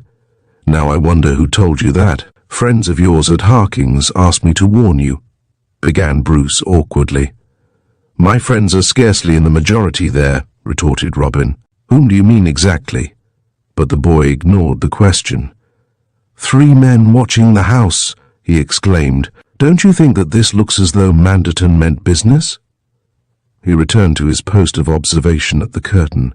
Robin laughed cynically. "Manderton doesn't worry me any," he said cheerfully. "The man's the victim of an ID fix. He believes Parrish killed himself just as firmly as he believes that I frightened or bullied Parrish into doing it." "Don't be too sure about that, Robin," said the boy, dropping the curtain and coming back to Robin's chair. "He may want you to think that. But how can we tell how much he knows?" Robin flicked the ash off his cigarette disdainfully. "These promoted policemen make me tired," he said. Bruce Wright shook his head quickly with a little gesture of exasperation. "You don't understand," he said. "There's fresh evidence." Robin Grieve looked up with real interest in his eyes. His bantering manner had vanished. "You've got that letter?" he asked eagerly. Bruce shook his head. "No, not that," he said.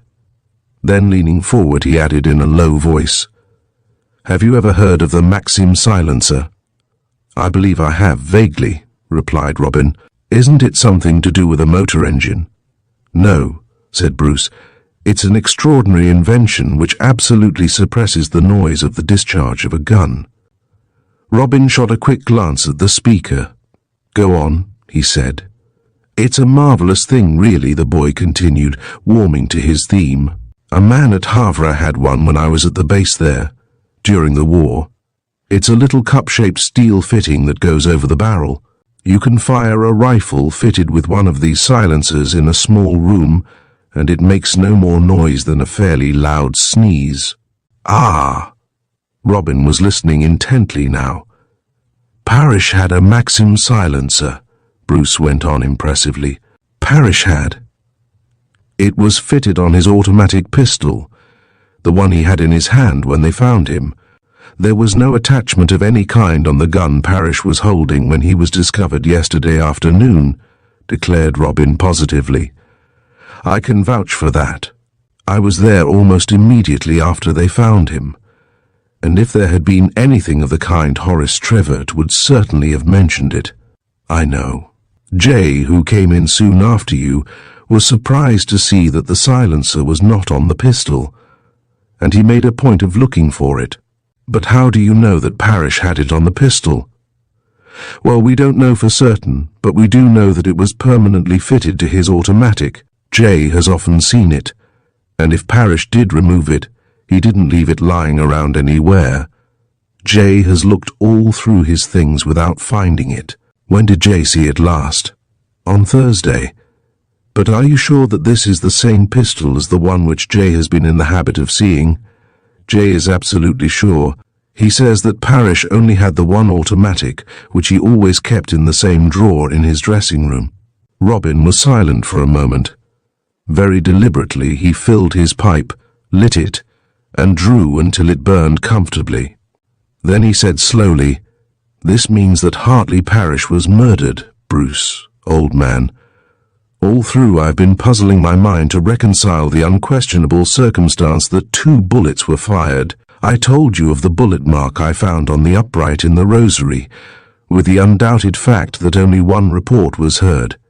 We can therefore presume either that Hartley Parrish first fired 1 shot from his pistol with the silencer fitted, and then removed the silencer and fired another shot without it, thereby killing himself, or that the second shot was fired by the person whose interest it was to get rid of the silencer. There is no possible or plausible reason why Parrish should have fired first 1 shot with the silencer and then 1 without. Therefore, I find myself irresistibly compelled to the conclusion that the shot heard by Mary Trevert was fired by the person who killed Parrish. Do I make myself clear? Perfectly, answered Bruce. Now then, the barrister proceeded, thoughtfully puffing at his pipe, one weak point about my deductions is that they all hang on the question as to whether, at the time of the tragedy, Parrish actually had the silencer on his pistol or not. That is really the acid test of Manderton's suicide theory.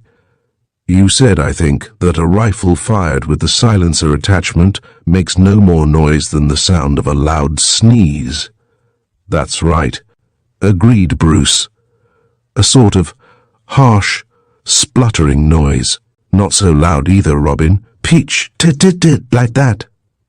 Loud enough to be heard through a door, would you say?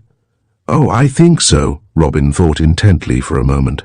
Then Mary's the only one who can put us right on that point.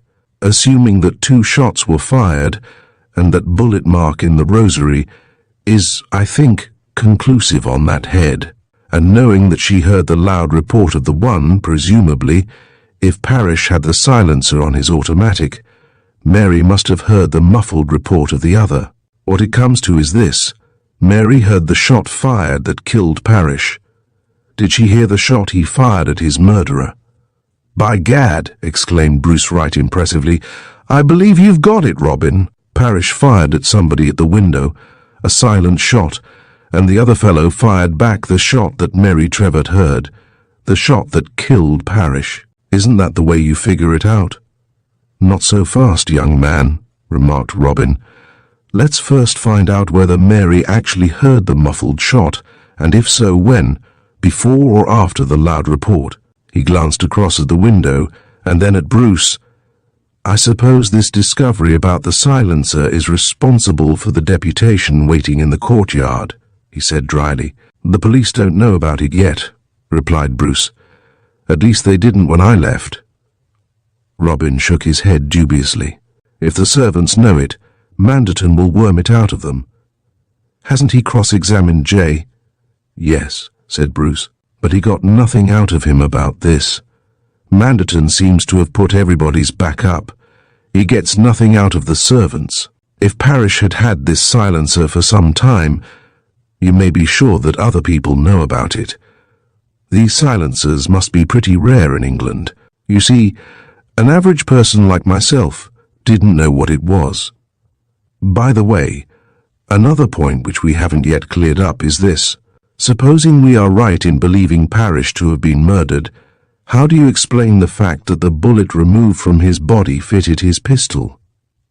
That's a puzzler, I must say, said Bruce. There's only one possible explanation, I think, Robin went on, and that is that Parrish was shot by a pistol of exactly the same caliber as his own. For the murderer to have killed Parrish with his own weapon would have been difficult without a struggle.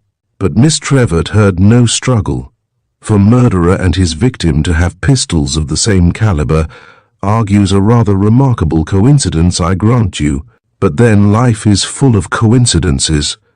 We meet them every day in the law, though, I admit, this is a coincidence which requires some explaining. He fell into a brown study, which Bruce interrupted by suddenly remembering that he had had no lunch. For answer, Robin pointed at the sideboard. There's a cloth in there, he said. Also the whiskey, if my laundress has left any, and a siphon, and there should be some claret. Mrs. Bragg doesn't care about red wine. Set the table, and I'll take a route round in the kitchen and dig up some tinned stuff. They supped off a tin tongue and some pâté de foie gras. Over their meal, Bruce told Robin of his adventure in the library at Harking's. "Jeeks must have collected that letter," Bruce said. "Before I came to you, I went to Lincoln's Inn Fields to see if he was still at Barty's, Parish's solicitor, you know, but the office was closed, and the place in darkness. I went on to the Junior Pantheon, that's Jeeks's club, but he wasn't in. He hadn't been there all day, the porter told me. So I left a note asking him to ring you up here." "The case reeks of blackmail," said Robin thoughtfully. "But I am wondering how much we shall glean from this precious letter when we do see it. I am glad you asked Jeeks to ring me up, though. He should be able to tell us something about these mysterious letters on the blue paper that used to put Parish in such a stew. Hullo, who can that be?"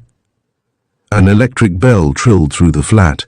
It rang once, twice, and then a third time, a long, insistent peal.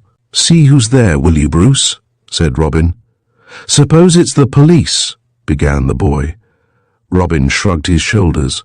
"You can say I'm at home and ask them in," he said. He heard the heavy oaken door swing open, a murmur of voices in the hall. The next moment, Detective Inspector Manderton entered the sitting room. Chapter 19. Mr. Manderton lays his cards on the table. The detective's manner had undergone some subtle change which Robin, watching him closely as he came into the room, was quick to note. Mr. Manderton made an effort to retain his old air of rather patronizing swagger, but he seemed less sure of himself than was his wont. In fact, he appeared to be a little anxious. He walked briskly into the sitting room and looked quickly from Bruce to Robin. "Mr. Grieve," he said, "you can help me, if you will, by answering a few questions."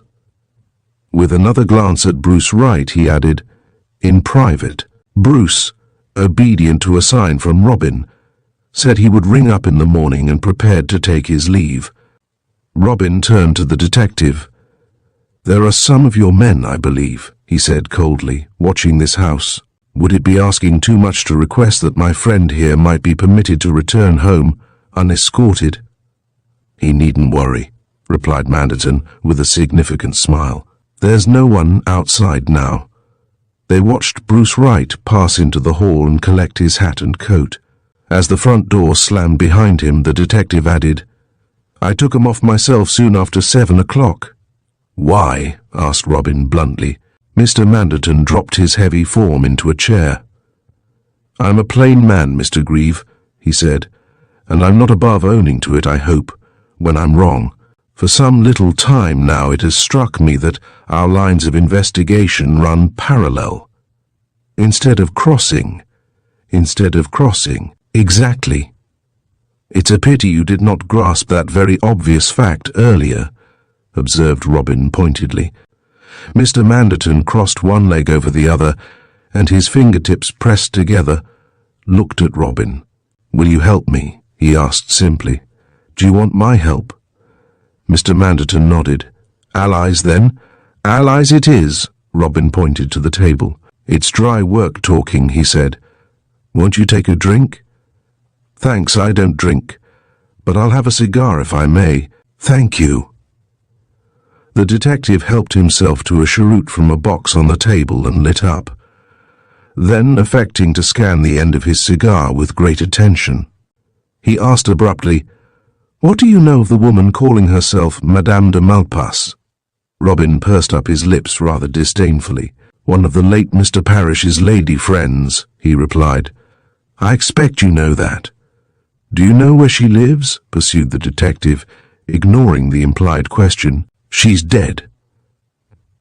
A flicker of interest appeared for an instant in Mr. Manderton's keen eyes. "You're sure of that?" "Certainly," answered Robin. "Who told you?" "Lehagan, the solicitor, you know. He acted for this Malpas woman on 1 or 2 occasions. When did she die?" 6 or 7 months ago. "Did Jeeks know about it?" "Jeeks? Do you mean Parish's secretary? It's funny you're asking that. As a matter of fact, it was through Jeeks that I heard the lady was dead. I was in Lahagan's office one day when Jeekes came in, and Lahagan told me Jeeks had come to pay in a cheque for the cost of the funeral and the transport of the body to France. This was 6 or 7 months ago, you say. I take it then that any allowance that Parrish was in the habit of making to this woman has ceased. I tell you the lady is dead. Then what would you say if I informed you that Mr. Jeeks had declared that these payments were still going on? Robin shrugged his shoulders. I should say he was lying. I agree, but why? Whom did he tell this to? Miss Trevett. Miss Trevett. Robin repeated the name in amazement. I don't understand, he said. Why on earth should Jeeks blacken his employer's character to Miss Trevett? What conceivable motive could he have had? Did she tell you this? No, said Manderton. I heard him tell her myself. Do you mean to tell me, protested Robin, growing more and more puzzled, that Jeeks told Miss Trevett this offensive and deliberate lie in your presence?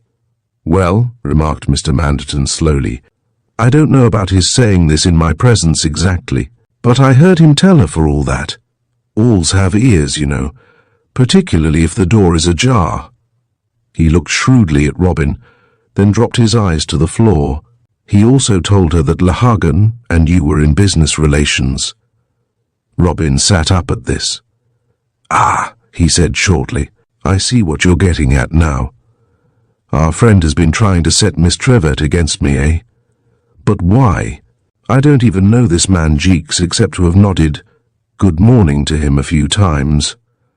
Why on earth should he of all men go out of his way to slander me to Miss Trevett, to throw suspicion? He broke off short and looked at the detective. Mr. Manderton caressed his big black moustache. Yes, he repeated suavely, you were saying to cast suspicion. The eyes of the two men met.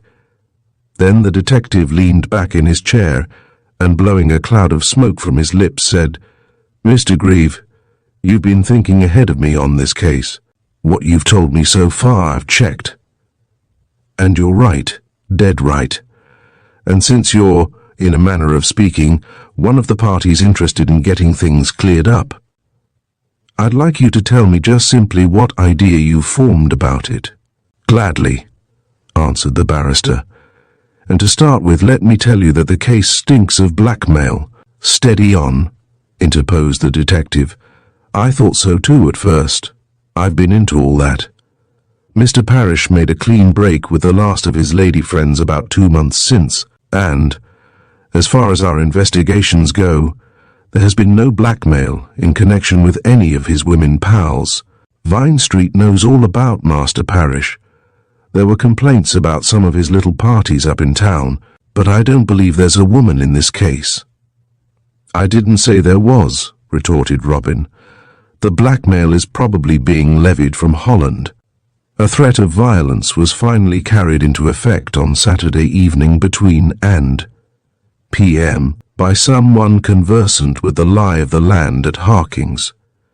This individual, armed with an automatic Browning of the same caliber as Mr. Parrish's, shot at Parrish through the open window of the library and killed him, probably in self-defense, after Parrish had had a shot at him. Steady there, whoa, said Mr. Manderton in a jocular way, clearly expressive of his incredulity. There was only one shot. There was Robin's dispassionate reply. Though maybe only one was heard. Parrish had a Maxim silencer on his gun. Mr. Manderton was now thoroughly alert. How did you find that out? He asked. Jay, Parrish's man, came forward and volunteered this evidence. He said nothing about it when I questioned him, grumbled the detective. Robin laughed. You're a terror to the confirmed criminal, they tell me, Manderton, he said, but you obviously don't understand that complicated mechanism known as the domestic servant. No servant at Harking's will voluntarily tell you anything. Mr. Manderton, who had stood up, shook his big frame impatiently. Explain the rest of your theories, he said harshly. What's all this about blackmail being levied from Holland? Then Robin Grieve told him of the letters written on the slaty blue paper and of their effect upon Parrish, and of the letter headed, Elias van der Spik and Company, General Importers, Rotterdam, which had lain on the desk in the library when Parrish's dead body had been found. Manderton nodded gloomily. "It was there right enough," he remarked. "I saw it. A letter about steel shipments and the dockers' strike, wasn't it? As there seemed nothing to it, I left it with the other papers for Jeeks, the secretary chap. But what evidence is there that this was blackmail?" "This," said Robin, and showed the detective the sheet of blue paper with its series of slits. "Manderton," he said, "these letters written on this blue paper were in code, I feel sure. Why should not this be the key? You see it bears a date, Nov. May it not refer to that letter?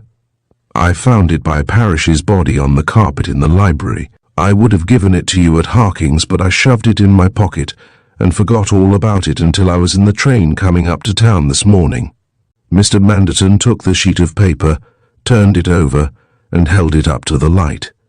Then, without comment, he put it away in the pocket of his jacket. "If Parrish killed himself," Robin went on earnestly, "that letter drove him to it. If, on the other hand, he was murdered, may not that letter have contained a warning?" "I should prefer to suspend judgment until we've seen the letter, Mr. Grieve," said the detective bluntly. "We must get it from Jeeks. In the meantime, what makes you think that the murderer, to follow up your theory, was conversant with the lay of the land at Harking's?" "Because," answered Robin, "the murderer left no tracks on the grass or flower beds. He stuck to the hard gravel path throughout. That path, which runs from the drive through the rosery to the gravel path round the house just under the library window, is precious hard to find in the dark, especially where it leaves the drive, as at the outset it is a mere thread between the rhododendron bushes. And, as I know from experience, unless you are acquainted with the turns in the path, it is very easy to get off it in the dark, especially in the rosery, and go blundering onto the flower beds. And I'll tell you something else about the murderer. He or she was of small stature, not much above 5'6" in height. The upward diagonal course of the bullet through Parrish's heart shows that." Mr. Manderton shook his head dubiously. "Very ingenious," he commented. "But you go rather fast, Mr. Grieve. We must test your theory link by link. There may be an explanation for Jeeks's apparently inexplicable lie to the young lady. Let's see him and hear what he says. The grounds at Harking's must be searched for this second bullet, if second bullet there is, the mark on the tree examined by an expert. And since 2 bullets argue 2 pistols in this case, let us see what result we get from our inquiries as to where Mr. Parrish bought his pistol. He may have had 2 pistols. If Parrish used a silencer," remarked Robin, quite undisconcerted by the other's lack of enthusiasm, "and my theory that 2 shots were fired is correct, there must have been 2 reports, a loud one and a muffled one. Miss Trevett heard one report, as we know. Did she hear a second?" "She said nothing about it," remarked the detective. "She was probably asked nothing about it. But we can get this point cleared up at once. There's the telephone. Ring up Harking's and ask her now." "Why not?" said Mr. Manderton, and moved to the telephone. There is little delay on the long-distance lines on a Sunday evening, and the call to Harking's came through almost at once. Bude answered the telephone at Harking's. Manderton asked for Miss Trevett. The butler replied that Miss Trevett was no longer at Harking's. She had gone to the continent for a few days. This plain statement, retailed in the fortissimo voice which Bude reserved for use on the telephone, produced a remarkable effect on the detective. He grew red in the face. "What's that?" he cried assertively. "Gone to the continent? I should have been told about this. Why wasn't I informed? What part of the continent has she gone to?" Mr. Manderton's questions, rapped out with a rasping vigour that recalled a machine gun firing, brought Robin to his feet in an instant. He crossed over to the desk on which the telephone stood. Manderton placed one big palm over the transmitter and turned to Robin. "She's gone to the continent and left no address," he said quickly. "Ask him if Lady Margaret is there," suggested Robin. Mr. Manderton spoke into the telephone again. "Lady Margaret had gone to bed," Bude answered, "and her ladyship was much put out by Miss Trevort gallivanting off like that by herself, with only a scribbled note left to say that. She had gone." Had Bude got the note? "No, Mr. Manderton, sir, he had not, but Lady Margaret had shown it to him. It had simply stated that Miss Trevort had gone off to the continent and would be back in a few days." Again the detective turned to Robin at his elbow. "These country bumpkins," he said savagely. "I must go to the yard and get Humphreys on the phone. He may have telegraphed me about it. You stay here and I'll ring you later if there's any news." "What do you make of it, Mr. Grieve?" "It beats me," was Robin's rueful comment. "And what about the inquest?" "It's for Tuesday, isn't it? Miss Trevort will have to give evidence, I take it." "Oh," said Mr. Manderton, picking up his hat and speaking in an offhand way. "I'm getting that adjourned for a week." "The inquest adjourned? Why?" There was a twinkle in the detective's eyes. He replied, "I thought maybe I might get further evidence." Robin caught the expression and smiled. "And when did you come to this decision, may I ask?"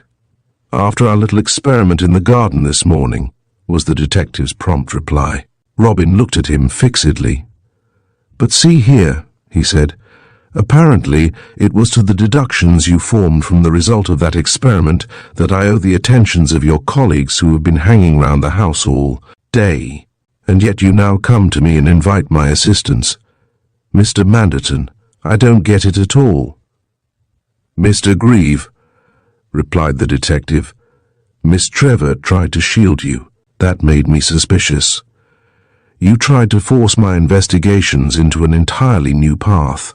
That deepened my suspicions. I believed it to be my duty to ascertain your movements after leaving Harking's, but then I heard Jeeks make an apparently gratuitously false statement to Miss Trevort with an implication against you. That to some extent cleared you in my eyes.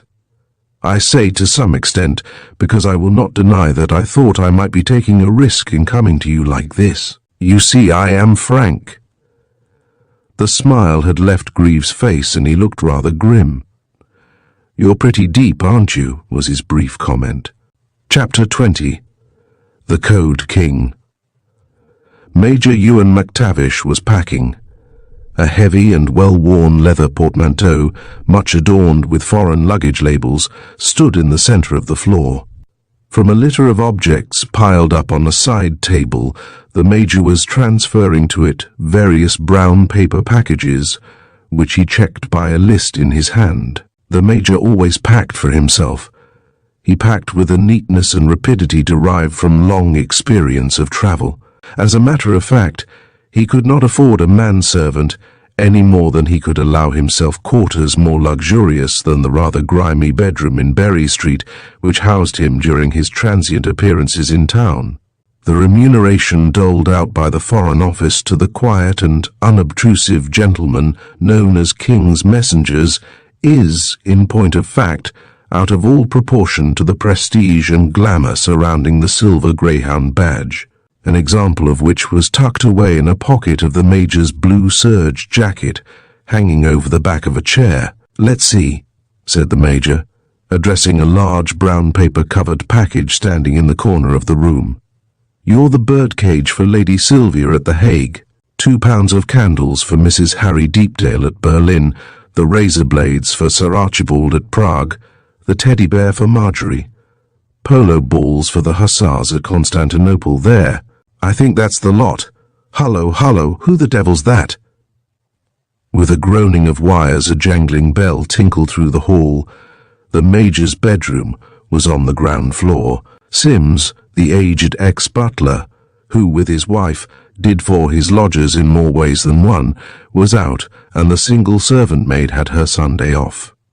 Ewan McTavish glanced at his wristwatch. It showed the hour to be 10 minutes past 9. A flowered silk smoking coat over his evening clothes and a briar pipe in his mouth. He went out into the hall and opened the front door. It was a drenching night. The lamps from a taxi which throbbed dully in the street outside the house threw a gleaming band of light on the shining pavement. At the door stood a taxi driver. "There's a lady asking for Major McTavish," he said, pointing at the cab. The Major stepped across to the cab and opened the door. "Oh, Ewan," said a girl's voice. "How lucky I am to catch you." "Why, Mary," exclaimed the Major, "what on earth brings you round to me on a night like this? I only came up from the country this afternoon, and I'm off for Constantinople in the morning." "Ewan," said Mary Trevor, "I want to talk to you. Where can we talk?" The Major raised his eyebrows. He was a little man with grizzled hair and finely cut, rather sharp features. "Well," he remarked, "there's not a soul in the house, and I've only got a bedroom here. Though we're cousins, Mary, my dear, I don't know that you ought to." "You're a silly old-fashioned old dear," exclaimed the girl. "And I'm coming in." "No, I'll keep the cab. We shall want it." "All right," said the Major, helping her to alight. "I tell you what, we'll go into Harry Prankhurst's sitting room. He's away for the weekend anyway." He took Mary Trevor into a room off the hall and switched on the electric light. Then for the first time he saw how pale she looked. "My dear," he said, "I know what an awful shock you've had. You've heard about it?" "I saw it in the Sunday papers. I was going to write to you." "Ewan," the girl began in a nervous, hasty way, "I have to go to Holland at once. There is not a moment to lose. I want you to help me get my passport viséed." "But, my dear girl," exclaimed the Major aghast, "you can't go to Holland like this alone. Does your mother know about it?" The girl shook her head. "It's no good trying to stop me, Ewan," she declared. "I mean to go anyway. As a matter of fact, Mother doesn't know. I merely left word that I'd gone to the continent for a few days. Nobody knows about Holland except you. And if you won't help me, I suppose I shall have to go to Harry Tadworth at the Foreign Office. I came to you first because he's always so stuffy." Ewan McTavish pushed the girl into a chair and gave her a cigarette. He lit it for her and took one himself. His pipe had vanished into his pocket. "Of course, I'll help you," he said. "Now tell me all about it." "Before this happened, I had promised Hartley Parish to marry him," began the girl. "The doctors say his nerves were wrong.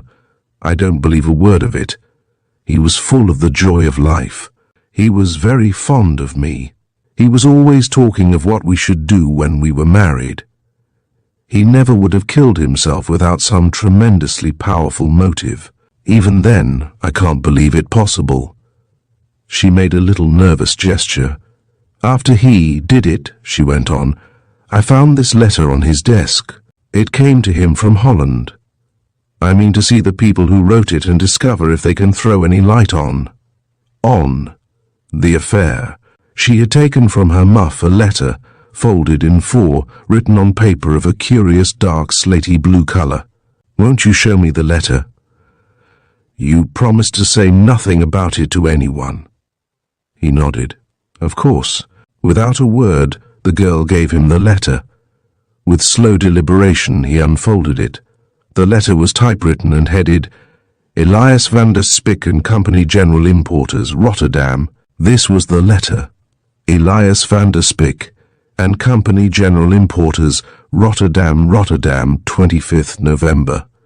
Codes ABC. Liebler's personal dear Mr. Parish. Your favor of even date to hand and contents noted. The last delivery of steel was to time, but we have had warning from the railway authorities that labor troubles at the docks are likely to delay future consignments. If you don't mind, we should prefer to settle the question of future delivery by November 27, as we have a board meeting on the 30th inst. While we fully appreciate your own difficulties with labor at home, you will understand that this is a question which we cannot afford to adjourn sine die. Yours faithfully, Pro Elias van der Spik Amp. Company." The signature was illegible. Ewan McTavish folded the letter again and handed it back to Mary. "That doesn't take me any farther," he said. "What did the police think of it?" "They haven't seen it," was the girl's reply. "I took it without them knowing. I mean to make my own investigations about this." "But my dear Mary," exclaimed the little major in a shocked voice, "you can't do things that way. Don't you see you may be hindering the course of justice? The police may attach the greatest importance to this letter." "You're quite right," retorted the girl. "They do. Then why have you kept it from them?" Mary Trevor dropped her eyes, and a little band of crimson flushed into her cheeks. "Because," she commenced. "Because, well, because they are trying to implicate a friend of mine." The major took the girl's hand. "Mary," he said, "I've known you all your life. I've knocked about a good bit and know something of the world, I believe. Suppose you tell me all about it." Mary Trevor hesitated. Then she said, her hands nervously toying with her muff, "We believe that Robin Grieve, you know whom I mean, had a conversation with Hartley just before he shot himself. That very afternoon Robin had asked me to marry him, but I told him about my engagement. He said some awful things about Hartley and rushed away. 10 minutes later, Hartley Parish committed suicide, and there was someone talking to him in the library. Bood, the butler, heard the voices. This afternoon I went down to the library alone to see if I could discover anything likely to throw any light on poor Hartley's death. This was the only letter I could find. It was tucked away between 2 letter trays. One tray fitted into the other, and this letter had slipped between. It seems to have been overlooked both by Mr. Parish's secretary and the police.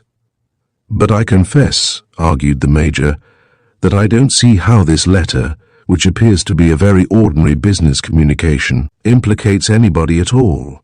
Why shouldn't the police see it?" "Because," said Mary, "directly after discovering it I found Bruce Wright, who used to be one of Mr. Parish's private secretaries, hiding behind the curtains in the library. Now, Bruce Wright is a great friend of Robin Grieve's, and I immediately suspected that Robin had sent him to Harking's, particularly as what? As he practically admitted to me that he had come for a letter written on slaty blue official-looking paper." The girl held up the letter from Rotterdam. "All this," the girl continued, "made me think that this letter must have had something to do with Hartley's death. Surely an additional reason for giving it to the police." Mary Trevor set her mouth in an obstinate line. "No," she affirmed uncompromisingly. "The police believe that, as the result of a scene between Hartley and Robin, Hartley killed himself. Until I've found out for certain whether this letter implicates Robin or not, I shan't give it to the police. But if Grieve really had nothing to do with this shocking tragedy, the police can very easily clear him. Surely they are the best judges of his guilt." Again a touch of warm colour suffused the girl's cheeks. Ewan McTavish remarked it and looked at her wistfully. Well, he observed gently, "perhaps they're not after all." The girl looked up at him. "Ewan, dear," she said impulsively, "I knew you'd understand. Robin and Hartley may have had a row, but it was nothing worse. Robin is incapable of having threatened, blackmailed Hartley, as the police seem to imagine. I am greatly upset by it all. I can't see things clear at all. But I'm determined not to give the police a weapon like this to use against Robin until I know whether it is sharp or blunt, until I have found out what bearing, if any, this letter had on Hartley Parish's death." Ewan McTavish leant back in his chair and said nothing. He finished his cigarette, pitched the butt into the fender, and turned to Mary. He asked her to let him see the letter again. Once more he read it over. Then, handing it back to her, he said, "It's all so simple-looking that there may well be something behind it. But if you do go to Holland, how are you going to set about your inquiries?" "That's where you can help me, Ewan, dear," answered the girl. I want to find somebody at Rotterdam who will help me to make some confidential inquiries about this firm. Do you know anyone? An Englishman would be best, of course. But Ewan McTavish was halfway to the door. Wait there, he commanded, till I telephone the one man in the world who can help us.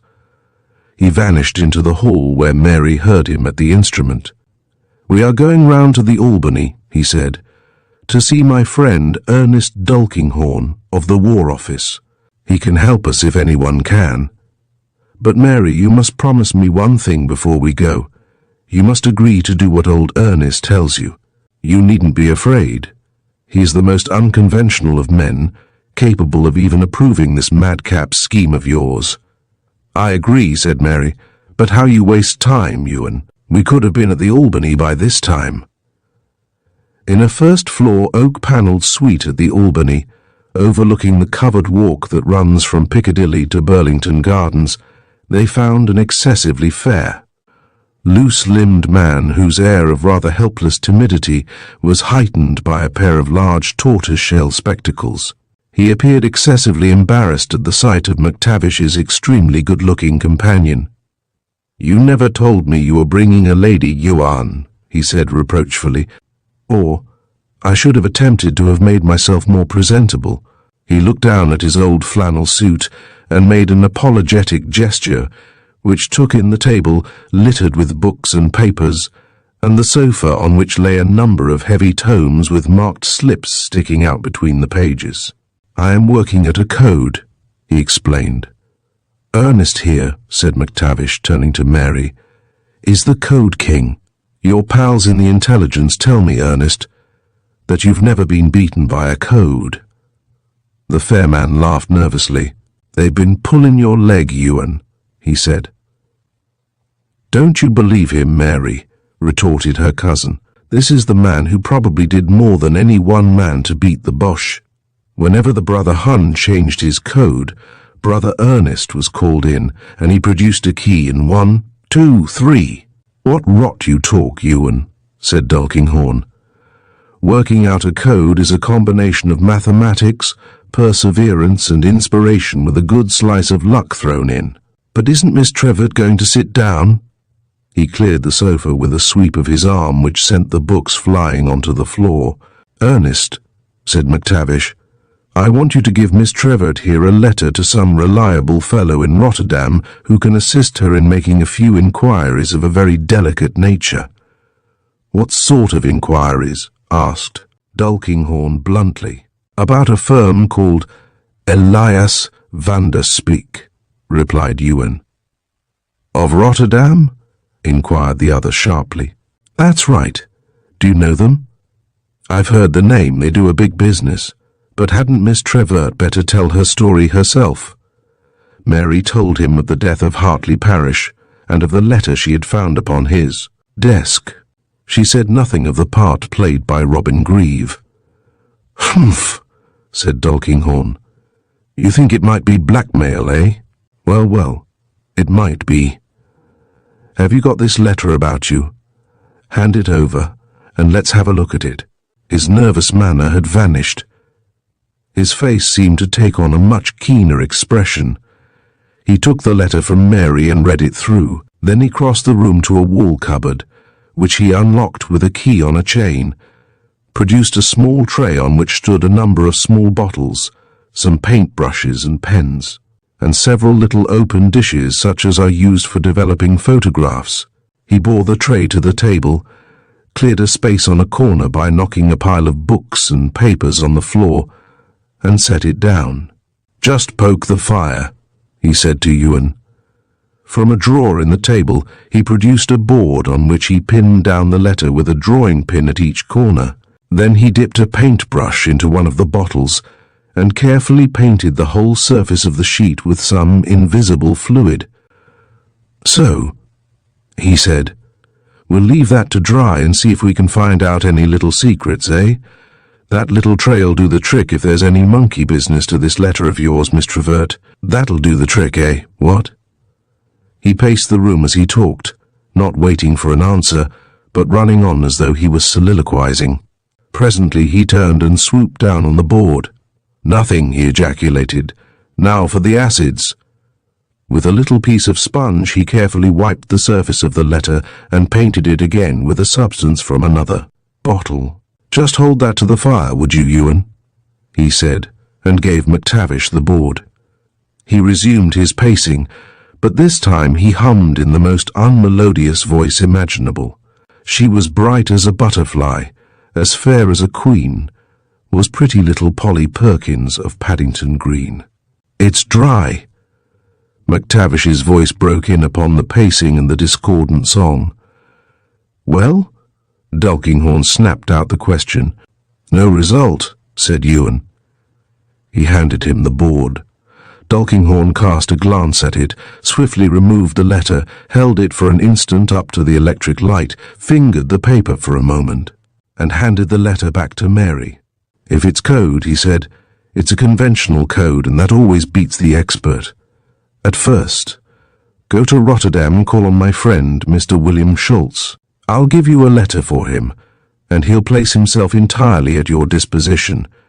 Ewan will take you over. Holland is on your beat, ain't it, Ewan? When do you go next? Tomorrow, said the King's messenger. The boat train leaves Liverpool Street at 10 o'clock. You'll want a passport, said Tulkinghorn, turning to the girl. You've got it there? Good. Leave it with me. You shall have it back properly viséed by 9 o'clock tomorrow morning. Where are you staying? Almond's Hotel. Good. I'll send the letter for Mr. William Schultz with it. But, Ewan interjected mildly, after making several ineffectual efforts to stem the torrent of speech, do you really think that Miss Trevort will be well advised to risk this trip to Holland alone? Hadn't the police better take the matter in hand? Police be damned, replied Tulkinghorn heartily. Miss Trevort will be better than a dozen heavy-handed, heavy-footed plainclothes men. When you get to Rotterdam, Miss Trevort, you trot along and call on William Schultz. He'll see you through. Then, to indicate without any possibility of misunderstanding that his work had been interrupted long enough, Tulkinghorn got up, and opening the sitting-room door, led the way into the hall. As he stood with his hand on the latch of the front door, Mary Trevort asked him, "Is this Mr. Schultz an Englishman?" "I'll let you into a secret," answered Tulkinghorn. "He was. But he isn't now. No, I can't say anything more. You must work it out for yourself. But I will give you a piece of advice. The less you say about Mr. William Schultz, and about your private affairs generally when you are on the other side, the better it will be for you. Good night, and good luck." Ewan McTavish escorted Mary to Almond's Hotel. "I'm very much afraid," he said to her as they walked along, "that you're butting that pretty head of yours into a wasp's nest, Mary." "Nonsense," retorted the girl decisively. "I can take care of myself." "If I consent to let you go off like this," said Ewan, "it is only on one condition. You must tell Lady Margaret where you are going." "That'll spoil everything," answered Mary, pouting. "Mother will want to come with me."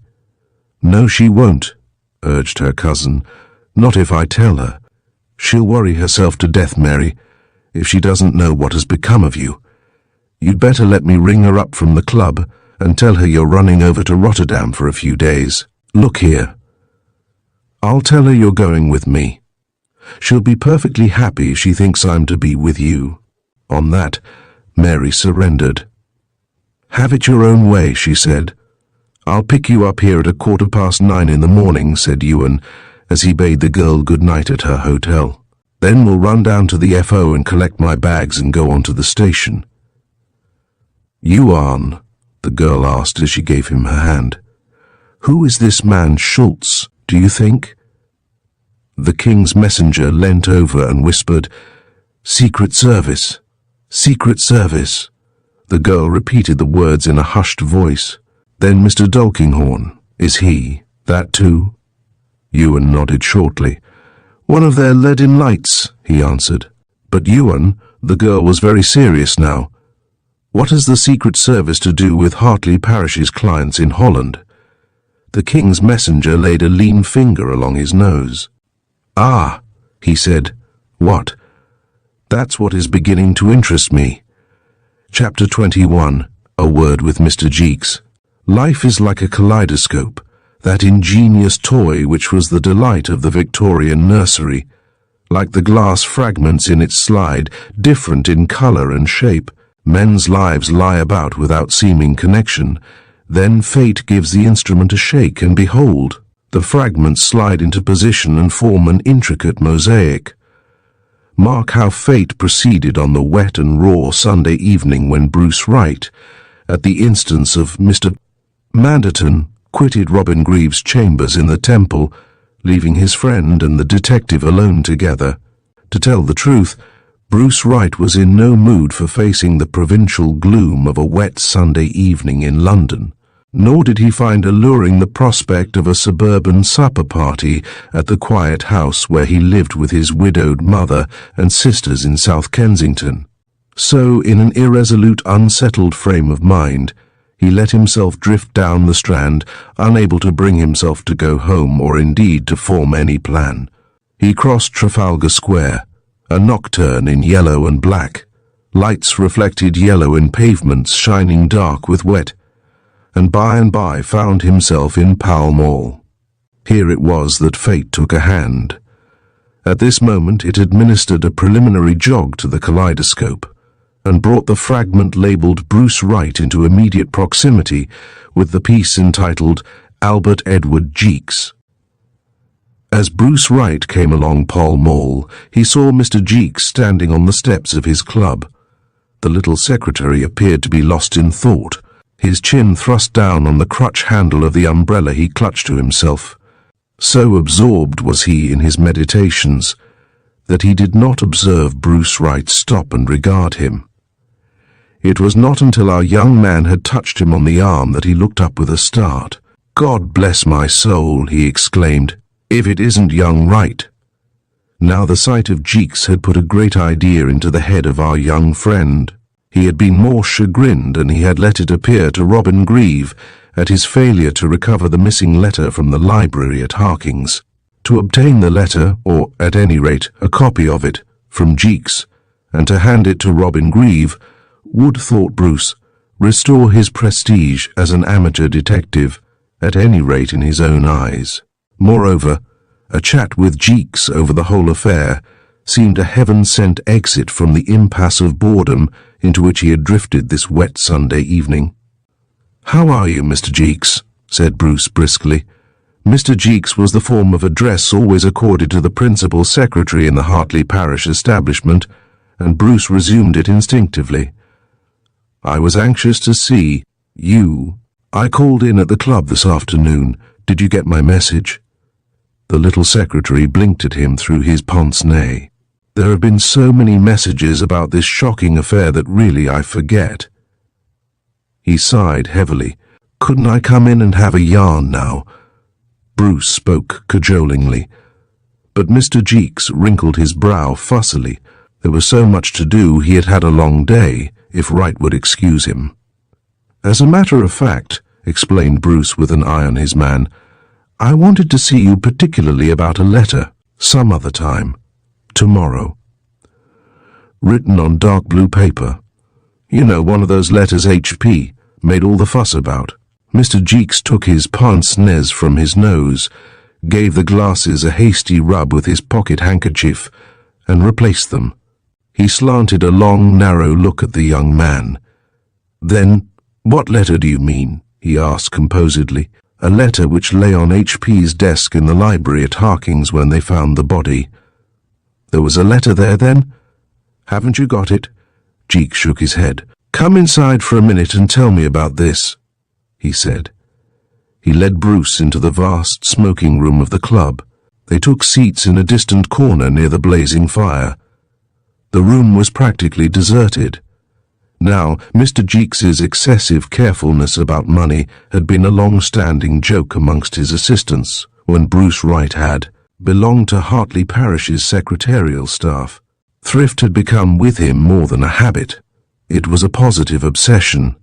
It revealed itself in such petty meannesses as a perpetual cadging for matches or small change, and a careful abstention from any offer of hospitality. Never in the whole course of his service had Bruce Wright heard of Mr. Jeeks taking anybody out to lunch, or extending any of the usual hospitalities of life. He was not a little surprised, therefore, to hear Jeeks ask him what he would take. Bruce said he would take some coffee. "Have a liqueur?" "Have a cigar," said Jeeks, turning to Bruce from the somnolent waiter who had answered the bell. There was a strange eagerness, a sort of overdone cordiality, in the invitation which contrasted so strongly with the secretary's habits that Robin felt dimly suspicious. He suddenly formed the idea that Mr. Jeeks wanted to pump him. He refused the liqueur, but accepted a cigar. Jeeks waited until they had been served, and the waiter had withdrawn silently into the dim vastness of the great room before he spoke. "Now then, young Wright," he said, "what's this about a letter? Tell me from the beginning." Bruce told him of the letter from Elias van der Spyk Amp, company which Robin had seen upon the desk in the library at Harking's, of his Bruce's journey down to Harking's that afternoon, and of his failure to find the letter. "But why do you assume that I've got it?"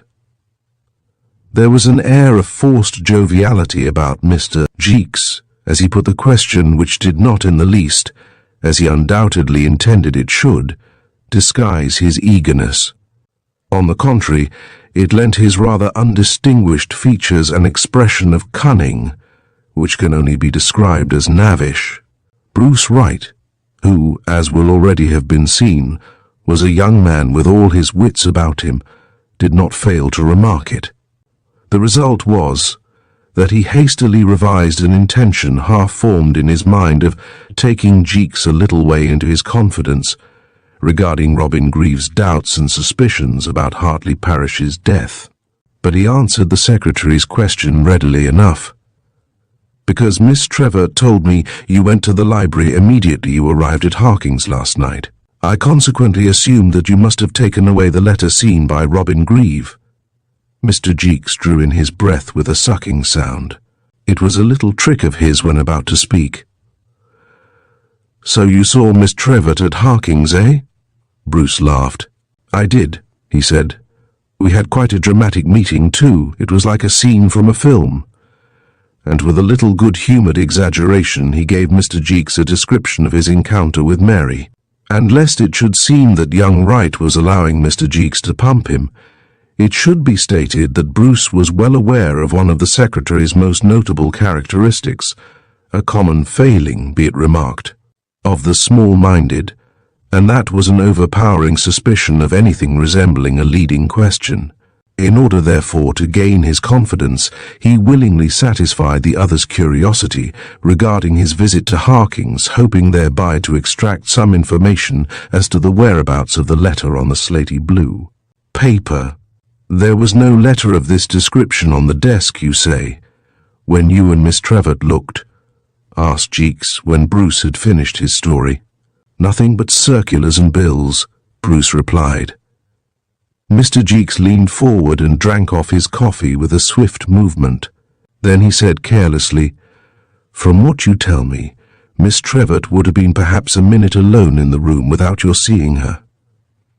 Bruce agreed with a nod. Adjusting his pince-nez on his nose, the secretary rose to his feet. "Very glad to have seen you again, Wright," he said, thrusting out a limp hand. "Must run off now, mass of work to get through." Then Bruce risked his leading question. "If you haven't got this letter," he observed, "what has become of it? Obviously the police are not likely to have taken it because they know nothing of its significance." Quite, answered Mr. Jeeks absently, but without replying to the young man's question. "Why," asked Bruce boldly, "did old H.P. make such a mystery about these letters on the slaty blue paper?" "Mr. Jeeks?" The secretary wrinkled up his thin lips and sharp nose into a cunning smile. "When you get to be my age, young Wright," he made answer, "you will understand that every man has a private side to his life, and if you've learnt your job properly, You will also know that a private secretary's first duty is to mind his own business. About this letter now, it's the first I've heard of it. Take my advice, and don't bother your head about it, if it exists." "But it does exist," broke in Bruce quickly. "Mr. Grieve saw it and read it himself." Mr. Jeeks laughed dryly. "Don't you forget, young Wright," he said, jerking his chin towards the youngster in a confidential sort of way. "Don't you forget that Mr. Grieve is anxious to find a plausible motive for Mr. Parrish's suicide. People are talking, you understand. That's all I've got to say. Just you think it over." Bruce Wright bristled up hotly at this. "I don't see you have any reason to try and impugn Grieve's motive for wishing to get at the bottom of this mysterious affair." Mr. Jeeks affected to be engrossed in the manicuring of his nails. Very intently he rubbed the nails of one hand against the palm of the other. "No mystery," he said decisively with a shake of the head. "No mystery whatsoever about it, young Wright, except what the amateur detectives will try and make it out to be. Or has Mr. Grieve discovered a mystery already?" The question came out artfully, but in the quick glance which accompanied it, there was an intent watchfulness which startled Bruce, accustomed as he was to the mild and unemotional ways of the little secretary. "Not that I know of," said Bruce. "Grieve is only puzzled like all of us that HP should have done a thing like this." Mr. Jeeks was perfectly impassive again. "The nerves, young Wright, the nerves," he said impressively. "Harley Street, not Mr. Grieve, will supply the motive to this sad affair. Believe me." With that he accompanied the young man to the door of the club, and from the vestibule watched him sally forth into the rain of Pall Mall. Then Mr. Jeeks turned to the hall porter. "Please get me Stevenage 137, he said. "It's a trunk call. Don't let them put you off with no reply. It's Harking's, and they're expecting me to ring them. I shall be in the writing room." When, 20 minutes later, Mr. Jeeks emerged from the trunk call telephone box in the club vestibule, his mouth was drooping at the corners and his hands trembled curiously. He stood for an instant in thought, tapping his foot on the marble floor of the deserted hall, dimly lit by a single electric bulb burning over the hall porter's box. Then he went back to the writing room and returned with a yellow telegram form. "Send a boy down to Charing Cross with that at once, please," he said to the night porter. Fate, which had brought Bruce Wright face to face with Mr. Jeeks, gave the kaleidoscope another jerk that night. As Bruce Wright entered the tube station at Dover Street to go home to South Kensington, it occurred to him that he would ring up Robin Grieve at his chambers in the Temple and give him an outline of his Bruce's talk with Jeeks. Bruce went to the public call box in the station, but the rhythmic "Zoomer, Zoomer, Zoomer," which announces that a number is engaged, was all the satisfaction he got. The prospect of waiting about the drafty station exit did not appeal to him, so he decided to go home and telephone Robin, as originally arranged, in the morning. Just about the time that he made this resolve, Robin, in his rooms in the Temple, was hanging up the receiver of his telephone with a dazed expression in his eyes. Mr. Manderton had rung him up with a piece of intelligence which fairly bewildered him. It bewildered Mr. Manderton also, as the detective was frank enough to acknowledge. Mary Trevett had gone to Rotterdam for a few days in company with her cousin, Major Ewan McTavish. Mr. Manderton had received this astonishing information by telephone from Harking's a few minutes before. "It bothers me properly, Mr. Grieve, sir," the detective had added. "There's only one thing for it, Manderton," Robin had said. "I'll have to go after her." "The very thing I was about to suggest myself, Mr. Grieve. You're unofficial-like, and can be more helpful than if we detailed one of our own people from the yard, and with the investigation in its present stage, I don't really feel justified in going off on a wild goose chase myself. There are several important inquiries going forward now, notably as to where Mr. Parrish bought his pistol. But we certainly ought to find out what takes Miss Trevett careering off to Rotterdam in this way. It seems almost incredible," Robin had said. but it looks to me as though Miss Trevor must have found out something about the letter, or found it herself. By Jove! She was in the library when Bruce Wright was there. This settles it, Manderton. I must go." "Then," said the detective, "I'm going to entrust you with that slotted sheet of paper again, for I have an idea, Mr. Grieve, that you may get a glimpse of that letter before I do. I'll send a messenger round with it at once." Then a difficulty arose. Manderton had not got the girl's address. They had no address at Harking's, nor did he know what train Miss Trevor had taken. She might have gone by the 9 p.m. that night. Had Mr. Grieve got a passport? Yes, Robin had a passport, but it was not viséed for Holland. That meant he could not leave until the following evening. Then Robin had a brainwave. "There's an air service to Rotterdam," he exclaimed. "It doesn't leave till noon. A pal of mine went across by it only last week. That will leave me time to get my passport stamped at the Dutch consulate, to catch the airmail and be in Rotterdam by tea time. And Manderton, I shall go to the Grand Hotel. That's where my friend stopped. Wire me there if there's any news."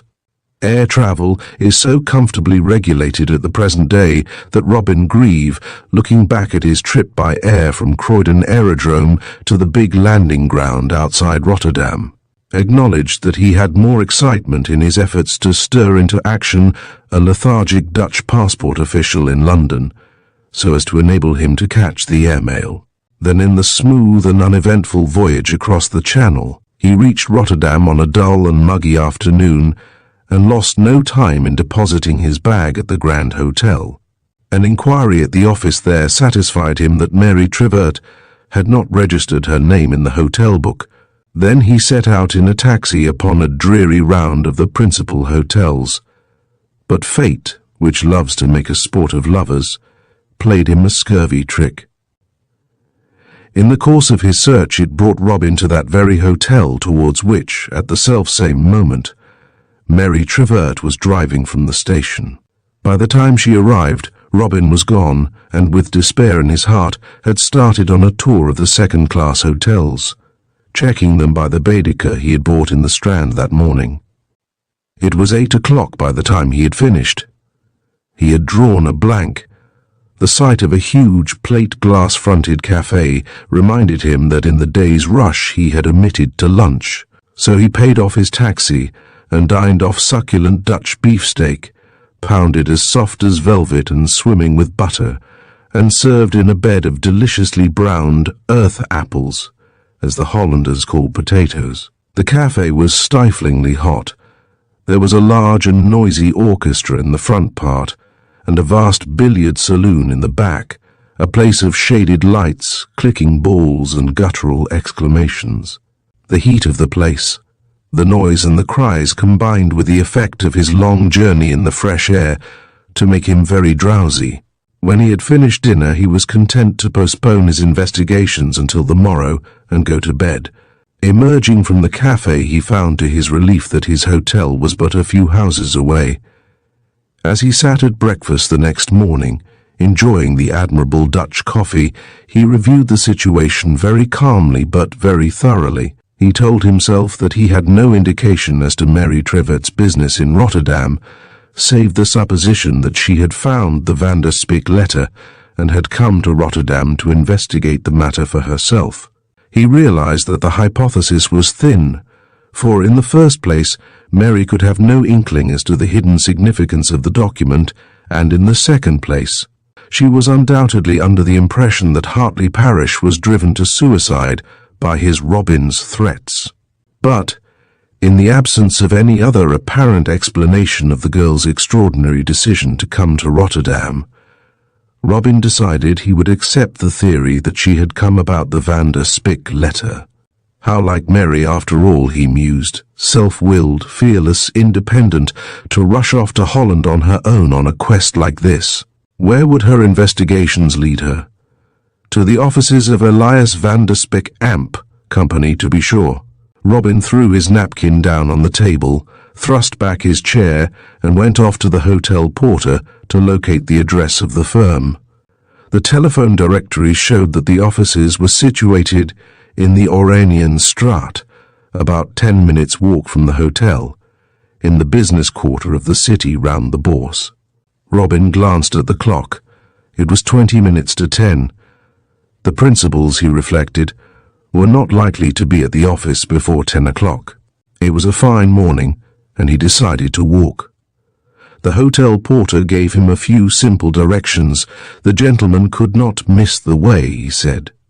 So Robin started off, hope high in his breast of getting a step nearer to the elucidation of the mystery of the library at Harking's. A brisk walk of about 10 minutes through the roaring streets of the city brought him to a big open square from which, he had been instructed, the Oranian Straat turned off. He was just passing a large and important-looking post office. He remarked it because he looked up at a big clock in the window to see the time, when a man came hastily through the swing door and stopped irresolutely on the pavement in front, glancing to right and left, as a man does who is looking for a cab. At the sight of him, Robin could scarcely suppress an expression of amazement. It was Mr. Jeeks. Chapter 22. The Man with the Yellow Face. In a narrow, drowsy side street at Rotterdam, bisected by a somnolent canal, stood flush with the red brick sidewalk a small clean house. Wire blinds affixed to the windows of its ground and first floors gave it a curious blinking air, as though its eyes were only half open. To the neat green front door was affixed a large brass plate inscribed with the single name, Schultz. A large woman, in a pink print dress with a white cloth bound about her head, was vigorously polishing the plate as, on the morning following her departure from London, Mary Trevert. Tulkinghorn's letter of introduction in her pocket arrived in front of the residence of Mr. William Schultz. Ewan McTavish had on the previous evening seen her to her hotel and had then very reluctantly, as it seemed to Mary, departed to continue his journey to The Hague, his taxi piled high with white and green Foreign Office bags, heavily sealed with scarlet wax. Mary Trevert approached the woman, her letter of introduction, which Tulkinghorn, being an unusual person, had fastened down, in her hand. "Schultz?" she said interrogatively. "Nicht da," replied the woman, without looking up from her rubbing. "Has he gone out?" asked Mary in English. "Verstehe nicht," mumbled the woman. But she put down her cleaning rag and, breathing heavily, mustered the girl with a leisurely stare. Mary repeated the question in German, whereupon the woman brightened up considerably. The Herr was not at home. The Herr had gone out. On business, jawohl. To the bank, perhaps. But the Herr would be back in time for Mittagessen at noon. There was beer soup followed by Rindfleisch. Mary hesitated an instant. She was wondering whether she should leave her letter of introduction. She decided she would leave it. So she wrote on her card, "Anxious to see you as soon as possible," and the name of her hotel, and gave it with a letter to the woman. "Please see that Herr Schultz gets that directly he comes in," she said. "It is important." "Gut, gut," said the woman, wiping her hands on her apron. She took the card and letter, and Mary, thanking her, set off to go back to her hotel. About 20 yards from Mr. Schultz's house, a narrow alley ran off. As Mary turned to regain the little footbridge across the canal to return to the noisy street which would take her back to the hotel, she caught sight of a man disappearing down this alley. She only had a glimpse of him, but it was sufficient to startle her considerably. He was a small man wearing a tweed cap and a tweed travelling ulster of a vivid brown. It was not these details, however, which took her aback. It was the fact that in the glimpse she had had of the man's face, she had seemed to recognize the features of Mr. Albert Edward Jeeks. "What an extraordinary thing," Mary said to herself. "It can't be Mr. Jeeks. But if it is not, it is someone strikingly like him." To get another view of the stranger, she hurried to the corner of the alley. It was a mere thread of a lane, not above 6 yards wide, running between the houses a distance of some 60 yards to the next street. But the alley was empty. The stranger had disappeared. Mary went a little way down the lane. A wooden fence ran down it on either side, with doors at intervals apparently giving on the backyards of the houses in the street. There was no sign of Mr. Jeeks's double, so she retraced her steps and returned to her hotel without further incident. She had not been back more than half an hour when a waiter came into the lounge where she was sitting. "Miss Trevert," he said. "Zai asked for you at the telephone." He took her to a cabin under the main staircase. "This is Miss Trevert speaking," said Mary. "I am speaking for Mr. Schultz," a man's voice answered, rather a nasal voice with a shade of foreign inflection. "He has had your letter. He is very sorry he has been detained in the country, but would be very glad if you would lunch with him today at his country house." "I shall be very pleased," the girl replied. "Is it far?" "Only just outside Rotterdam," the voice responded. "Mr. Schultz will send the car to the hotel to pick you up at. The driver will ask for you. Is that all right?" "Certainly," said Mary. "Please thank Mr. Schultz and tell him I will expect the car at 11:45. Punctually at the appointed hour, an open touring car drove up to the hotel. Mary was waiting at the entrance. The driver was a young Dutchman in a blue serge suit. He jumped out and came up to Mary. "Mies Trevert," he said. Mary nodded, whereupon he helped her into the car, then got back into the driving seat and they drove away. A run of about 20 minutes through trim suburbs brought them out on a long straight road, paved with bricks and lined with poplars. The day was fine, with a little bright sunshine from time to time, and a high wind, which kept the sails of the windmills dotting the landscape turning briskly. They followed the road for a bit, then branched off down a side turning which led to a black gate. It bore the name Villa Bergendel in white letters. The gate opened into a short drive fringed by thick laurel bushes, which presently brought them in view of an ugly square red brick house. The car drew up at a creeper-hung porch paved in red tiles. The chauffeur helped Mary to alight and, pushing open a glass door, ushered the girl into a square, comfortably furnished hall.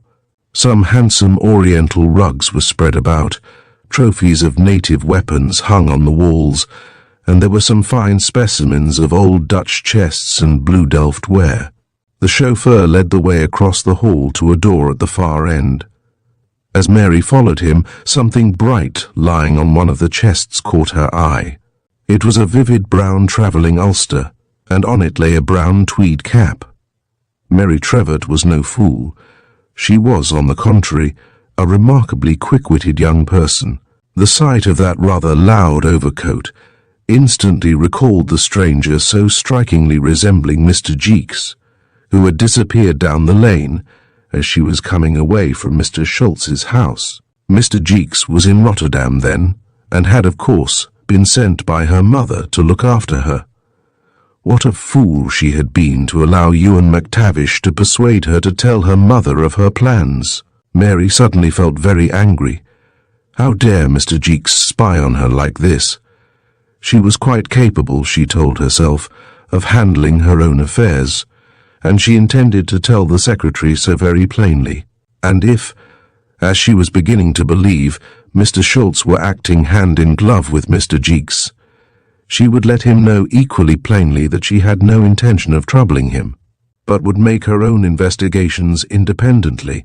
With a heightened colour, she followed the chauffeur and passed through the door he held open for her. She found herself in a small, pleasant room with a bright note of colour in the royal blue carpet and window curtains. A log fire burned cheerfully in the fireplace, before which a large red leather Chesterfield was drawn up. On the walls hung some good old Dutch prints, and there were a couple of bookcases containing books which, by their bindings at least, seemed old and valuable. At the farther end of the room was another door across which a curtain of royal blue was drawn. Mary had scarcely entered the room when this door opened and a man appeared. He was carefully dressed in a well-cut suit of some dark material and wore a handsome pearl pin in his black tie. He was a dark, sallow type of man, his skin yellowed as though from long residence in the tropics. A small black moustache, carefully trained outwards from the lips, disclosed, as he smiled a greeting at his visitor, a line of broken yellow teeth.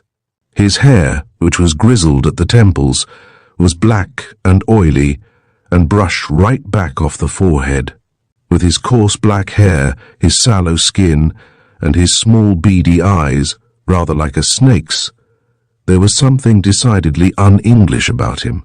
As Mary Trevor looked at him, somewhat taken aback by his sudden appearance, she became conscious of a vague feeling of mistrust welling up within her. The man closed the door behind him and advanced into the room, his hand extended. Mary took it. It was dank and cold to the touch. "1,000 apologies, my dear Miss Trevert," he said in a soft, silky voice, a trifle nasal, with a touch of continental inflection, "for asking you to come out here to see me.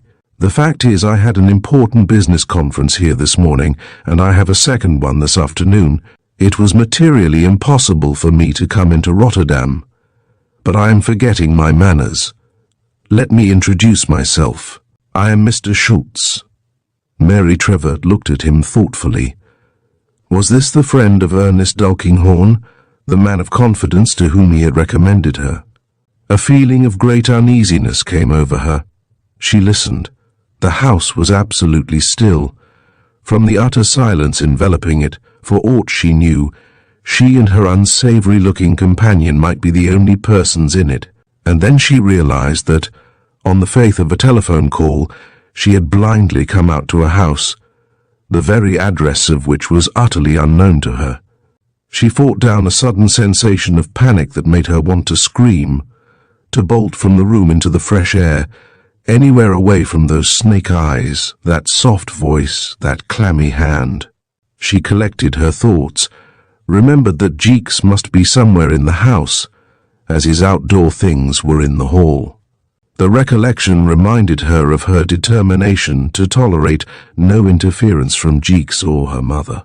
So she merely answered, "It was no trouble to come," and waited for the man to speak again. He pulled forward the Chesterfield and made her sit down beside him. "I had the letter of introduction," he said, "and I want you to know that my services are entirely at your disposal. Now, what can I do for you?" He looked at the girl intently, rather anxiously, she thought. "That was explained in the letter," she answered, meeting his gaze unflinchingly. Yes, of course I know. I meant, in what way do you propose to make use of my local knowledge?" "I will tell you that, Mr. Schultz," Mary Trevor said in a measured voice, "when you tell me what you think of the mission which has brought me here." The snake's eyes narrowed a little. "For a young lady to have come out alone to Holland on a mission of this description speaks volumes for your pluck and self-reliance, Miss Trevert. I asked you what you thought of my mission to Holland, Mr. Schultz," Mary interposed coldly. It was beginning to dawn on her that Mr. Schultz did not seem to know anything about the object of her visit, but, on the contrary, was seeking to elicit this from her by a process of adroit cross-examination. She was rather puzzled, therefore, but also somewhat relieved when he said, "I can give my opinion better after you have shown me the letter." "What letter?"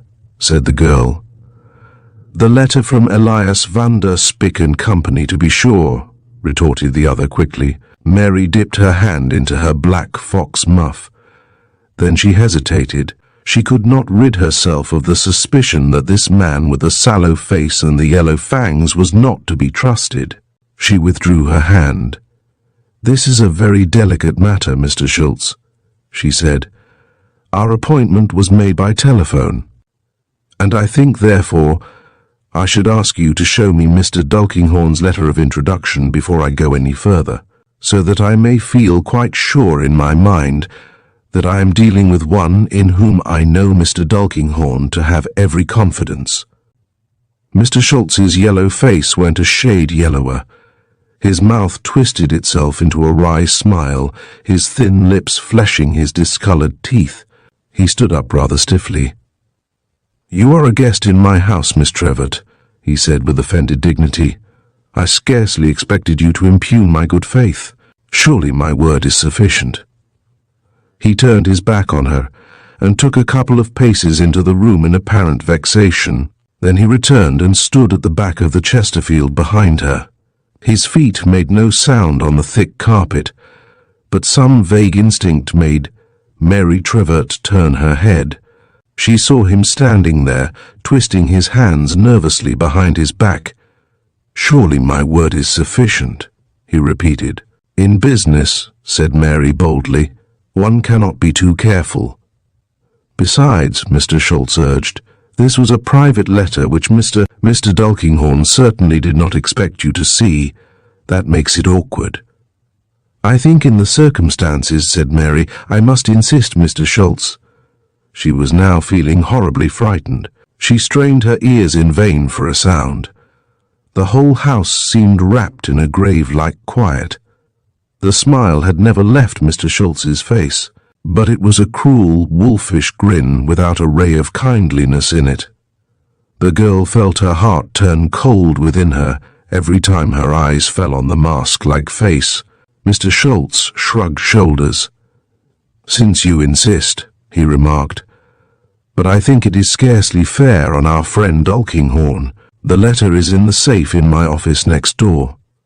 If you come along, I will get it out and show it to you." He spoke unconcernedly but stiffly, as though to emphasize the slight put upon his dignity. One hand thrust jauntily in his jacket pocket, he stepped across the carpet to the door with the blue curtain. He opened it, then stood back for the girl to pass in before him. "After you," he said. He had placed himself so close to the doorway that the black fox about her neck brushed his face as she passed. Suddenly a warm, sickly whiff of some sweet-smelling odor came to her. She stopped on the instant, irresolute, alarmed. Then a dank hand was clapped on her face, covering nostrils and mouth with a soft cloth reeking with a horrible cloying drug. An arm with muscles like steel was passed round her waist and held her in a vice-like grip against which she struggled in vain. She felt her senses slipping. Chapter 23, Two's Company. On the pavement opposite the post office stood one of those high pillars which are commonly used in continental cities for the display of theatre and concert advertisements. Robin instantly stepped behind it. It was not that he wished to avoid being seen by Jeeks as much as that he had not decided in his mind what course he had best pursue. From behind the cover of the pillar, he mustered his man. The little secretary looked strange and unfamiliar in a sporting sort of travelling ulster of a tawny brown hue and a cap of the same stuff. But there was no mistaking the watery eyes, the sharp nose, the features. He had obviously not seen Robin. His whole attention was riveted on the street. He kept peering nervously to right and left as though expecting someone. Suddenly he stepped forward quickly to the curb. Then Robin saw an open car detach itself from the press of traffic in the square and, driven very fast, approach the post office. It was a large car with a grey body. A sallow man wearing a black felt hat sat at the wheel. The car drew up at the curb and halted within a few feet of the advertisement pillar. Robin backed hastily round it to escape observation. He had resolved to do nothing until he had ascertained who Jeeks's friend was and what business the secretary had with him. "It's all right," Robin heard the man in the car say in English. "I telephoned the girl and she's coming. What a piece of luck, eh?" Robin heard the click of the car door as it swung open. "Better get along out there at once," he heard the man in the car say. "I'm sending Jan in the car for her at." Then Robin stepped out unexpectedly from behind his pillar and cannoned into Mr. Jeeks, who was just entering the car. "Good morning," said Robin with easy assurance. "I'm delighted to hear that you found Miss Trevort, Jeeks, for to tell the truth, I was feeling somewhat uneasy about her." The secretary's face was a study. The surprise of seeing Robin, who had dropped, it seemed to him, out of the clouds into the city of Rotterdam, deprived him of speech for an instant. He blinked his eyes, looked this way and that, and finally, with a sort of blind gesture, readjusted his pince-nez and glared at the intruder. Then, without a word, he got into the car. But Robin, with a firm hand, stayed the door which Jeeks would have closed behind him. "Excuse me," Robin remarked decidedly, "but I'm coming with you if your friend—" At this he looked at the man in the driving seat. "Has no objection." Mr. Jeeks cast a frightened glance at the sallow man. The latter said impatiently, "We're wasting time, Jeeks. Who is this gentleman?" "This is Mr. Grieve," said the little secretary hurriedly. "A friend of Mr. Parrish and Miss Trevort. He was staying in the house at the time of the tragedy. He has, I understand, taken a prominent part in the investigations as to the motive of our poor friend's sad end." Mr. Jeeks looked to Robin as he said this as though for confirmation. The man at the driving wheel turned and gave the little secretary a quick glance. Then he mustered Robin with a slow, insolent stare. He had a yellow face and small black eyes, quick and full of intelligence. Then he bowed. "My name is Victor," he said. "The sad news about Mr. Parrish was a great shock to me. I met him several times in London. Were you anxious to see Miss, Trevort? She has come to Rotterdam, so my friend Jeeks tells me to look into certain important business transactions, which the late Mr. Parrish had in hand at the time of his death. Did I understand you to say that you were uneasy about this lady? Is there any mystery about her journey?" For the moment Robin felt somewhat abashed. The question was rather a poser. Was there, in effect, any mystery about Mary's trip to Rotterdam, accompanied by her cousin? She had acquainted her people at Harking's with her plans. What if, after all, everything was open and above board, and she had merely come to Rotterdam on business? It seemed difficult to believe. Surely in such a case the solicitor, Bardi, would have been the more suitable emissary. "You'll forgive us, I'm sure," the yellow-faced man remarked suavely, "but we're in a great hurry. Would you mind closing that door?" Robin closed the door, but he got into the car first. As he had stood on the pavement in doubt, the recollection of Jeeks's inexplicable lie about the payments made by Parrish for the French lady in the Mayfair flat came back to him and deepened the suspicion in his mind. It would, in any case, he told himself, do no harm to find out who this rather unsavoury-looking Rotterdam friend of Jeeks's was. So Robin jumped into the car and sat down on the back seat next to the secretary. "It happens," he said, "that I am particularly anxious to see Miss Trevort, as I gather you are going to meet her. I feel sure you won't mind my accompanying you." The yellow-faced man turned with an easy smile. "Sorry," he said, "but we are having a meeting with Miss Trevort on private business, and I'm afraid we cannot take you along. Jeeks here, however, could take a message to Miss Trevort, and if she wanted to see you—" He broke off significantly and smiled slily at the secretary. Robin felt himself flush. So Jeeks had been telling tales out of school to Mr. Victor, had he? The young man squared his jaw. That settled it. He would stay. "I promise not to butt in on your private business," he replied, "but I simply must see Miss Trevort before I go back to London. So, if you don't mind, I think I'll come along." The yellow-faced man glanced at his wristwatch. "I can't prevent you," he exclaimed. Then he rapped out something in Dutch to Jeeks. The secretary leaned forward to catch the remark. The yellow-faced man threw in the clutch. "Good," answered Jeeks in the same language, and resumed his seat as the car glided smoothly away from the curb into the traffic of the busy square. Robin settled himself back in the seat with an inaudible sigh of satisfaction. He did not like the look of Jeeks's companion, he told himself, and Mr. Victor, whoever he was, had certainly manifested no great desire for Robin's company. But he was going to see Mary. That was all that counted for the moment. They threaded their way through the streets in silence.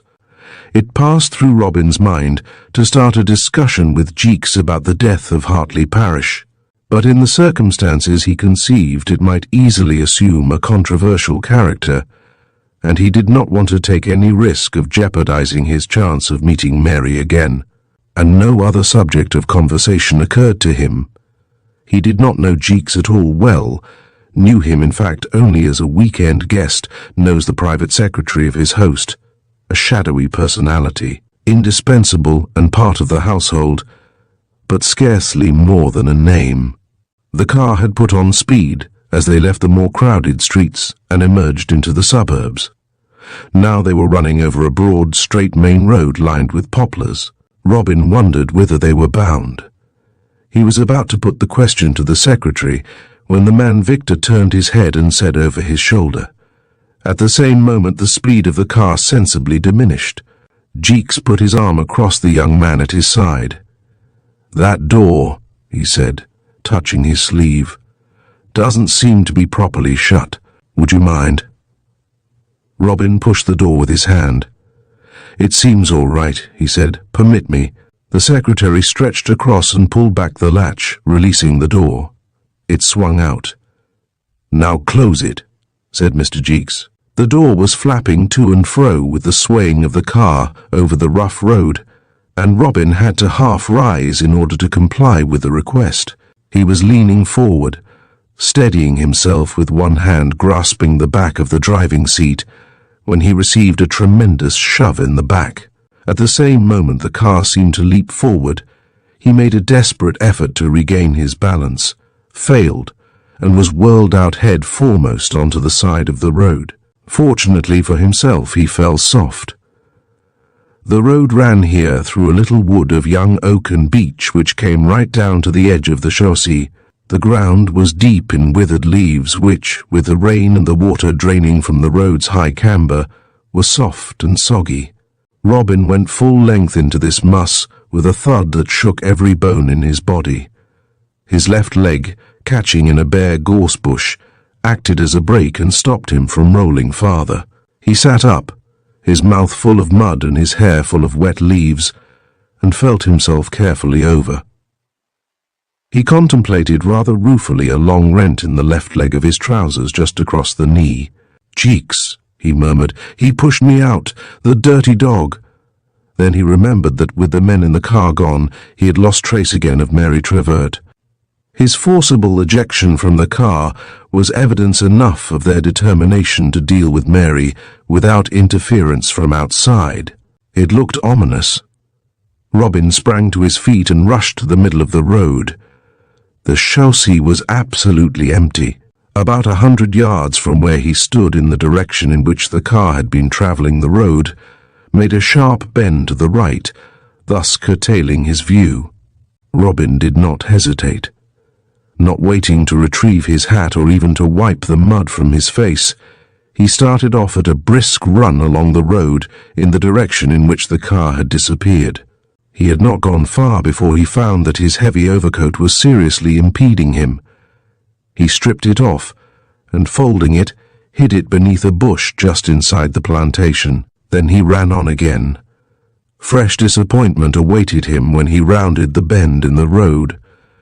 A few hundred yards on the road turned again. There was no sign of the car. A cart piled high with manure was approaching, the driver, wearing wooden shoes and cracking at intervals a huge whip, trudging at the side. Robin stopped him. "Motor car? Automobile?" he asked, pointing in the direction from which the cart had come. The driver stared at him with a look of owlish stupidity. "Automobile?" repeated Robin.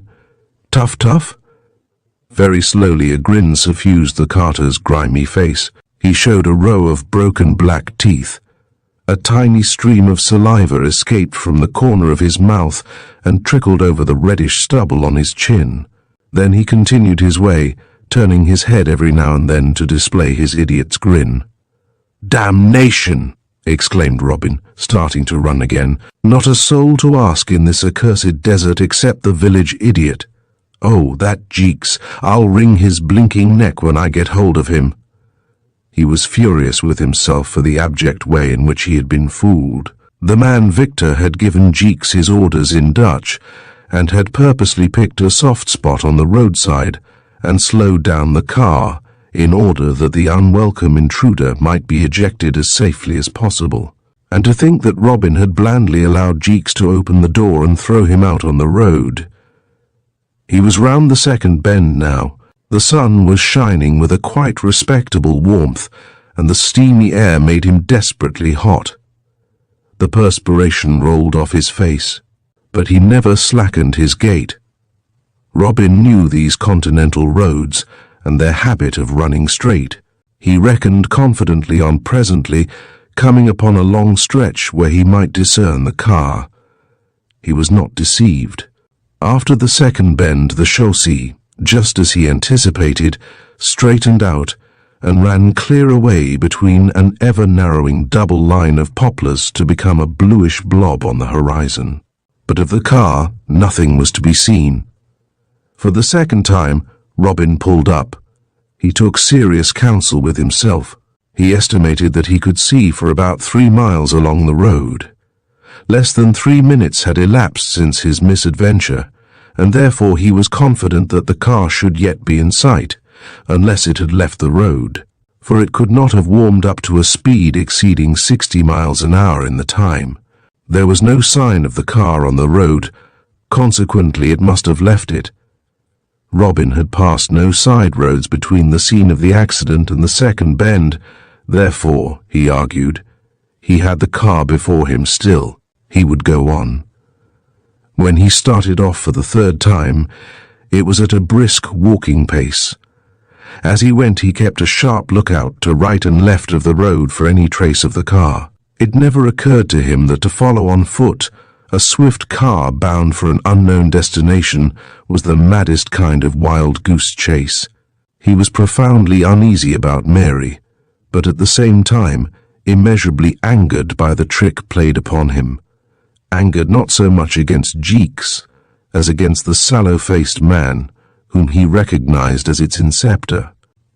He had no thought for anything else. The flat Dutch landscape stretched away on either side of the road. A windmill or two, the inevitable irrigation canals with their little sluices, and an occasional tree alone broke the monotony of the scene. But away to the right, Robin noticed a clump of trees which, he surmised, might conceivably enclose a house.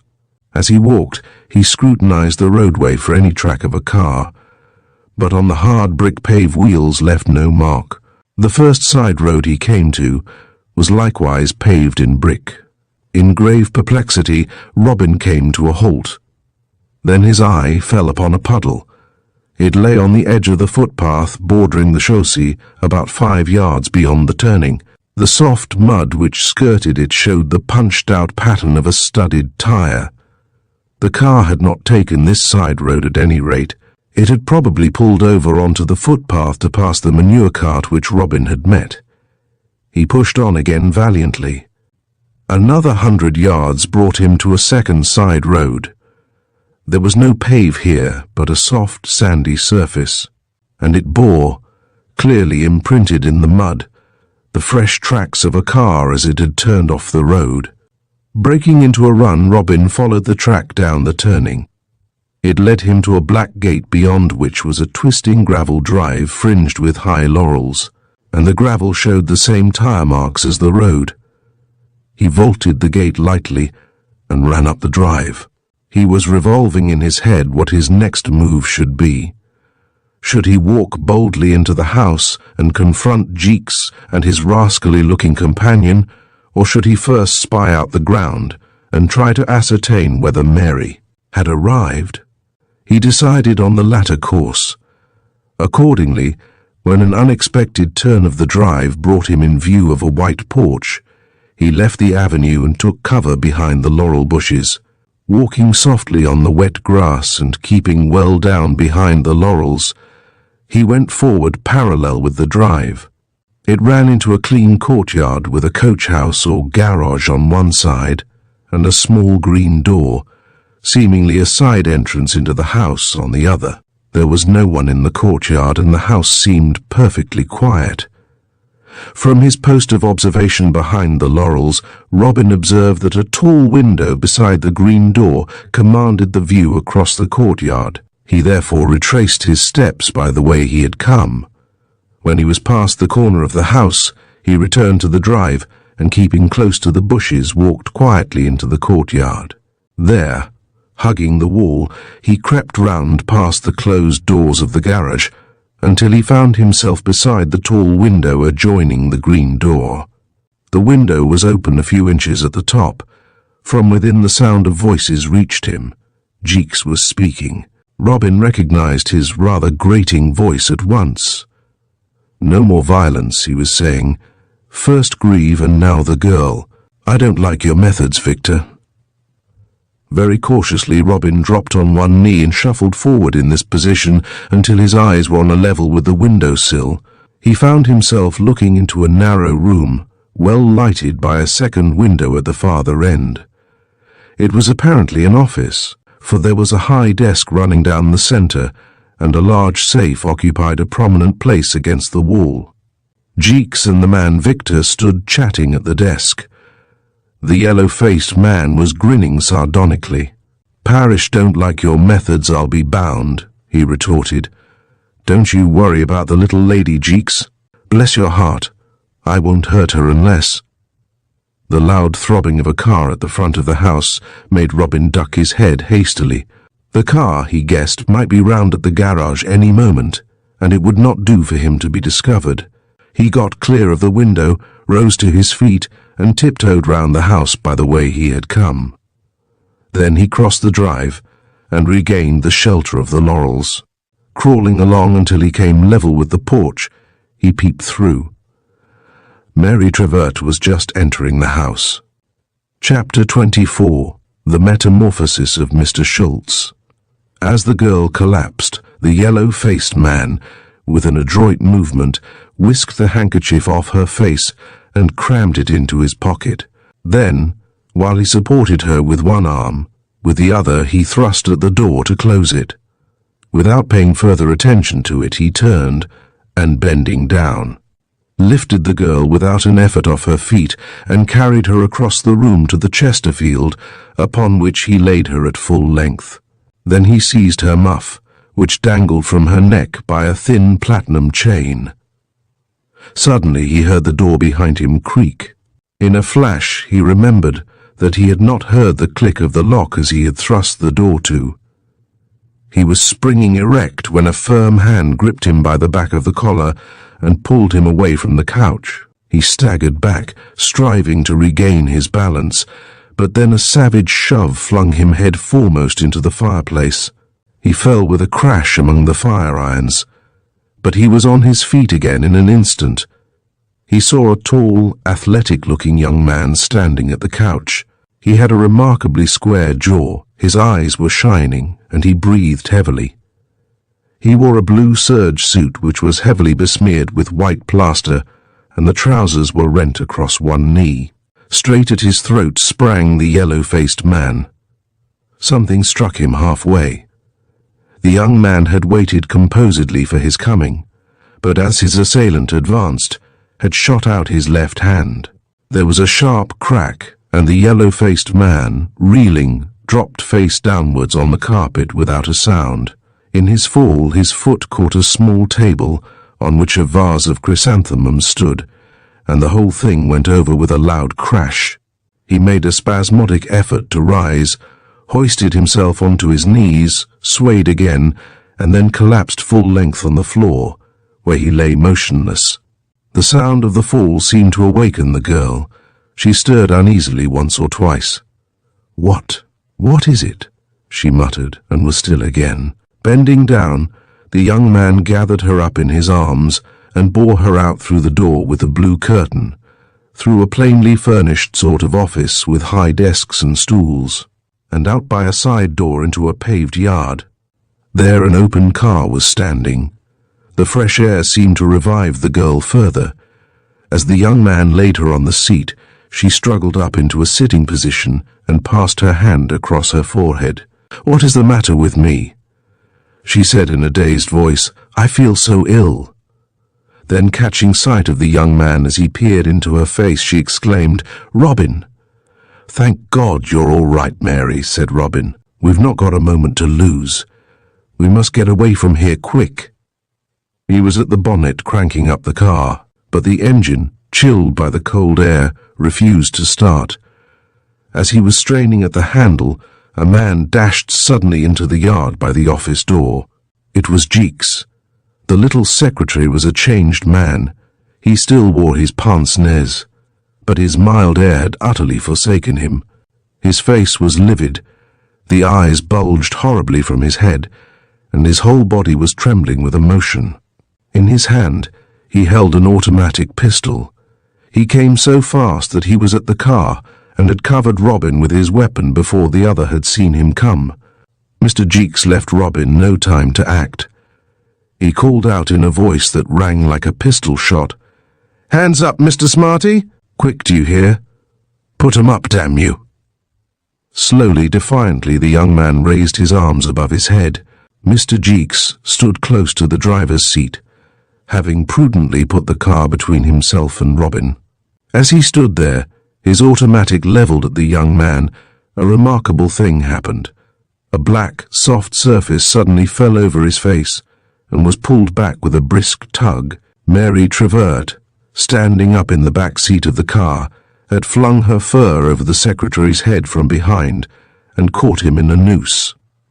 Before Mr. Jeeks could disentangle himself, Robin was at his throat and had borne him to the ground. The pistol was knocked skillfully from his hand and fell clattering on the flags. Robin pounced down on it. Then, for the first time, he smiled, a sunny smile that lit up his blue eyes. "Bravo, Mary," he said. "That was an idea. Now then, Jeeks," he ordered, "crank up that car, and be quick about it. We want to be off." The little secretary was a lamentable sight. He was bleeding from a cut on the forehead. His clothes were covered with dust, and his glasses had been broken in his fall. Peering helplessly about him, he walked to the bonnet of the car and sullenly grasped the handle.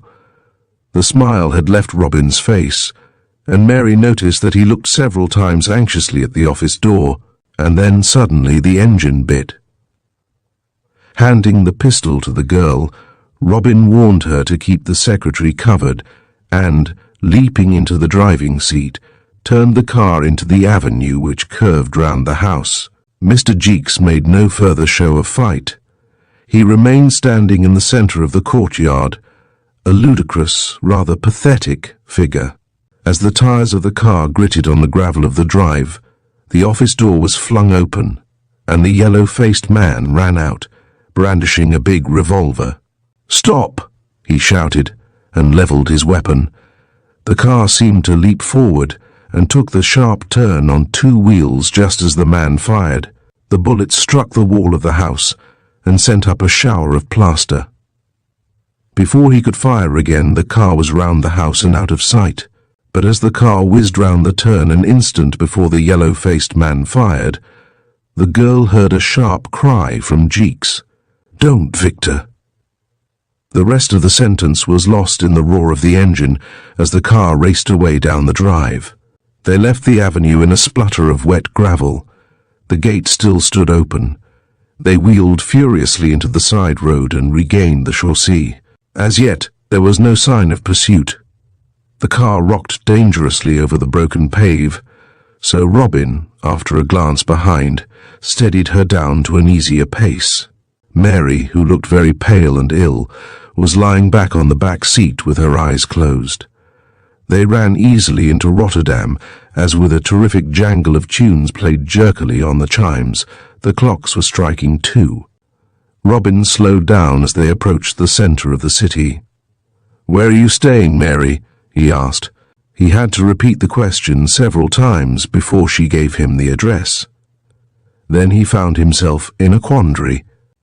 He was in a strange town and did not know a word of the language so as to be able to ask the way. However, he solved the difficulty without great trouble.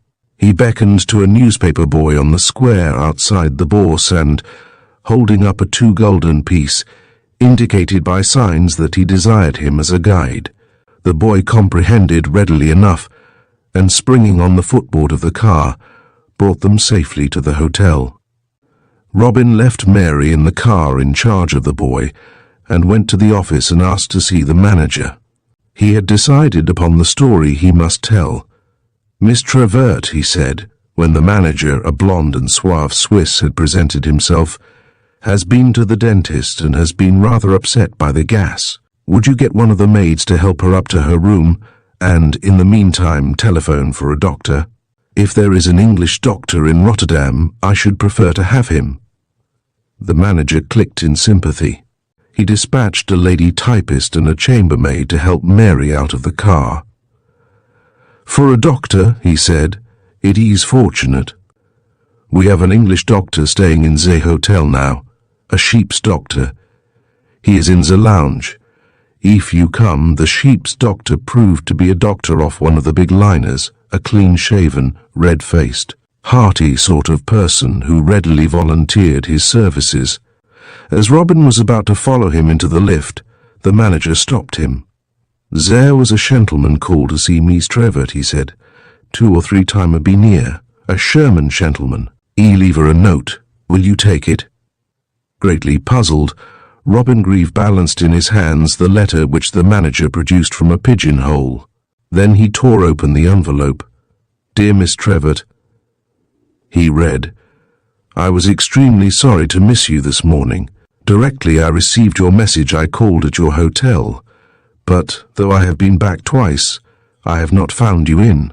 Circumstances have arisen which make it imperative that I should see you as soon as possible. This is most urgent. I will come back at 4 o'clock, as I cannot get away before. Do not leave the hotel on any pretext until you have seen me and Dulkinghorn's letter as identification. You are in grave danger." The note was signed W. Schultz. Was Robin's comment. "He writes like an Englishman anyway." He ascertained the number of Mary Trevert's room and went up to her floor in the lift. He waited in the corridor outside the room for the doctor to emerge, and lit a cigarette to while away the time. It was not until he had nearly finished his second cigarette that the doctor appeared. The doctor hesitated on seeing Robin. Then he stepped close up to him.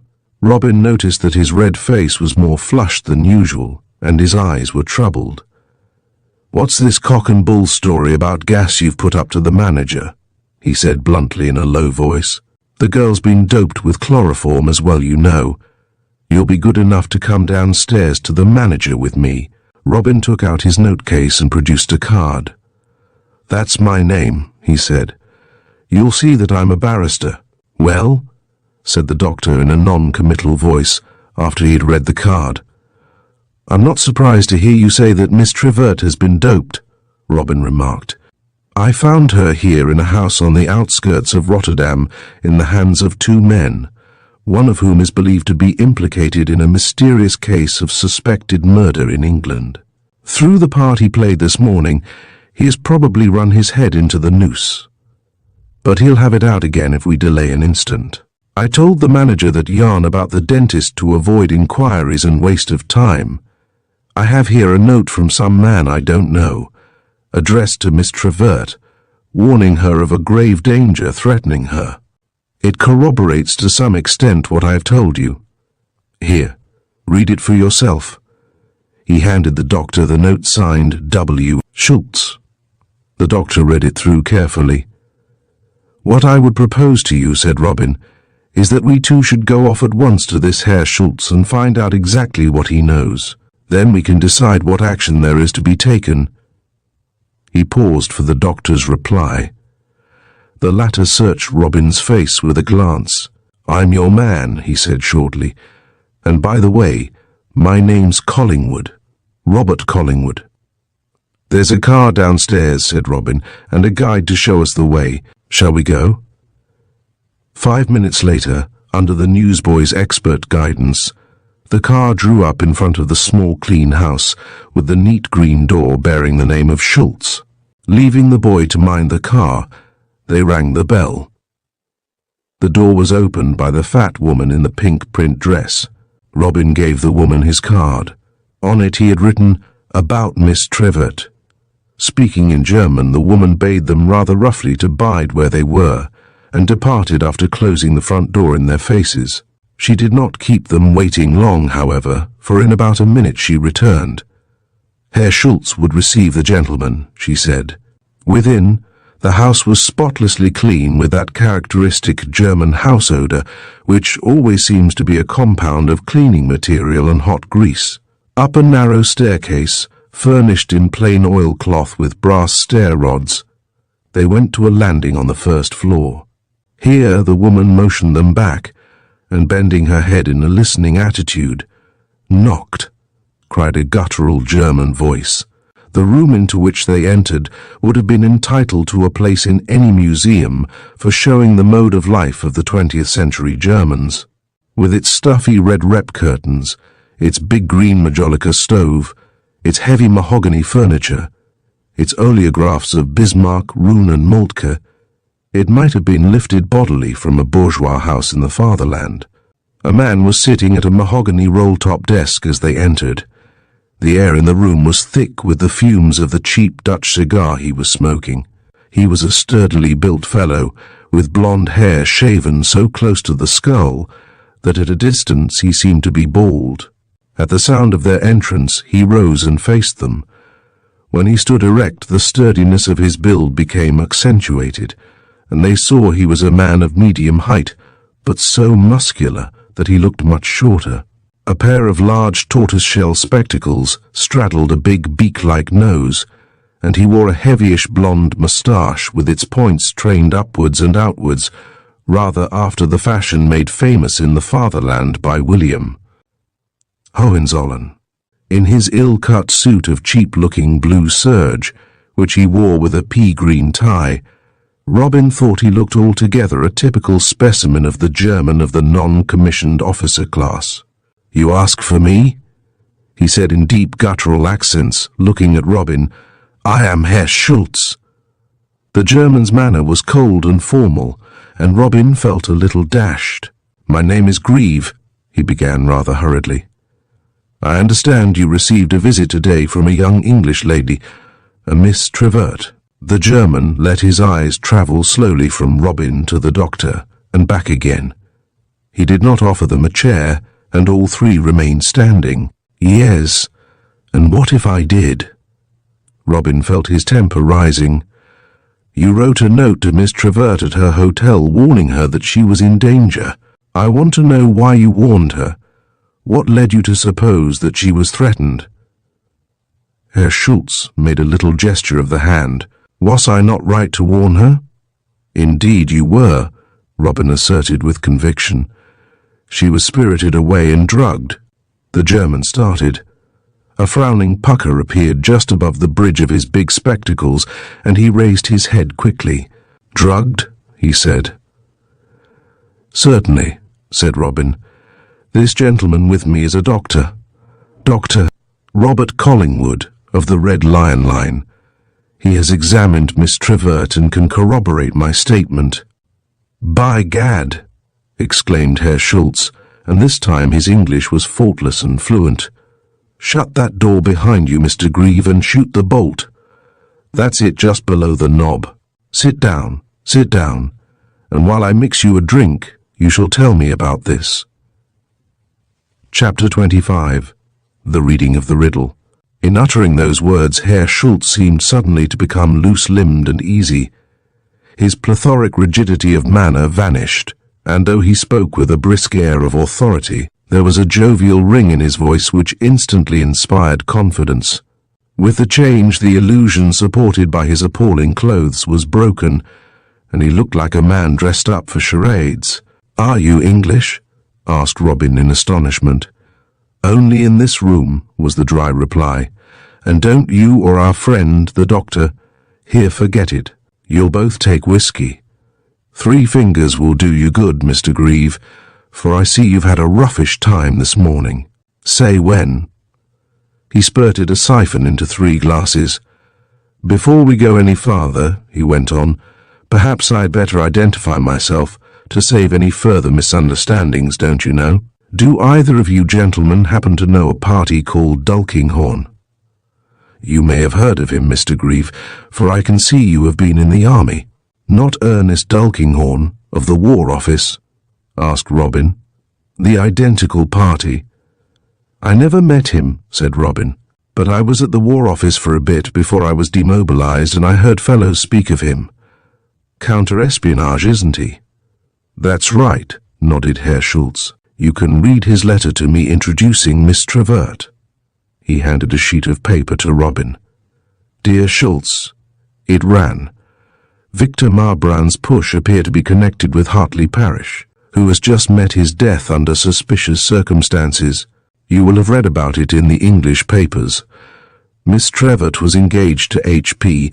and has a letter from Elias van der Spik and Company, which he found on Parish's desk after his death. I should say that the Marbrand Parish connection would repay investigation. Yours E. Tulkinghorn. P.S. The letter is, of course, in conventional code. P.P.S. Don't frighten the life out of the Trevert girl, you unsympathetic brute." Robin read the letter through to the end. "Then Mary Trevert has this letter from Rotterdam which we have been hunting for," he cried. "Have you seen it?" Herr Schultz shook his head. "Miss Trevert called here this morning," he said, "when I was out. She gave her letter to Frau Worth, my housekeeper, with her card and address. Frau Worth was cleaning the plate on the front door, and a moment after Miss Trevert had gone, a fellow appeared and said he was a friend of Miss Trevert who had made a mistake and left the wrong letter. My housekeeper is well trained and wouldn't give the letter up, but she made the fatal mistake of telling the fellow exactly what he wanted to know, and that was who the letter was addressed to. 'The letter is addressed to Herr Schultz,' said this excellent woman, 'and if there's any mistake he will find it out when he opens it.' And with that she told him to clear out, which, having got all he wanted, he was glad enough to do." "What was this chap like?" asked Robin. The big man shrugged his shoulders. "I can teach my servants discretion," he replied whimsically, "but I can't teach them to use their eyes. Frau Worth could remember nothing about this fellow except that he wasn't tall and wore a brown overcoat." "Jeeks!" cried Robin, slapping his thigh. "He must have been actually coming away from your place when I met him." "And who?" asked the big man, reflectively contemplating the amber fluid in his glass. "Who is Jeeks?" In reply, Robin told him the story of Hartley Parish's death, his growing certainty that the millionaire had been murdered, the mysterious letters on slaty blue paper, and Jeeks's endeavour to burke the investigations by throwing on Robin the suspicion of having driven Parish to suicide by threats. He told of his chance meeting with Jeeks in Rotterdam that morning, his adventure at the Villa Bergendal, his finding and rescue of Mary Trevert, and their escape. Herr Schultz listened attentively and without interruption until Robin had reached the end of his story. "There's one thing you haven't explained," he said, "and that's how Miss Trevert came to walk into the hands of these precious ruffians. There perhaps I can help you," said the doctor from behind one of Herr Schultz's rank cigars. "I have it from Miss Trevert herself. Someone impersonating you, Mr. Schultz, telephoned her this morning, after she had left her letter of introduction here, asking her to come out to lunch at your country house. She suspected nothing and went off in the car they sent for her."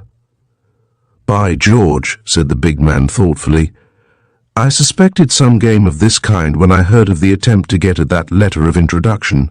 If I only could have got hold of Marbrand this morning." "Marbrand," said Robin thoughtfully. "When I read Tulkinghorn's letter just now, I thought I had heard that name before. Of course, Victor Marbrand. That was it. I remember now. He knew Hartley Parish in the old days. Parish once said that Marbrand would do him an injury if he could. Who is Marbrand, sir?" All unconsciously he paid the tribute of Sir to Herr Schultz's undoubted habit of command. Victor Marbrand, replied the big man, is Elias van der Spek and Company, a firm which made millions in the war by trading with the enemy. In every neutral country, there were, of course, firms which specialized in importing contraband for the use of the Germans, but van der Spek and Company brought the evasion of the blockade to a fine art. They covered up their tracks, however, with such consummate art that we could never bring anything home to them. In fact, it was only after the armistice that we began to learn something of the immense scope of their operations. There was a master brain behind them, but it was never discovered. It strikes me, however, that we are on the right track at last. By Jove! Exclaimed Robin impressively. Hartley Parish. The big man raised a hand. Attentions, he interposed suavely. The chain is not yet complete. I wonder what this Van der Spek letter of Miss Trevor's contained that made Victor Marbrand and the secretary chap so desperately anxious to get hold of it. For you understand, don't you, he said briskly, turning to Robin, that they were after that and that alone, and they risked penal servitude in this country to get it. Robin nodded. To save their necks in another, he said. I have the letter here, mildly remarked the doctor from his corner of the room. Miss Trevor gave it to me. He produced a white envelope and drew from it a folded square of slaty blue paper. In great excitement, Robin sprang forward. You're a downy bird, Doctor, I must say, he remarked. Fancy keeping it up your sleeve all this time. He eagerly took the letter, spread it out on the table, and read it through whilst Herr Schultz looked over his shoulder. Code, eh? Commented the big man, shaking his head humorously. If it beats Dolkinghorn, it beats me. From his note-case, Robin now drew a folded square of paper identical in colour with the letter spread out before them. I found this on the carpet beside Parrish's body, he said. Look, it's exactly the same paper. Behind the tortoise-shell spectacles, the big man's eyes narrowed down to pinpoints as he caught sight of the sheet which Robin unfolded and its series of slits. Aha! He cried, and his voice rang out clear through the room. The grill, eh? Well, well, to think of that. He took the slotted sheet of paper from Robin's hands and laid it over the letter so that it exactly covered it, edge to edge, and corner to corner. In this way the greater part of the typewriting in the letter was covered over, and only the words appearing in the slots could be read. And thus it was that Robin Grieve, Herr Schultz, and Dr. Collingwood, leaning shoulder to shoulder, read the message that came to Hartley Parish in the library at Harking's. Elias van der Spek and Company, General Importers, Rotterdam, 25th November. Codes ABC Liebler's personal. Dear Mr. Parish, your favour of even date to hand and contents noted.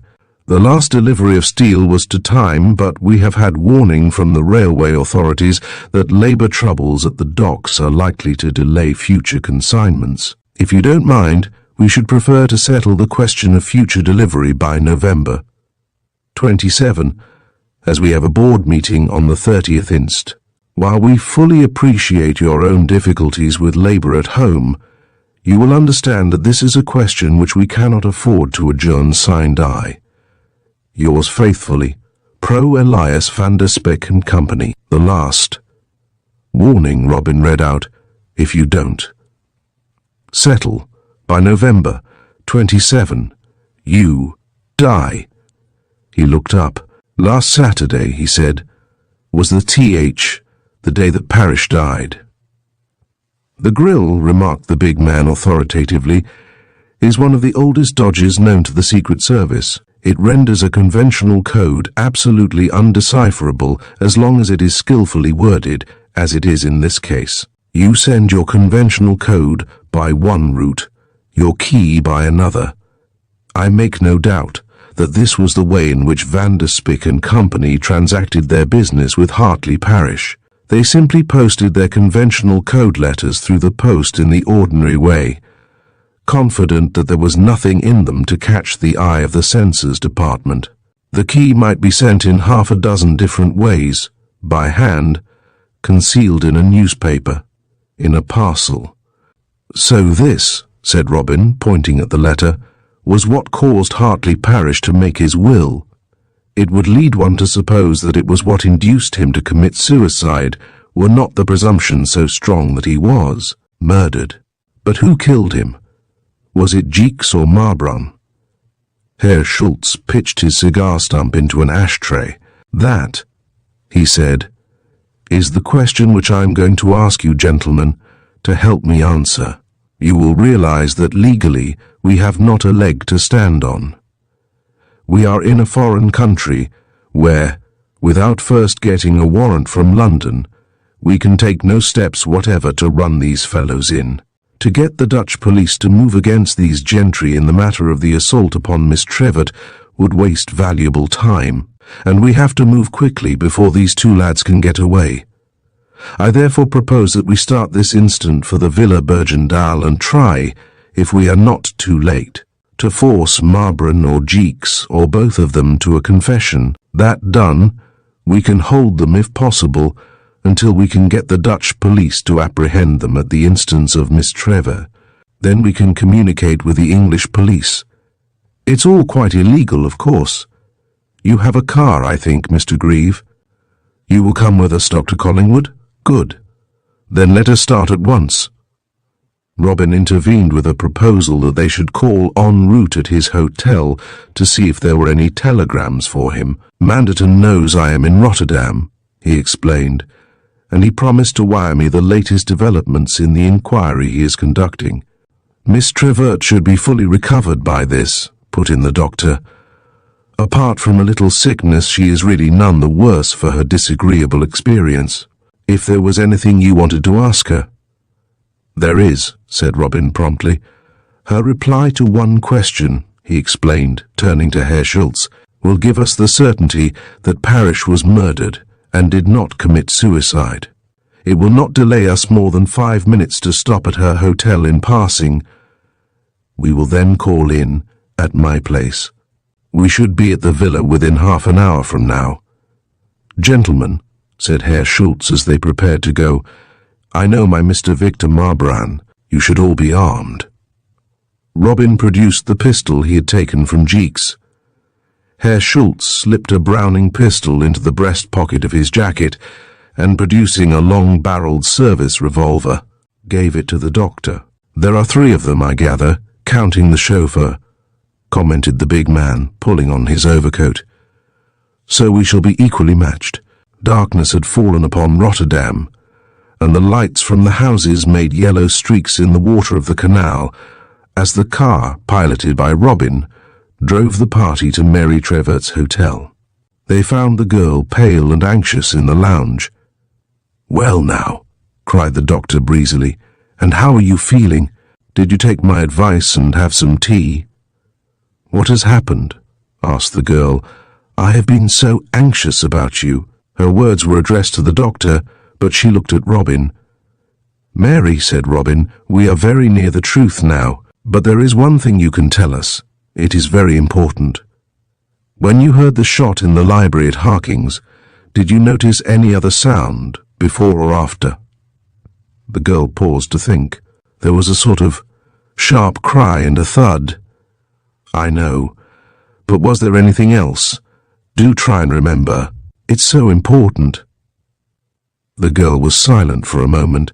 Then she said slowly, Yes, there was. Now I come to think of it. Just as I tried the door, it was locked, you know. There was a sort of hiss, harsh and rather loud, from the room. A sort of hiss, eh? Something like a sneeze. Yes, only louder and harsher. Now answer me carefully. Was this before or after the shot? Oh, before. Just as I was rattling the door handle, the shot broke in upon it. Robin turned to Herr Schultz, who stood with a grave face by his side. The silencer, you see, sir, he said. Then to Mary he added, Mary, we are going off now, but we will be back within the hour. And, oh, Robin, the girl broke in, Don't leave me alone. I don't feel safe in this place after this morning. I'd much rather come with you." "Mary, it's quite impossible," Robin began. But the girl had turned to a table and taken from it her hat and fur. "I don't care," she exclaimed wilfully. "I'm coming anyhow. I refuse to be left behind." She smiled at Herr Schultz as she spoke, and that gentleman's rather grim face relaxed as he looked at her. "I'm not sure I wouldn't say the same," he remarked. The upshot of it was that, despite Robin's objections, Mary Trevett accompanied the party. She sat on the back seat, rather flushed and excited, between Herr Schultz and the doctor, while Robin took the wheel again. A few minutes' drive took them to the big hotel where Robin had booked a room. They all waited in the car whilst he went to the office. He was back in a minute, an open telegram in his hand. "I believe I've got in my pocket," he cried, "the actual weapon with which Hartley Parrish was killed." And he read from the telegram: "Masterton's Gunsmiths sold last July pair of Browning automatics identical with that found on Parrish to Jeeks, who paid with Parrish's cheque." The message was signed Manderton. At that moment, a man wearing a black bowler hat and a heavy frieze overcoat came hurrying out of the hotel. "Mr. Grieve!" he cried as Robin, who was back in the driving seat, was releasing the brake. "Did you have the wire from the yard saying I was coming?" he asked. "Probably I beat the telegraph, though. I came by air." Then he tipped his hat respectfully at Herr Schultz. "This is Detective Inspector Manderton of Scotland Yard, sir," said Robin. The big man beamed a smile of friendly recognition. "Mr. Manderton and I are old friends," he said. "How are you, Manderton? I didn't expect you to recognize me in these duds." "I'd know you anywhere, sir," said the detective with unwanted cordiality. "Have you got your warrant, Manderton?" asked Herr Schultz. "Aye, I have, sir," replied the detective, "and I've a colleague from the Dutch police who's going along with me to effect the arrest." "Jeeks, eh?" "That's the party, sir. Charged with willful murder. This is Commissary Boomges, of the Rotterdam Criminal Investigation Department." A tall man with a short black beard had approached the car. It was decided that the whole party should proceed to the Villa Bergendal immediately.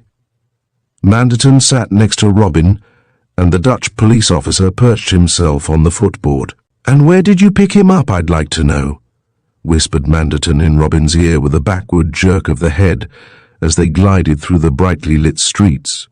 "Do you mean the doctor?" asked Robin. "No, your other friend.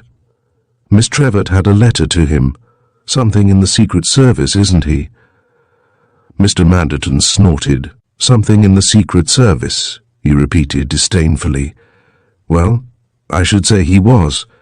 If you want to know, Mr. Grieve, he's the head." Chapter: The Figure in the Doorway. The rain was coming down in torrents, and the night was black as pitch. When, leaving the lights of Rotterdam behind, the car swung out onto the main road leading to the Villa Bergendal. Thanks to a powerful headlight, Robin was able to get a good turn of speed out of her as soon as they were clear of the city. As they slowed down at the gate in the side road, Herr Schultz tapped him on the shoulder. "Better leave the car here and put the lights out," he counselled, "and Miss Trevett should stay if the doctor here would remain to look after her." "You think there'll be a scrap?" whispered the doctor. "With a man like Marbran," returned the chief, "you never know what may happen." "There will be no fate," commented the Dutch police officer in lugubrious accents. "My friends, we are too late." But the chief insisted that Mary should stay behind, and the doctor agreed to act as her escort. Then, in single file, the party proceeded up the drive, Robin in front, then the Dutchman, after him the chief, and Mr. Manderton in the rear. They walked on the grass edging the avenue. On the wet turf their feet made no sound. When they came in view of the house, they saw it was in darkness. No light shone in any window, and the only sound to be heard was the melancholy patter of the raindrops on the laurel bushes. When they saw the porch looking black before them, they left the grass and stepped gently across the drive. the gravel crunching softly beneath their feet. Robin led the way boldly under the porch and laid a hand on the doorknob. The door opened easily, and the next moment the four men were in the hall. As Robin moved to the wall to find the electric light switch, a torch was silently thrust into his hand. "Better have this, sir," whispered Manderton. "I have my finger on the switch now, but we'd best wait to put the light up until we know where they are." "Where do we go first?" "Into the sitting room," Robin returned, switching the torch on and off only as he required it. He crept silently over the heavy carpet to the door of the room in which that morning he had come upon Mary. Manderton remained at the switch in the hall, whilst the other two men followed Robin through the door. The room was in darkness. It struck chill, for the fire had gone out. The beam of the torch flitting from wall to wall showed the room to be empty. "I don't believe there's a soul in the house," whispered the chief to Robin. "We are too late, I have said it," muttered the Dutchman. "There is another room leading out of this," replied Robin, turning the torch onto the blue curtain covering the door leading into the office. "We'll have a look in there and then try upstairs. Manderton will give us warning if anybody comes down." So saying, he drew the curtain aside and pushed open the door. Instantly a gush of cold air blew the curtain back in his face. Before he could disentangle himself, the door slammed to with a crash that shook the house. "That's done it," muttered the chief. The three men stood and listened. They heard the dripping of the rain, the soughing of the wind, but no sound of humankind came to their ears. "The place is empty," whispered the chief. "They've cleared." "It is too late, I have said it." The Dutchman spoke in a hoarse bass. "We'll go in here anyway," answered Robin, lifting up the curtain again. "They may have heard us and be hiding." He opened the door, steadying it with his foot. The curtain flapped wildly round them as they crossed the threshold. The broad white beam of the electric torch swung from window to desk, from desk to safe. "The door over there is open," exclaimed the chief. "That's the way they've gone." Suddenly he clutched Robin's arm. "Steady," he whispered. "Look there, in the doorway. There's somebody moving. Quick, the torch." The light flashed across the room, blazed for an instant on a window pane, then picked out a man's form swaying in the doorway. He had his back to the room and was rocking gently to and fro with the wind, which they felt cold on their faces. "It's only a coat and trousers hanging in the door," began Robin. Then, with a suddenness which pained the eyes, the room was flooded with light. The Dutch detective stepped from the electric light switch and moved to the open door. "Too late," he cried, shaking his head. "Have I not tell you?" Suspended by a strip of coloured stuff, the body of Mr. Jeeks dangled from the crossbeam of the door. The corpse oscillated in the breeze, silhouetted against an oblong of black sky, turning this way and that, loose, unnatural, horrible, and as the body, twisting gently, faced the room, it gave a glimpse of startling eyes, swollen, empurpled features, protruding tongue. Without the least trace of emotion, the black-bearded detective picked up a rush-bottom chair and, gathering up the corpse by its collar, hoisted it up without an effort so that the feet rested on the chair. Then, producing a clasp knife, he mounted the chair and, with a vigorous slash, cut the coloured strip which had been fastened to a staple projecting from the brickwork above the door on the outside of the house. He caught the body in his arms and laid it face upwards on the matting which covered the floor. He busied himself for an instant at the neck, then rose with a twisted strip of coloured material in his hand. "His braces," he remarked, "very common. The stool what he has stood upon and knocked away, she lies outside. My friends, we are too late." The doctor, fetched in haste by Manderton, examined the body. The man had been dead, he said, for several hours. Mary remained in the hall with Manderton, while Robin and the Dutch detective went over the house. There was no trace either of Marbury or of the chauffeur. In the two bedrooms which showed signs of occupation, The beds had been made up, but the wardrobes were empty. "Marbrand's made a bolt for it," said Robin, coming into the office where he had left the chief, "and taken everything with him." "I gathered as much," answered that astute gentleman, pointing at the fireplace. A pile of charred paper filled the grate. "There's nothing here, and I think we can wipe Mr. Victor Marbrand off the slate. I doubt if we shall see him again. At any rate, we can leave him to the tender mercies of our black-bearded friend here. As for us, I don't really see that there is anything more to detain us here." "But," remarked Robin, looking at the still figure on the floor, the face now mercifully covered by the doctor's white handkerchief, "surely this is a confession of guilt. Has he left nothing behind in writing? No account of the crime?" "Not a thing," responded the chief, "and I've been through every drawer. Even the safe is open. And empty." "But how does it happen then," asked Robin, "that Marbrand has legged it while Jeek's here? Marbrand left him in the lurch." The chief broke in decisively. "I think that's clear. While you were upstairs with our Dutch friend, I went through the dead man's pockets. He had no money, Grieve, except a few coppers and a little Dutch change. He had not even got a return ticket to London, which makes me think that Master Jeeks had left old England for good." "Another thing that puzzles me," remarked Robin, "is how Jeeks knew that Miss Trevor had a letter to you, sir, or for a matter of that, how he knew that she had gone to Rotterdam at all." "That's not hard to answer," said Mr. Manderton, who had just entered the room. "On Sunday night, Jeeks rang up Harkings from his club and asked to speak to Miss Trevert. Bude told him she had gone away. Jeeks then asked to speak to Sir Horace Trevert, who told him that his sister had gone to Rotterdam. Jeeks takes the first available train in the morning, recognizes Miss Trevert on the way across, and tags her to her hotel in Rotterdam. The next morning he follows her again, shadows her to this gentleman's rooms, and there, as we know, contrived by a trick to see to whom she had a letter. But why did he not attempt to get the letter away from her as soon as she arrived? Miss Trevert never suspected Jeeks. She might have shown him the letter if he'd asked her for it. The detective shook his head sagely. "Jeeks was pretty cute," he said. "Before letting the girl know he was in Rotterdam, he wanted to find out what she wanted here and whom she knew. Remember, he had no means of knowing if the girl suspected him or not. So he devised this trick of impersonating Mr. Schultz on the telephone, eh?" "Bah!" broke in the chief. "I bet that was Marbrand's idea.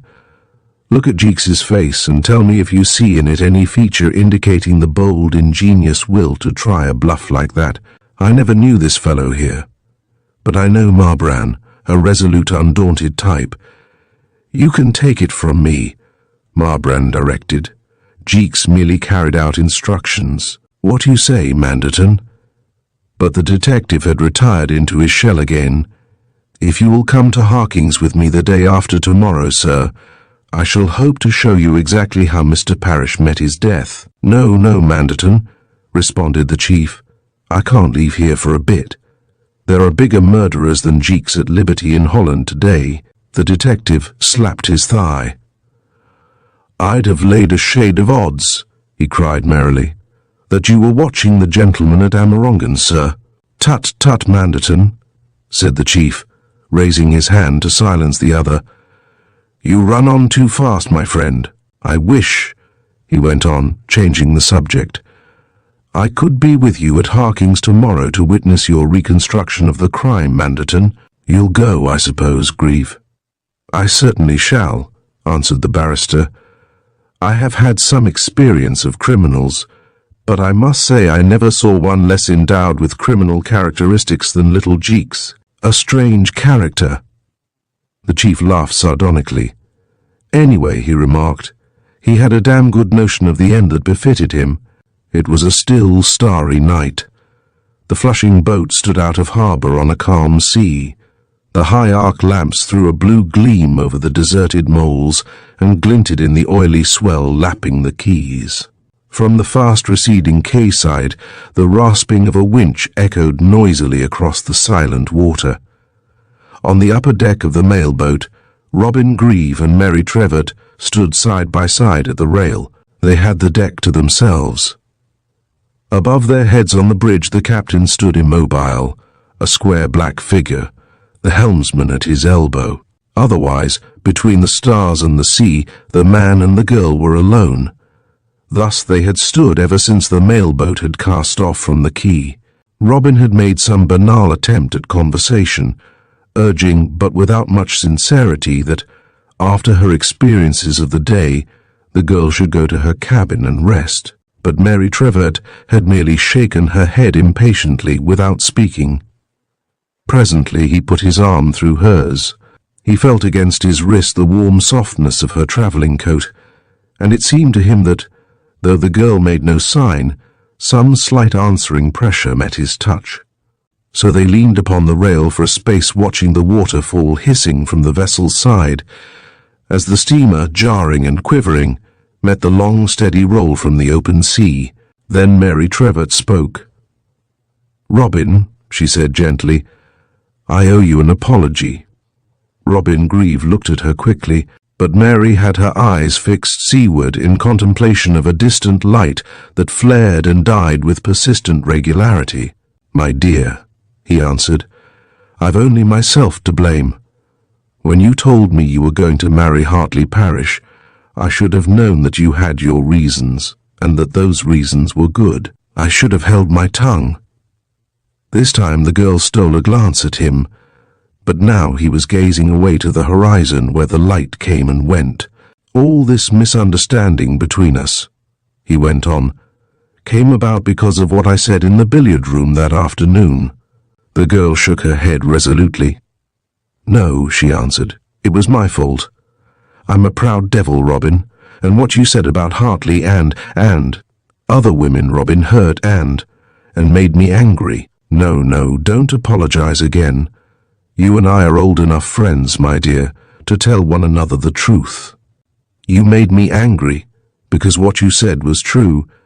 I was selling myself with my eyes open too, and you've got a perfect right never to speak to me again."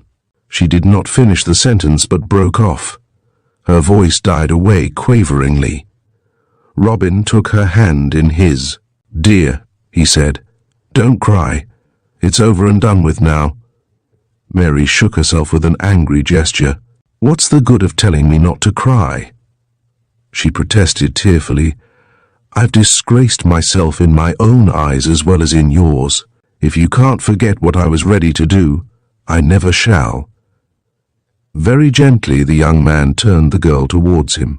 "I'm not such a prig as all that," he said. "We all make mistakes. You know I understand the position you were in.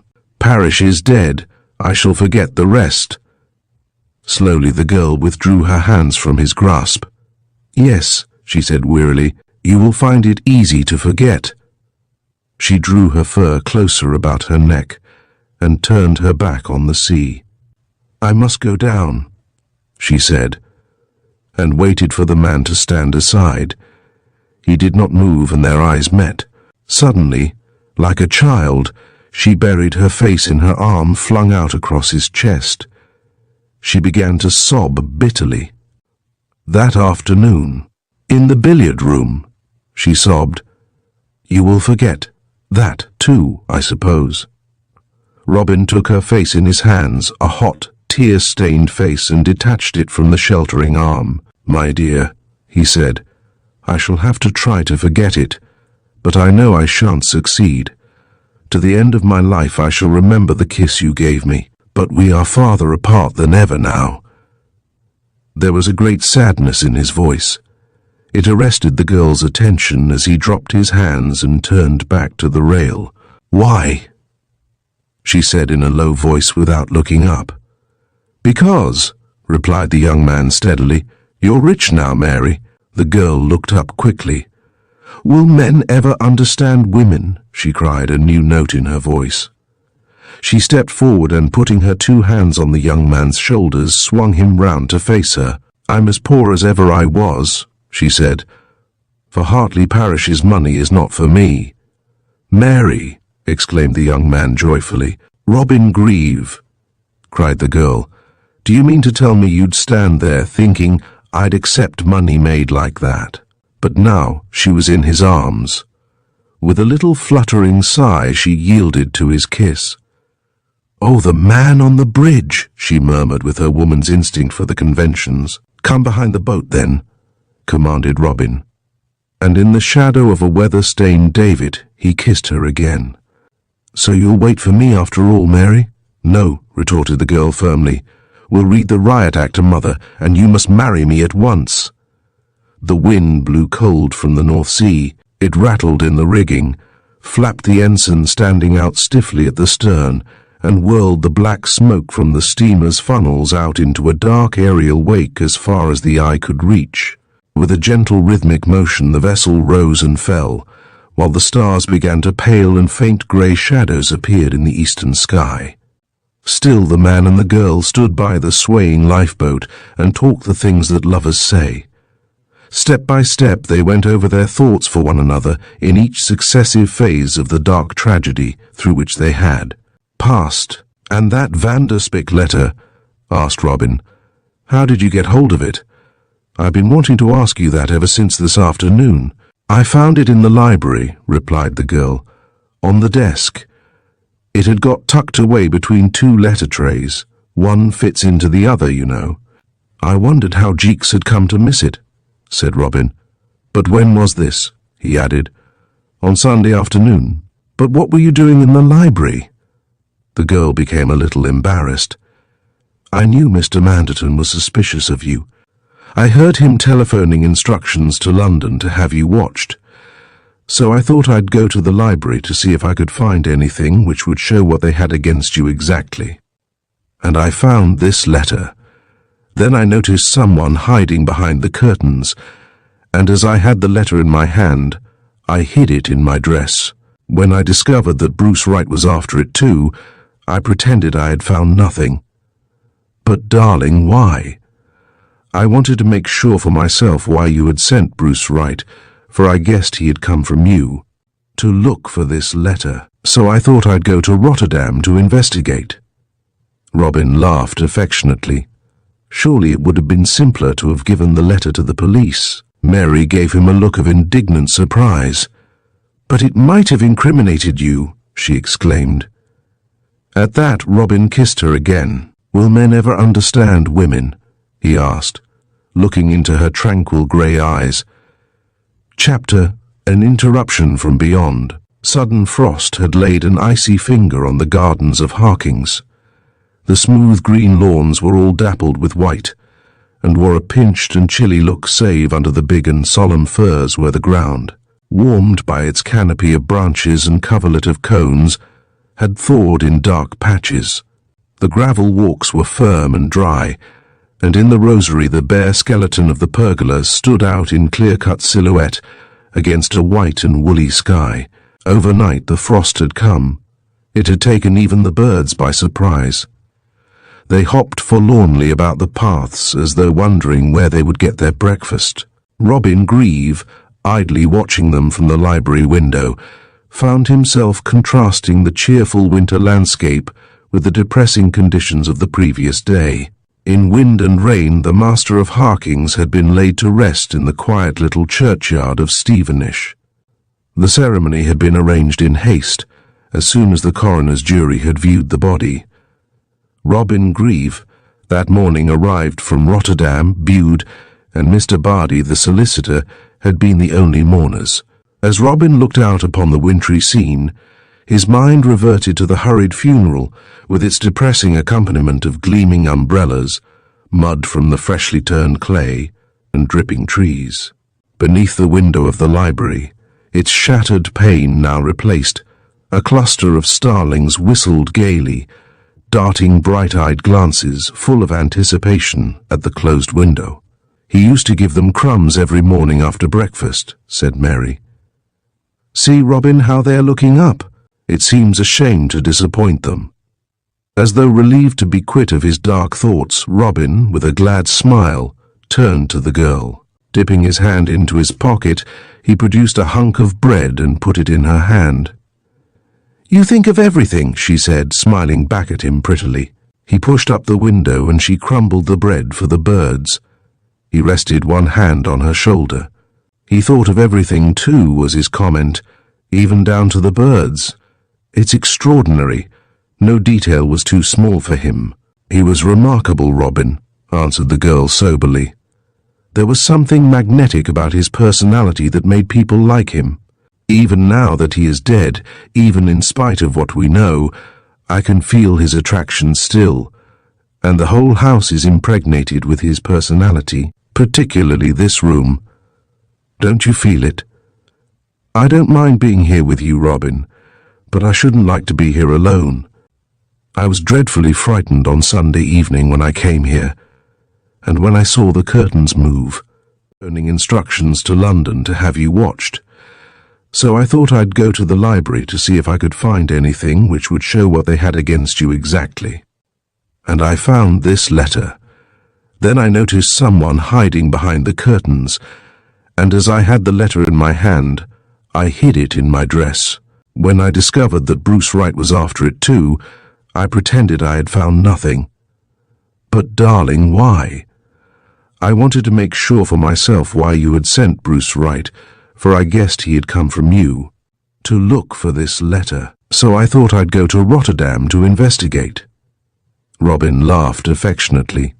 Surely it would have been simpler to have given the letter to the police. Mary gave him a look of indignant surprise. "But it might have incriminated you," she exclaimed.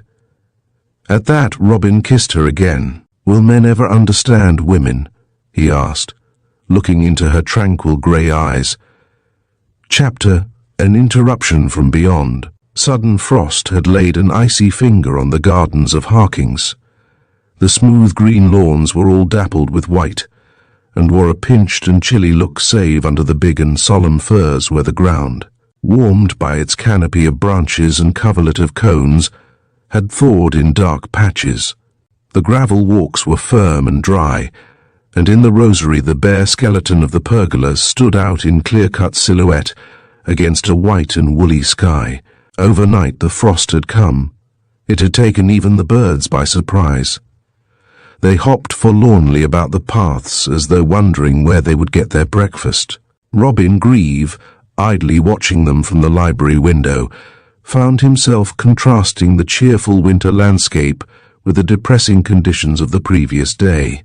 In wind and rain, the master of Harkings had been laid to rest in the quiet little churchyard of Stevenage. The ceremony had been arranged in haste, as soon as the coroner's jury had viewed the body.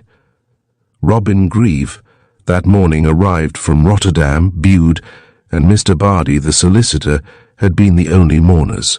As Robin looked out upon the wintry scene, his mind reverted to the hurried funeral, with its depressing accompaniment of gleaming umbrellas, mud from the freshly turned clay, and dripping trees. Beneath the window of the library, its shattered pane now replaced, a cluster of starlings whistled gaily, darting bright-eyed glances full of anticipation at the closed window. "He used to give them crumbs every morning after breakfast," said Mary. "See, Robin, how they are looking up. It seems a shame to disappoint them." As though relieved to be quit of his dark thoughts, Robin, with a glad smile, turned to the girl. Dipping his hand into his pocket, he produced a hunk of bread and put it in her hand. "You think of everything," she said, smiling back at him prettily. He pushed up the window and she crumbled the bread for the birds. He rested one hand on her shoulder. "He thought of everything too," was his comment, "even down to the birds. It's extraordinary. No detail was too small for him." "He was remarkable, Robin," answered the girl soberly. "There was something magnetic about his personality that made people like him.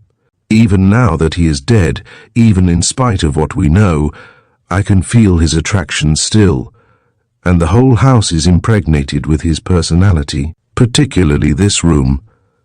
Don't you feel it? I don't mind being here with you, Robin, but I shouldn't like to be here alone.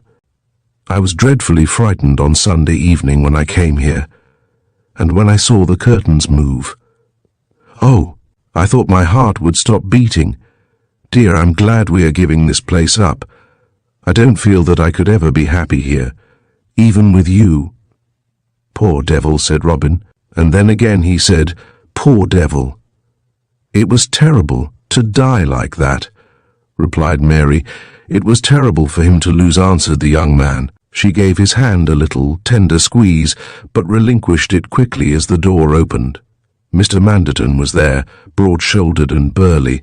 Behind came Dr. Romaine with a purple nose and eyes watering with the cold, Horace Trevert in plain clothes, Mr. Bardi, the solicitor, plump, middle-aged and prim with a broad, smooth-shaven face and an eyeglass on a black silk riband. In the background loomed the large form of Inspector Humphreys, ruddy of cheek as of hair. Lady Margaret did not appear.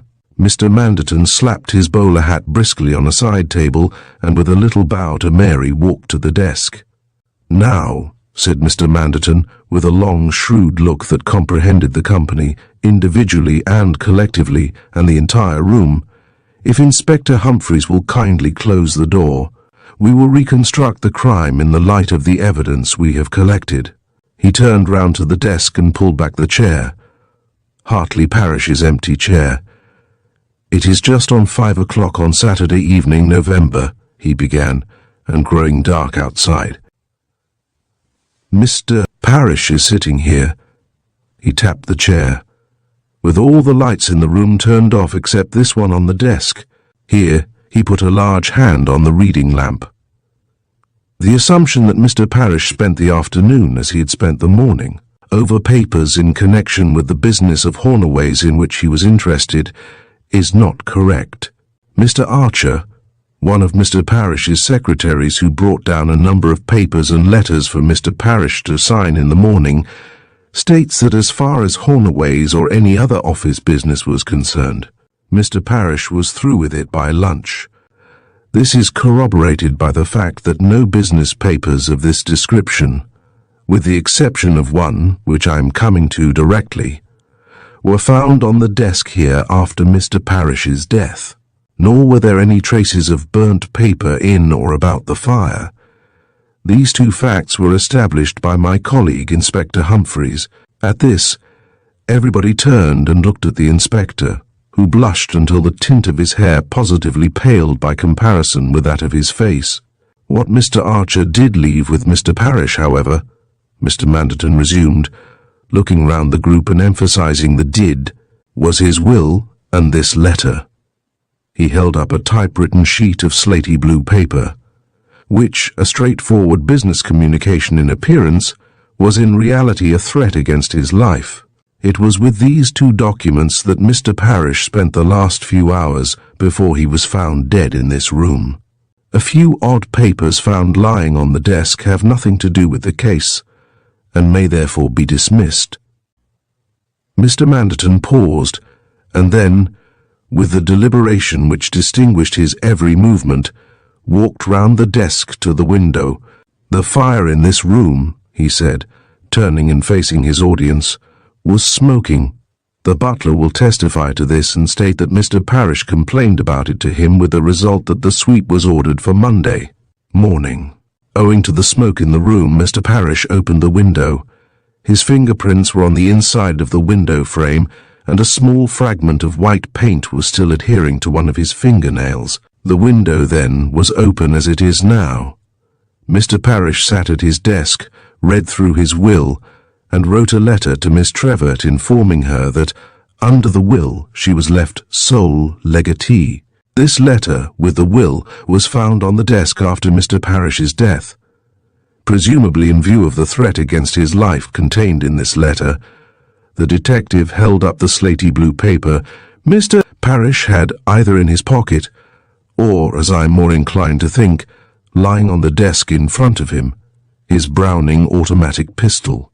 This pistol was fitted with a Maxim silencer, an invention for suppressing the report of a firearm, which was sent to Mr. Parish by a friend in America some years ago, and which he kept permanently attached to the weapon. Mr. Manderton came to an impressive full stop, and glanced round his circle of listeners. He gave his explanations easily and fluently, but in a plain, matter-of-fact tone such as a police constable employs in the witness box. He had marshalled his facts well, and his measured advance towards his denouement was not without its effect on his audience. Dr. Romaine, nursing his knee on a leather settee, Horace Trevert, a tall, slim figure eagerly watching the detective from his perch on the arm of the Chesterfield, and Robin and Mary standing very close together. Behind the empty chair at the desk, each and every one was listening with rapt attention. Inspector Humphreys, propping his big bulk uneasily against the wall near the door, was the only one who appeared to be oblivious of the strain. The detective walked round the desk and seated himself in the chair. "Mr. Parrish is seated at the desk here," he resumed, "when his attention is directed to the window." And here Mr. Manderton raised his head and looked out towards the frost-strewn gardens. "Maybe he hears a step. More probably he sees a face staring at him out of the dark." Very much to his surprise, he recognizes Jeeks, his principal private secretary. I say to his surprise, because he must have believed Jeeks, who had the weekend free, to be in London. And at that, perhaps because he thinks he has made a mistake. In any case, to make sure, he gets up. The detective suited the action to the word. He pushed back the chair and rose to his feet. They saw he held a large automatic pistol in his hand. He has had this threatening letter, remember, so he takes his pistol with him, and he reaches the window. The detective was at the window now, his back to the room. He speaks to Jeeks, angrily maybe. The butler heard the sound of loud voices. They have words. And then there came a knock at the library door. It was not a loud knock. It was in reality scarcely more than a gentle tap. But it fell upon a silence of Manderton's own creating, a rapt silence following a pause which preceded the climax of his narrative. So the discreet knocking resounded loud and clear through the library. "Who is that? What is it?" rapped out Dr. Romaine irritably. "Don't let anyone disturb us, Inspector," called out Horace Trevert to Inspector Humphreys, who had opened the door. Bude's face appeared in the doorway. He had a short altercation with the inspector, who resolutely interposed his massive form between the butler and the room. "What is it, Bude?" asked Robin, going to the door. "It's a letter for Miss Trevert, sir," said Bude. "Well, leave it in the hall. Miss Trevert can't be disturbed at present." But, sir," the butler protested. Then Robin noticed that he was trembling with excitement, and that his features were all distraught. "What's the matter with you, Bude?" Robin demanded. Humphreys had stood on one side, and Robin now faced the butler. "It's a letter from—" "That Jeeks," faltered Bude, holding out a salver. "I know his writing, sir." "For Miss Trevert." Robin gathered up the plain white envelope. It bore a Dutch stamp. The postmark was Rotterdam. He gave the letter to Mary. It was bulky and heavy. "For you," he said, and stood beside her while she broke the seal. By this they had all gathered round her. The envelope fluttered to the floor. Mary was unfolding a wad of sheets of writing paper, folded once across. She glanced at the topmost sheet, then handed the bundle to Robin. "It's a confession," she said. From beyond the grave the little secretary had spoken and spoiled Mr. Manderton's denouement. Chapter: The Death of Hartley Parish. "For Miss Trevert." Thus, in Jeeks's round and flowing commercial hand, the document began. "Last statement of Albert Edward Jeeks, made at Rotterdam, this 21st day of January, in the year of our Lord 1900, and Mr. Bardi, the solicitor, to whom, by common consent, the reading of the confession had been entrusted, raised his eyebrows, thereby letting his eyeglass fall, and looked round at the company. 'Pon my soul," he remarked, "for a man about to take his own life, Our friend seems to have been the coolest customer imaginable. Look at it, written in a firm hand and almost without an erasure. Very remarkable. Very remarkable indeed. Grunted Mr. Manderton. Not so uncommon as you suppose, Mr. Bardi, sir. Hendricks, the Palmer's green poisoner, typed out his confession on cream-inlaid paper before dosing himself. But let's hear what the gentleman has to tell us. This was the last digression. Thenceforth Mr. Bardi read out the confession to the end without interruption. For Miss Trevert, madam, I slew, but I am not a murderer. I killed, but without deliberation. Victor Marbran has gone and left me to meet a shameful death. But I cannot face the scaffold. As men go, I do not believe I am a coward, and I am not afraid to die. But the inexorable deliberation of justice appalls me. When I have written what I have to write, I shall be hangman to myself. My pistol they have taken away. Victor Marbran has abandoned me. He had prepared everything for his flight. Even if the law can indict him as the virtual murderer of Hartley Parish, the law will never lay hands on him. Victor Marbran neglects no detail. He will never be caught, but from the great unknown for which I shall presently set out, I shall stretch forth my hand and see that, here or there, he does not escape the punishment he merits for bringing down shame and disgrace upon me. Just now he bade me stay in the office and finish burning the papers in his desk. He promised he would take me with him to a secure hiding place, which he had made ready for some such emergency as this. I believed him, and unsuspecting stayed. And now he has slipped away. He is gone, and the house is empty. I cannot follow him, even did I know where he is gone. I have only a very little money left, and I am tired. Very tired. I feel I cannot support the hue and cry they will raise. Everything is still about me. The quiet of the country is very soothing. To die like this, with darkness falling and no sound but the rustling rain, is the better way. Hartley Parish was the man behind the great syndicate which systematically ran the British blockade of Germany in the war. He financed Marbran and the international riffraff of profiteers with whom Marbran worked. Parish supplied the funds, often the goods as well, at any rate, until they tightened up the blockade, while Marbran and the rest of the bunch in neutral countries did the trading with the enemy. Parish was a deep one. I say nothing against him. He was a kind employer to me, and I played him false, for which I have been bitterly punished.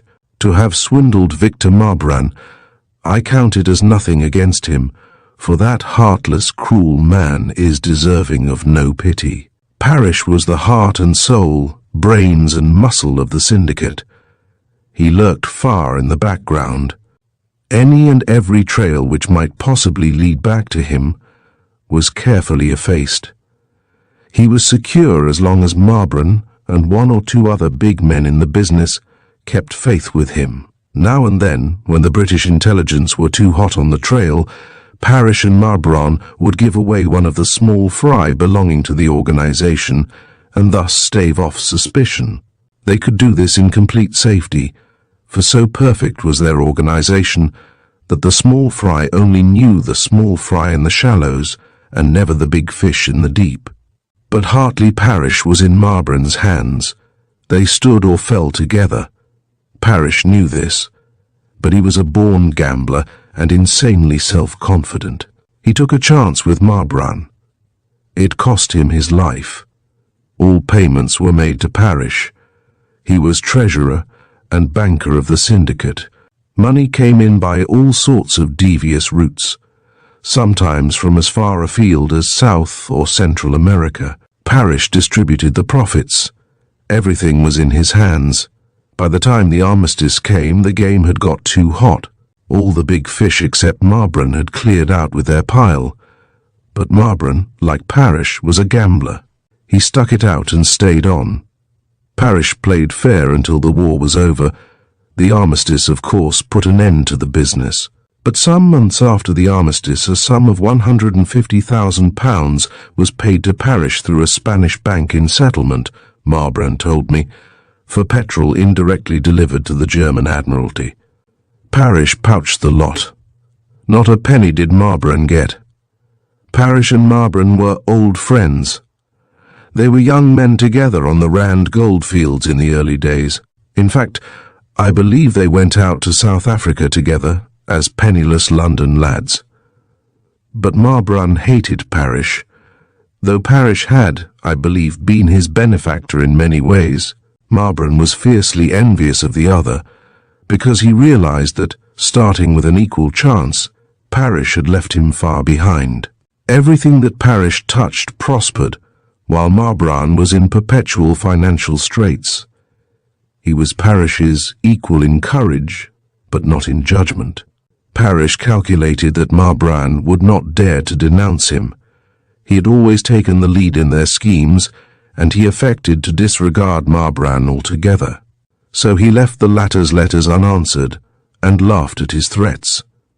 He was quite sure that Marbran would never risk losing his pile by giving Parish away, for they were, of course, both British subjects and both in it together. Marbran always distrusted Parish, and long before the breach came, he picked on me to act the spy on my employer. I too was born a gambler, but, like Marbran, I lacked the lucky touch which made Parish a millionaire. Speculation proved my ruin.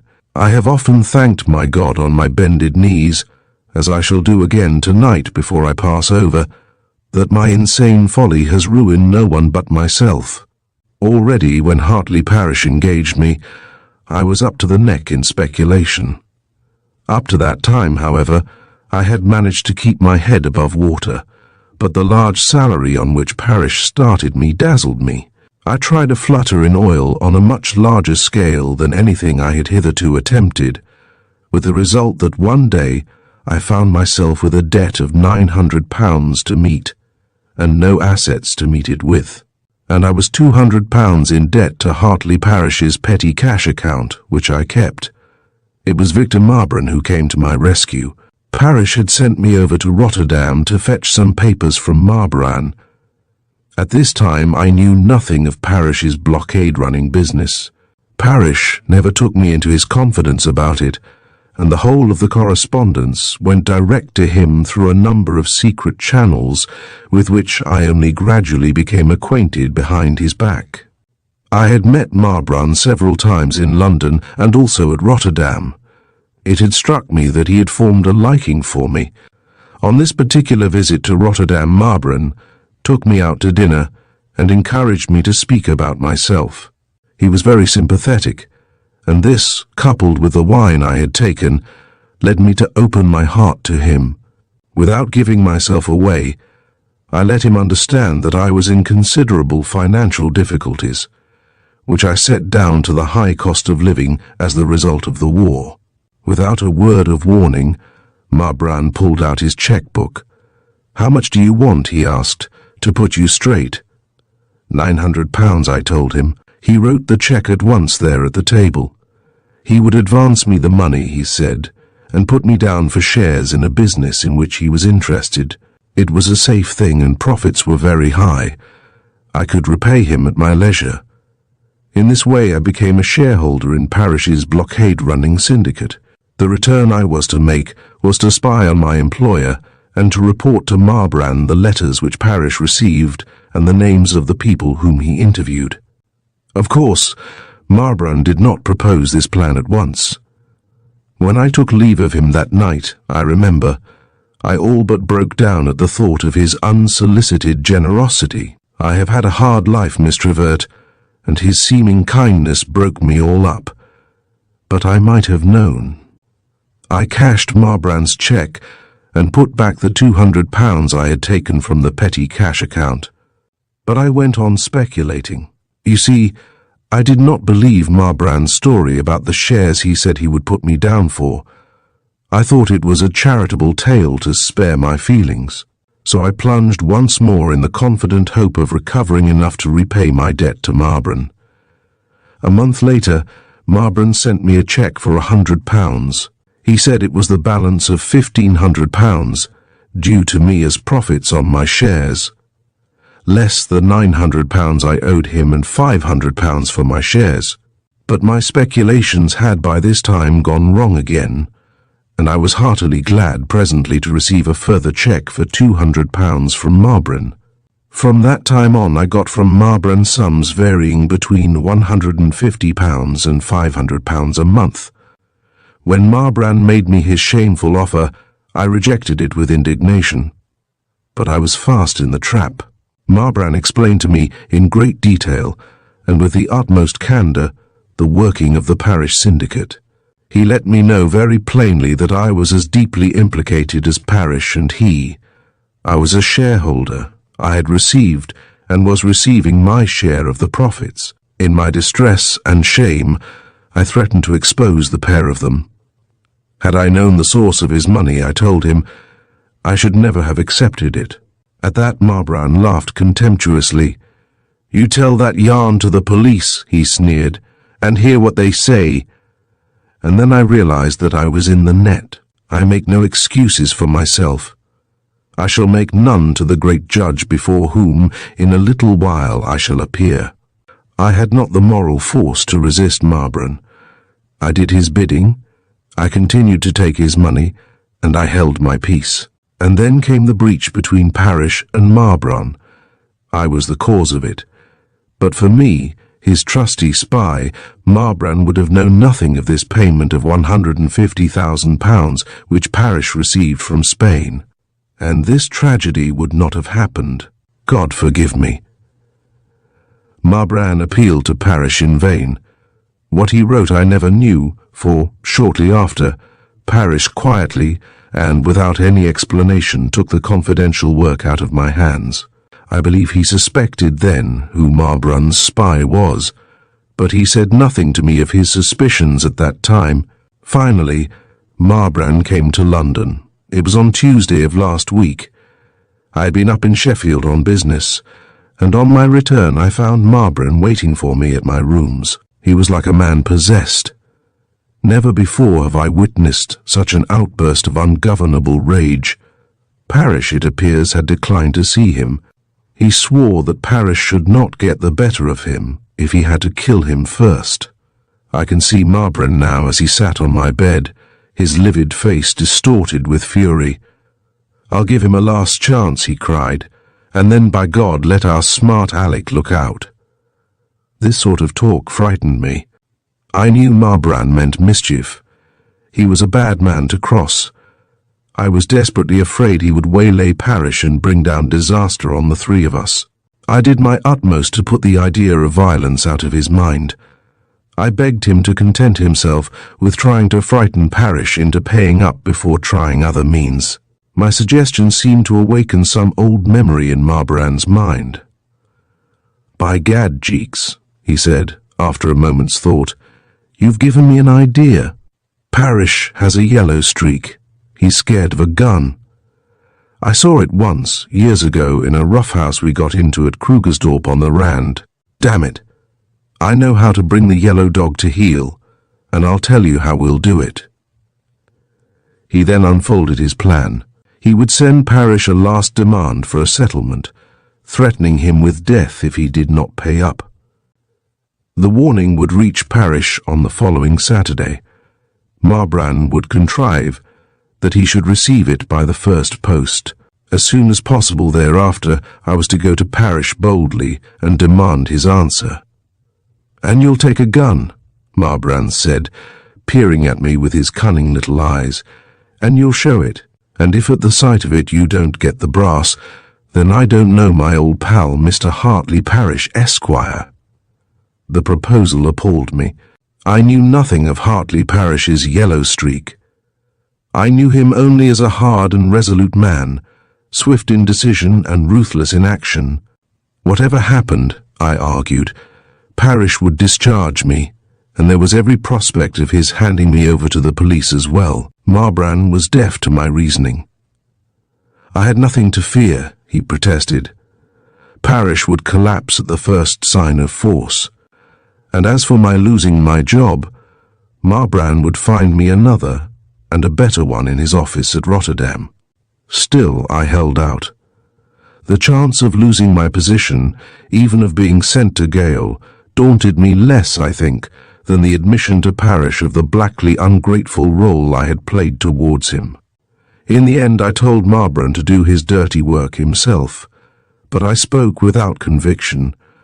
I realized that Marbran held me in a cleft stick, and that he realized it too. He wasted no further time in argument. I knew what I had to do, he said, and I would do it. Otherwise, he left me in an agony of mental stress. At that time, I swear to heaven, Miss Trevert, I was determined to let Marbran do his worst, rather than lend myself to this odious blackmailing trick, my own suggestion, as I bitterly remembered. But for the rest of the week his parting threat rang in my ears.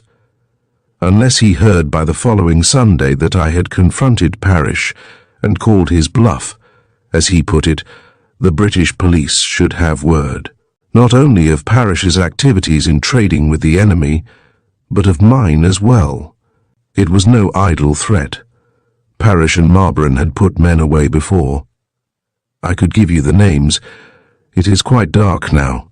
It must be an hour since Grieve took you away. Soon he will be back with the police to arrest me, and I must have finished by then. Finished with the story. Finished with life. Last week I worked at Parrish's city office. I told you how he kept me off his confidential work. On Saturday morning I went round to the house in St. James's Square to see whether Marbran had really sent his warning. Archer, my colleague, who was acting as confidential secretary in my stead, was there. Parrish was at Harking's, he told me. Archer was going down by car that morning with his mail. It included 2 blue letters, which Archer would, according to orders, hand to Parrish unopened. These blue letters, as we secretaries used to call them, written on a striking bluish paper, were the means by which all communications passed between Parrish and Marbran on the syndicate's business.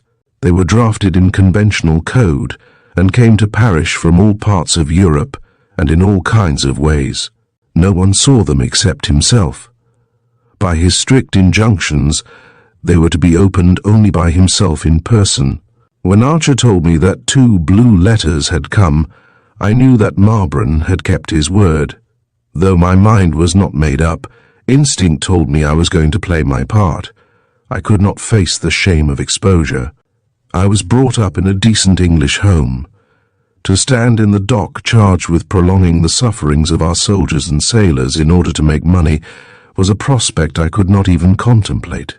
I thought it all out that Saturday morning as I stood at the dressing table in my bedroom by the open drawer in which my automatic pistol lay. It was one given me by Parrish some years before, at a time when he thought we might be going on a trip to Romania. I slipped the pistol into my pocket. I felt like a man in a dream. I believe I went down to Harking's by train, but I have no clear recollection of the journey. I seemed to come to my senses only when I found myself standing on the high bank of the Rosary at Harking's, looking down upon the library window. Outside in the gardens it was nearly dark, but from the window fell a stream of subdued light. The curtains had not been drawn, and the window was open at the bottom. Parrish sat at the desk.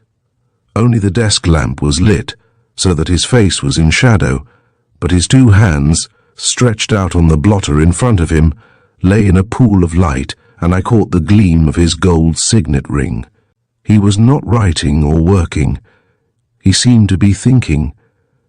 I watched him in a fascinated sort of way. I had never seen him sit thus idly at his desk before. My brain worked quite lucidly now. As I looked at him, I suddenly realized that I had a golden opportunity for speaking to him unobserved. The gardens were absolutely deserted. The library wing was very still. If he were a man to be frightened into submission, my sudden appearance, following upon the receipt of the threatening letter, would be likely to help in achieving this result. I walked softly down the steps to the window. I stood close up to the sill. "Mr. Parrish," I said, Victor Marbran has sent me for his answer." In a flash he was on his feet. "Who's there?" he cried out in alarm. His voice shook, and I could see his hand tremble in the lamplight as he clutched at the desk. Then I knew that he was badly frightened, and the discovery gave me courage. "Are you going to settle with Marbran, or are you not?" I said. At that he peered forward. All of a sudden his manner changed. "What in hell does this mean, Jeeks?" His voice quavered no longer. It was hard and menacing, but I had burnt my boats behind me now. "It means," I answered boldly, "that you've got to pay up, and you've got to pay up now." In a couple of quick strides he was round the desk and coming at me as I stood with my chest pressing against the windowsill. His hands were thrust in his jacket pockets. His face was red with anger. "You doggone dirty little rat-hole spy!" He spat the words at me in a low, threatening voice. I guessed that low-down skunk Marbran had been getting at some of my people. His voice rose in a sudden gust of passion. "You rotten little worm. You'd try and bounce me, would you? You've come to the wrong shop for that, Mr. Spying Jeeks." His manner was incredibly insulting. So was the utter contempt with which he looked at me. This man, who had trembled with fear of the unknown, recovered his self-control on finding that the menace came from the menial, the hireling he despised. I felt the blood rush in a hot flood to my head. I lost all self-control. I screamed aloud at him. "There's no bounce about it this time. If you don't pay up, you know what to expect." I had been holding my pistol out of his sight below the window ledge, but on this I swung it up and levelled it at him. He sprang back a pace, the colour fading on the instant from his face. His mouth twisted awry in a horrid paroxysm of fear. Even in that subdued light I could see that his cheeks were as white as paper. But then in a flash his right hand went up. I saw the pistol he held, but before I could make a movement there was a loud, raucous hiss of air, and a bullet whistled past my ear into the darkness of the gardens. How he missed me at that range I don't know, but seeing me standing there, he came at me again with the pistol in his hand. And then you, Miss Trevor, cried out, "Hartley," and rattled the handle of the door. Your cry merged in a deafening report. Parrish, who was quite close to me and advancing, stopped short with a little startled exclamation, his eyes reproachful, full of surprise. He stood there and swayed, looking at me all the time, then crashed backwards on the floor, and I found myself staring at the smoking pistol in my hand. It was your scream that brought me to my senses. My mind cleared instantly. I knew I must act quickly. The house would be alarmed directly, and before that happened, I must be clear of the grounds. Yet I knew that before I went, I must do something to make myself safe. I stood at the window staring down at the dead man. His eyes were terrible. Like a suicide he looked, I thought. And then it flashed across my mind that only one shot had been heard, and that our pistols were identical and fired the same ammunition. The silencer could save me. With that removed, the suicide theory might pass muster. At any rate, it would delay other investigations and give me a start. In a matter of a second or two, I believe I thought of everything. I did not overlook the danger of leaving fingerprints or footmarks about. I had not taken off my gloves, and my boots were perfectly dry.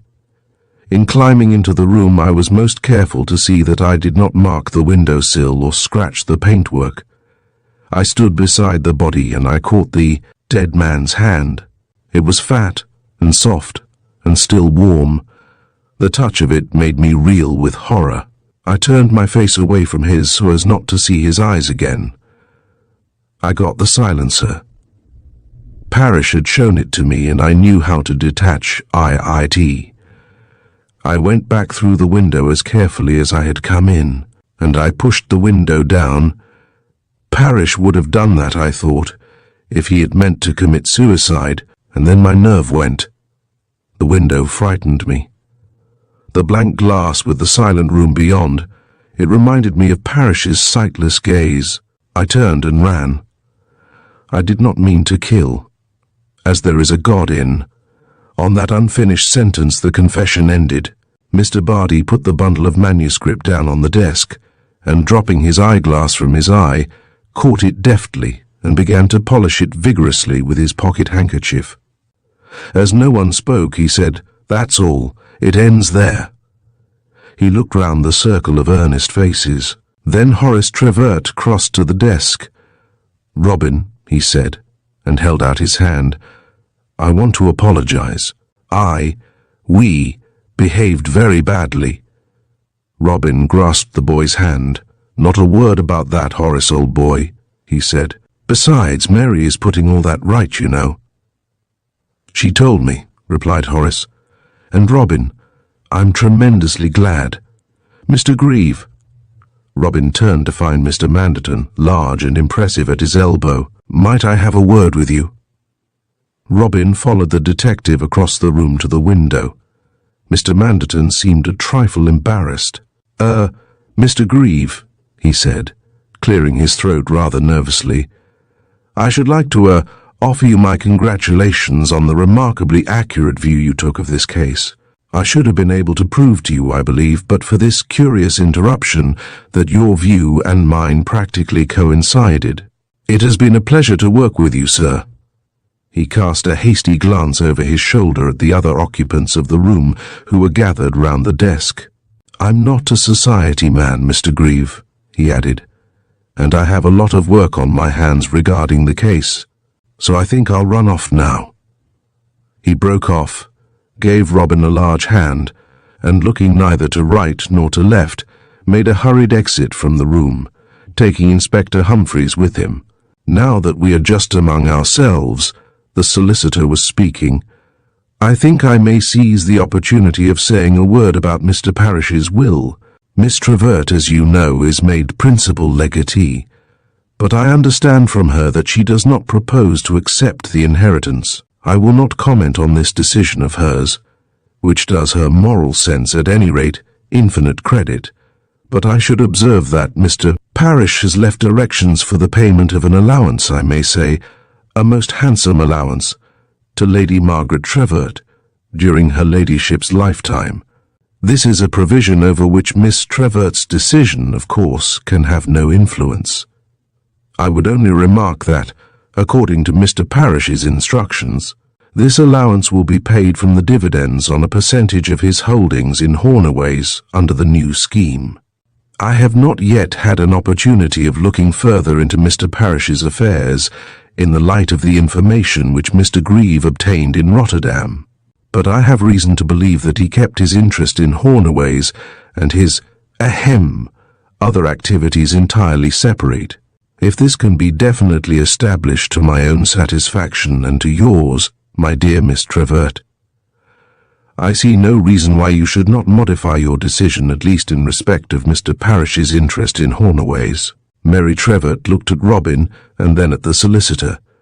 "No," she said, "not a penny as far as I am concerned. With Mother the case is different. I told her last night of my decision in the matter. She disapproves of it.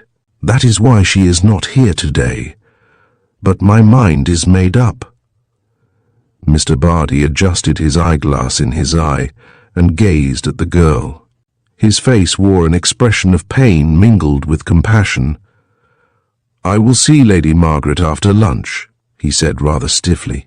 Then the door opened and Bude appeared. "Luncheon is served, miss." He stood there, a portly, dignified figure in sober black, solemn of visage, sonorous of voice, a living example of the triumph of established tradition over the most savage buffetings of fate. His enunciation was, if anything, more mellow, his demeanour more pontifical than of yore. Bude was once more in the service of a county family. As the yellow streak comes to a close, we reflect on the intricate web of secrets and revelations that have unfolded. Hartley Parrish's journey is a testament to the unpredictable nature of life, where ambition and danger often walk hand in hand. The story leaves us pondering the true cost of wealth and the shadows that accompany those who seek power. Thank you for joining us in this captivating tale. We hope you enjoyed the ride and look forward to sharing more stories with you soon.